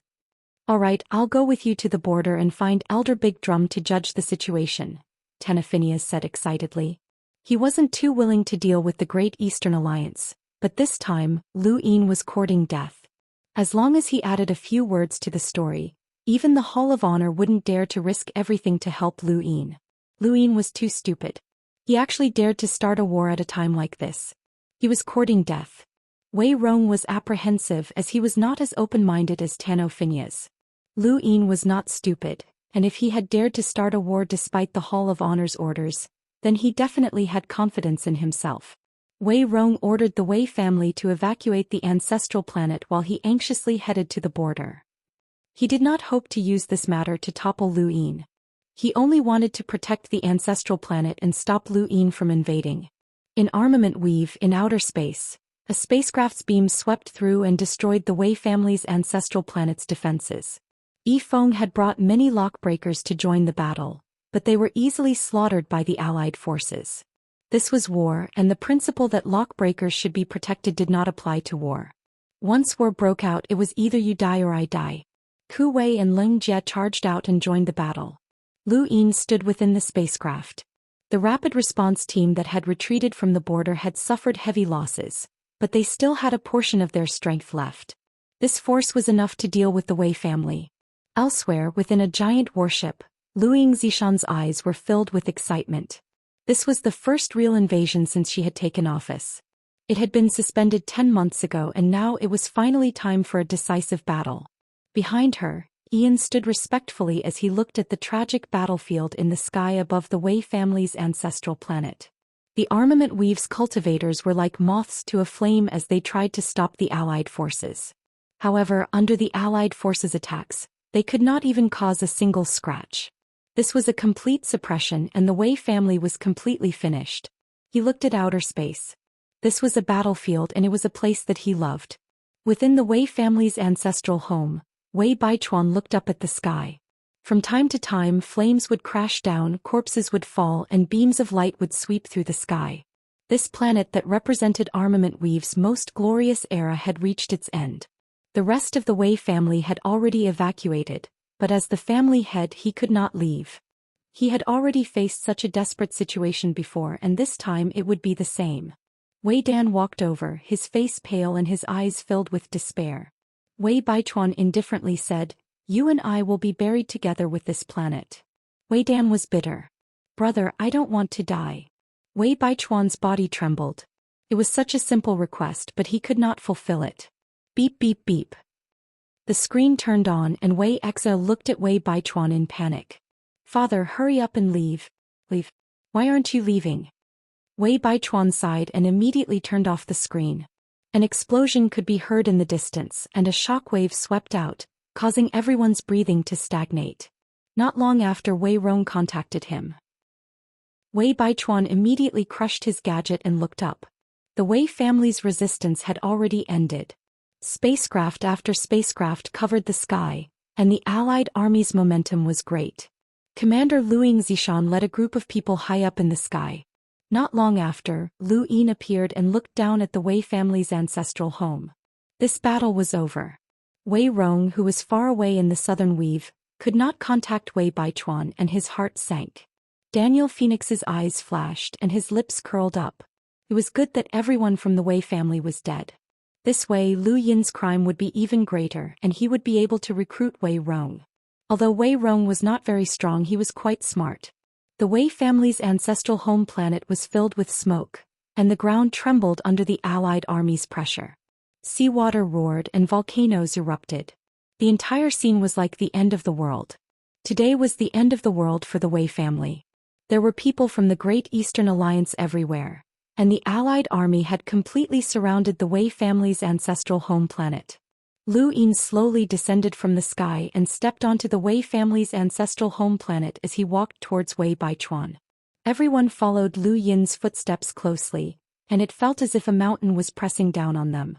Wei Dan's face was pale and he looked at Lu Yin in fear. This was the youth who had crushed the Wei family, and Lu Yin's appearance had been deeply imprinted into the minds of all the Wei family members. It had become a nightmare for them. Wei Baichuan walked past Wei Dan and looked at Lu Yin. There was no fear in his eyes, only loneliness. Lu Yin stood 3 meters away from Wei Baichuan. Just like Wei Baichuan, Lu Yin was not afraid, nor was he complacent. This outcome was within his expectations, and it had been delayed by 10 months due to various circumstances. Otherwise, things would have reached this stage long ago. The Wei family had only survived for 10 months. Chapter 858. Alliance Master Lu, it's been a long time, Wei Baichuan said calmly. Wei Dan's body trembled as he truly did not want to die. Lu Yin looked at Wei Baichuan curiously. Wei family head, why aren't you escaping? Wei Baichuan sneered. Escape? So that you can toy with me like a mouse? So that I can be your bait? How dare you? Countless people shouted and the sound waves shook the planet, nearly scaring Wei Dan to death. Lu Yin clasped his hands behind his back as he felt a headache coming on. He had not surrounded the Wei family's ancestral planet from the very beginning because he wanted to use them as bait to lure out the rest of the Wei family. These people could also be used as an excuse to declare war on certain people, and he would attack whoever took them in. The Wei family was good at forming alliances and they had too many connections. Lu Yin wanted to turn the Wei family into a poison for the various powers of the Outerverse. However, the Wei family was indeed smart, especially the Wei family head. This was the biggest bait, but he had not escaped. Alliance Master Lu, if you want to kill us, then kill us, Wei Baichuan barked coldly as he looked up at the sky. Lu Yin waved his hand, and some people stepped forward to capture Wei Baichuan and Wei Dan before sending them to a spacecraft. He had no plans of killing Wei Baichuan as a dead person was worthless. Wei Rong had left himself and the entire Wei family with a last resort, and that was loyalty. He had shown Lu Yin hope of subduing him, which was Wei Rong's true trump card. Lu Yin was indeed tempted. Wei Rong might not have a bottom line or a sense of righteousness, but he was very smart and unscrupulous. Lu Yin needed someone like this to be his vanguard and help him expand his territory. Killing Wei Baichuan was of no value to Lu Yin, but he would also lose all hope of subduing Wei Rong. It was not worth it. Wei Baichuan was in Lu Yin's hands, and it all depended on how Wei Rong wanted to save him. The first step should be to force Lu Yin to not use Wei Baichuan as a hostage. Lu Yin smiled as he had his own bottom line. He did not like using his father's life to threaten his son. This was the Wei family's ancestral planet. Lu Yin looked around as he stepped into the Wei family's ancestral home. This was the first Weave War that he had started, and it was very memorable. In Glory Cliff District, Wei Rong met Elder Big Drum with Tan Phineas leading the way. When Wei Rong saw Elder Big Drum, he immediately knelt down and whined, "Elder, please uphold justice." Elder Big Drum was startled and looked at Daniel Phineas. Who is this? Although Elder Big Drum had forcefully conscripted Wei Rong to join the border war and had also transferred Wei Rong from the Dark Phoenix Cliff District to the Big Wood Cliff District, he had never seen Wei Rong before, nor did he care about him. He's Wei Rong, a member of Armament Weave's Wei family. He's also the one who proposed the first counterattack plan at the border. Elder Big Drum remembered the last sentence. Although the counterattack plan had been reported by Lu Yin had said that the people who had proposed it were Wei Rong and Xianxia. So you are Wei Rong. What's the matter? Elder Daegu asked curiously as he asked Wei Rong to stand up. Wei Rong did not get up and he lamented, "The Hall of Honor has decreed that the Outerverse is not allowed to go to war for a year, but someone has started a Weave War. Elder, please uphold justice." Elder Daegu was enraged. Who is so bold? You dare start a war? It's Lu Yin's Great Eastern Alliance, Wei Rong hurriedly said. Elder Big Drum's brows rose. Lu Yin. Daniel Phineas said, "Elder, Lu Yin led the Great Eastern Alliance's coalition army into the Wei family's ancestral planet and exterminated the Wei family. He has completely occupied Armament Weave and the war should be over by now." Elder Big Drum's eyes narrowed and he seemed to be thinking about something. Wei Rong looked at Daniel Phineas. Daniel Phineas said, "Elder, Lu Yin has disregarded the Hall of Honor's orders and the border's safety. He has started a war on his own accord and is wasting our internal strength. This is truly detestable. Elder, please uphold justice and restore peace to the Outerverse. Elder, please uphold justice. The blood of the countless guardians at the border has yet to dry," Wei Rong lamented. "Just you wait." Elder Big Drum took a step forward and disappeared into the void. He was going to look for Master Yuan. Lu Yin's status was not to be underestimated, and he could not casually handle this matter. Master Yuan remained at the border, guarding against any attacks from the Sixth Mainland. Elder Big Drum's arrival seemed to be within his expectations. Elder Big Drum explained his intentions. Master Yuan replied, "I want to see Lu Yin's honor points." Elder Big Drum's expression changed and he seemed to have thought of something. He immediately checked and found that they were no longer on the Blackstone continent and the signal could still be used. Elder Big Drum quickly saw Lu Yin's honor points and exclaimed, 15 points. Master Yuan replied, "This kid is very smart. I gave him 3 points to raise his honor points to 14 in order to prevent him from starting a war. However, this kid actually knew that 15 points would allow him to start a war even if the Hall of Honor intervened, so he intentionally exchanged for 1 point. But the 15 points privilege doesn't apply during the Astral Realm War, and the border is currently in danger." Elder Big Drum paused before he could finish speaking. If there was still a war at the border, then this privilege would naturally be ineffective, and everyone would have to work for the border. However, the border was currently at peace and the border was only on guard and had not actually started a war. Thus this privilege was still effective. Master Yuan replied, "Go back. There's no need to worry about this anymore." Elder Big Drum sighed and left. He was disgusted with Lu Yin's actions but he could not interfere. After leaving Master Yuan's office, Elder Big Drum contacted Elder Lohar and explained the situation. Elder Lohar smiled bitterly. "I already knew about it. He specifically asked me and I confirmed that he could start a war.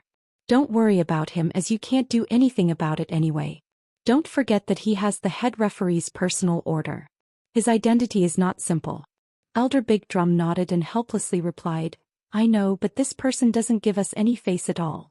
He started a war so soon after leaving the border. How will others view our Hall of Honor?" Elder Lohar solemnly asked, "Do you know why Master Yuan went to the technocracy to investigate? Do you know where the Sixth Mainland's information came from? Do you know who provided the Innerverse information? It's this Lu Yin.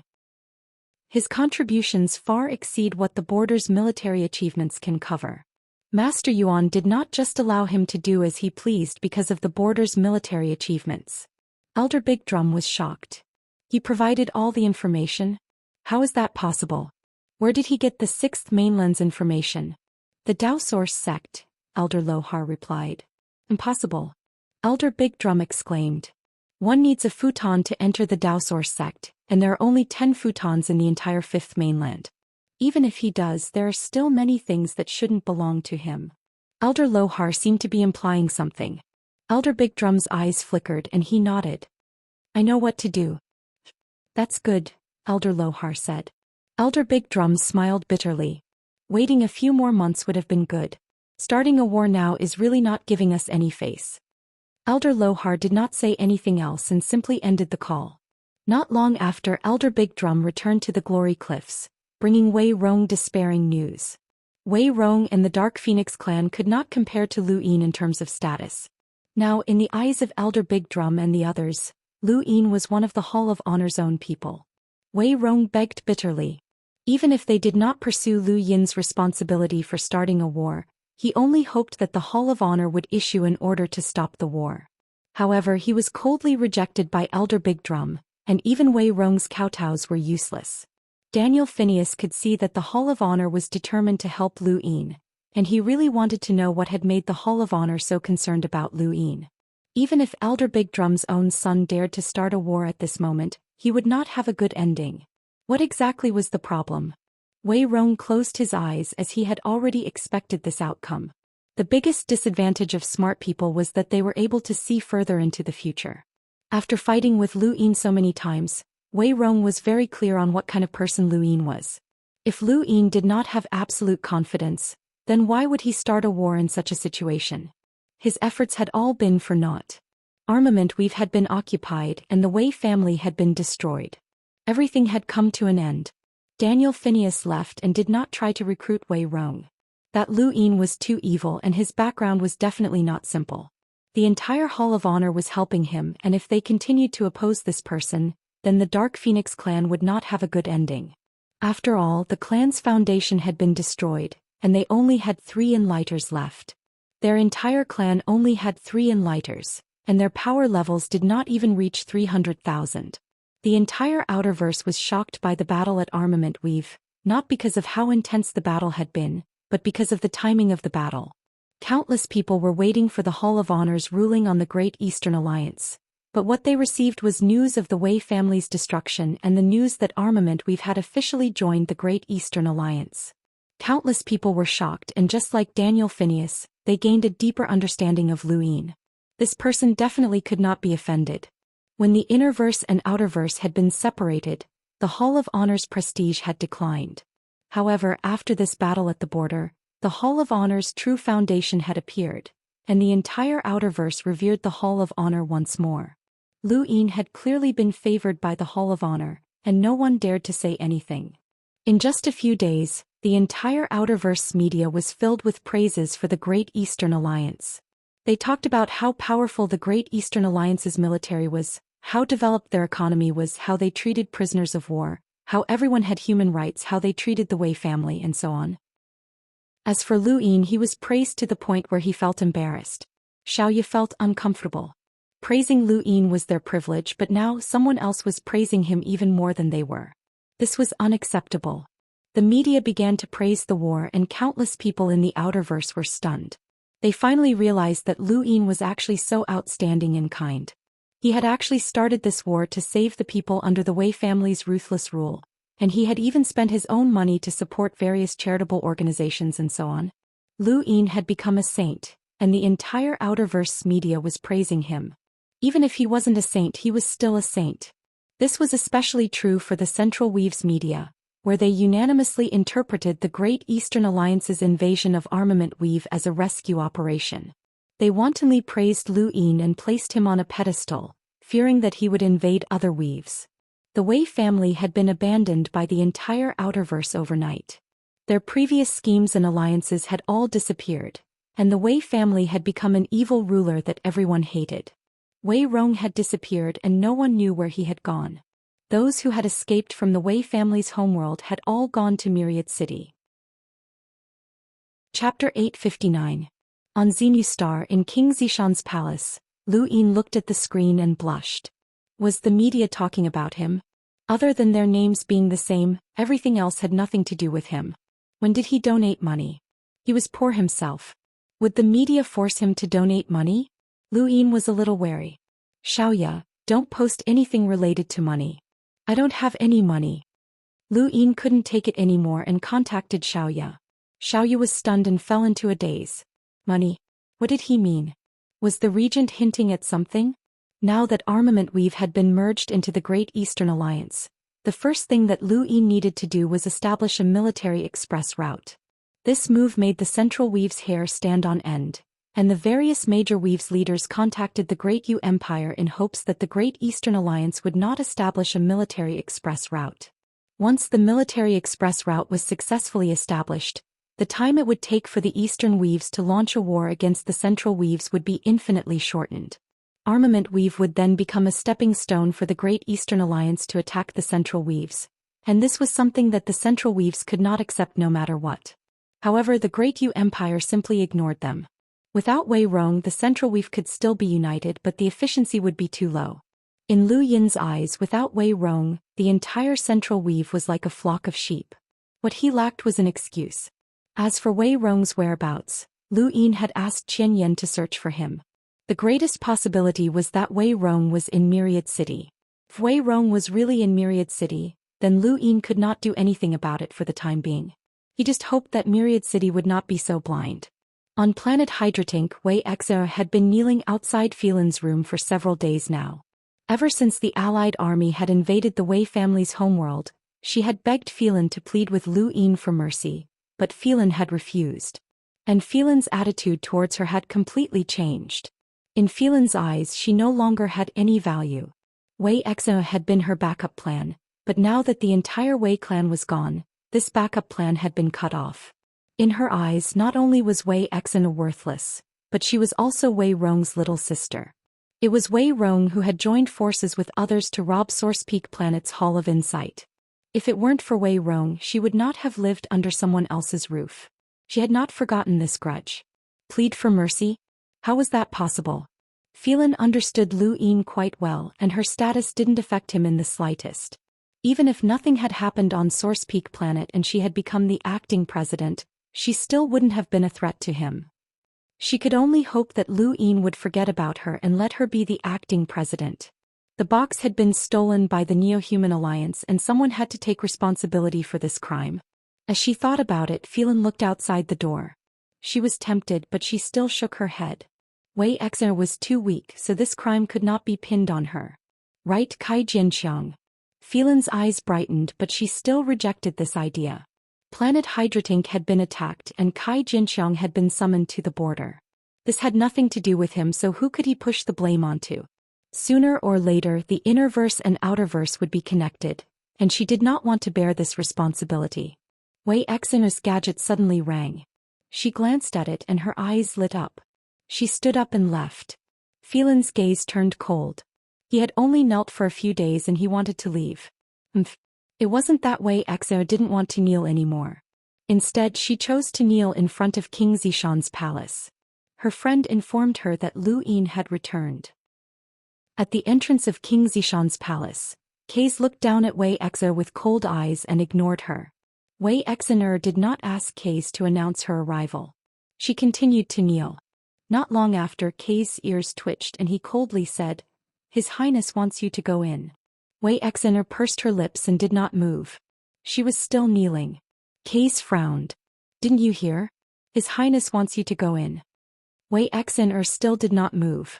Kaze snorted, turned around and entered the palace to report. 1 day, 2 days, 3 days passed and Wei Exer continued to kneel. On the 4th day, Lu Yin walked out. Kaze hurriedly bowed and retreated. "Do you like kneeling that much?" Lu Yin asked calmly. Wei Exer looked up, her face pale. She looked at Lu Yin pleadingly. "I beg you, let my father go. Let the Wei family go." Lu Yin laughed. "You're too naive. Do you know how much manpower and resources were used to start a war? Do you know how many people were sacrificed? If you ask me to let the Wei family go, how will I answer to those who died? How will I answer to the Great Eastern Alliance?" Wei Exer wept and continuously kowtowed. Her family had been destroyed and a young girl like her did not know what to do. This was the only thing she could do. I beg you, I beg you, I beg you, Lu Yin frowned. I'm already being very lenient by not killing anyone from the Wei family. Not only is your actions useless, but you're also embarrassing the Wei family and your brother Wei Rong. Wei Exer did not seem to hear him, and she continued to kowtow until her head bled and her body could not take it anymore. Lu Yin narrowed his eyes and said to Kaze, "Take her to Wei Baichuan." He then turned around and returned to the palace. Wei Exer's eyes were red, but she was still kowtowing. Kaze grabbed her. "Let's go and see Wei Baichuan." But then he realized that Wei Exer had already fainted. War was cruel, and the victors sang loudly while the losers cried. Wei Exer was just the tip of the iceberg. The war in Armament Weave and at the border had left many lonely families behind. Lu Yin would not be soft-hearted. If he had been the one who had lost, he would have suffered the same fate. He would never forget the experience of being turned into white meat. It was that experience that had changed his mindset. How could a person control their own fate if they did not reach the top? He not only wanted to control his own fate but also the fate of others. The more miserable Wei Exer was, the more determined he became. Lu Yin was not interested in what Wei Exer had said to Wei Baichuan, and he did not restrict her from seeing Wei Baichuan either. Wei Exer changed after meeting Wei Baichuan, and she no longer begged Lu Yin or Phelan. She calmed down and focused on learning lock-breaking. She also stopped contacting Wei Rong. From start to finish, Wei Rong did not contact Lu Yin at all. It was as if he had truly disappeared, and the people from the Great Eastern Alliance in Myriad City did not see him either. The Blitzkrieg had given the Great Eastern Alliance a stepping stone to invade a central weave. What they lacked was an excuse to attack. The first thing that came to Lu Yin's mind was an assassin organization, Aegis. Mafioso Planet's intelligence network had contributed greatly to the successful establishment of the Great Eastern Alliance. Everyone had their own shady dealings, and the leaders of these organizations had delegated many tasks that they could not do to their own assassins. Thus, the information provided by assassin organizations was very useful. Lu Yin suspected that the calamity that had targeted the Outerverse assassins had originated from the information provided by these assassin organizations. They had too much information that could not be revealed. Mafioso Planet only had information on the Eastern Weaves, so Aegis was the only organization that had information on the Central Weaves. It was time to have a chat with Star Fox. Lu Yin called Star Fox, and before long Star Fox's voice came through. "Alliance Master Lu." Lu Yin politely asked, "Brother Star Fox, why didn't I see you during the border war? There are 6 rocky districts at the border. I'm not as dazzling as Alliance Master Lu, so it's normal that no one paid attention to me. May I know why Alliance Master Lu is looking for me?" Star Fox asked, sounding somewhat cautious. The Great Eastern Alliance had destroyed the Wei family, and their momentum was at its peak. Lu Yin's background was incredible, so Star Fox had to be on guard. Lu Yin smiled. "It's nothing. I just met an old assassin in the Big Mayan district. He said that as long as I was willing, I could join Aegis' first management team at any time." Star Fox fell silent for a moment. "Wait a moment." Lu Yin waited for a while and took a sip of tea. Soon after, Star Fox contacted him. "Alliance Master Lu wants to join Aegis' first management team?" Lu Yin grunted in acknowledgement. Star Fox's tone was somewhat unpleasant and he felt uncomfortable. Ever since Aegis had been established, no one had ever joined the first management team. It had always been just the few of them. He did not know what Blackface was thinking, but he was actually willing to let this person join. "Alliance Master Lu, are you sure?" "Absolutely," Lu Yin replied. Star Fox's expression turned ugly. "If you want to join the first management team aside from our agreement, you also need to have made some contributions. Even if you can't reach the level required to establish Aegis, your contributions can't be too low. Can you do that, Alliance Master Lu?" Lu Yin knew that things would not be that simple. Aegis was the Outerverse's largest assassin organization and mercenary organization. It was a combination of spears and shields, and it was involved with countless powers. It was not easy to join the second management team, let alone the first management team. If it was that easy to reach the level required to establish Aegis, then Lu Yin would have established Aegis himself. "Does Alliance Master Lu still want to join?" Star Fox asked in a relaxed tone. This was a very harsh condition, and there weren't many people in the entire Outerverse who could produce such a contribution. Although Lu Yin was the Great Eastern Alliance's alliance leader and held great authority in the Eastern Weaves, and with the Hall of Honor's support he could even declare war on any power. Even so, it was still not easy for him to produce such a contribution. Star Fox did not wish for Lu Yin to join Aegis' first management team, not because of past conflicts, but because Lu Yin was too good at causing trouble and was too ambitious. Once he joined, it would be hard to say what would happen to Aegis in the future. Lu Yin thought about it for a moment and then helplessly said, "Let me think about it." Star Fox was pleased with himself. "All right, I'll wait for Alliance Master Lu's answer." He then ended the call. He had not rejected Lu Yin's offer, but the conditions were more or less the same. Although he did not understand why Blackface was willing to let Lu Yin join, he would not let him join so easily. Lu Yin put down his gadget and tapped the table with one hand. He had to join Aegis. Their intelligence network was a powerful weapon against the Central Weaves and even the Western Weaves, and it was also a shortcut. However, the contribution requirements were too great, and Lu Yin had to consider it carefully. Lu Yin was no longer as uncertain as he had been in the Outerverse in the past. After the Border War, he had dissected the entire Outerverse, and the hidden powerhouses had all revealed themselves. He could easily deal with anyone, including a colossus like Shamrock Enterprises. The first step was to join Aegis. Those old assassins were extremely powerful and it would not be easy to deal with them. Lu Yin had no choice but to join them. The sky darkened and Lu Yin walked into the manor's courtyard. He looked up and saw that 3 continents were surrounding him. Not far away, Zhou Ran was pruning the plants in distress. She did not know how to do it, so she could only learn. However, it was easy for her to forget what she had learned, which was very troublesome. "Your Highness, would you like some tea?" Zhou Ran asked expectantly when she saw Lu Yin arrive. The next chapter, General Appointment Stage, it was about to begin. Thank you, brothers, for your support. You're tuning in to the Zhou Xian's Legacy YouTube channel. Don't forget to subscribe and join us on this journey to catch the most captivating stories.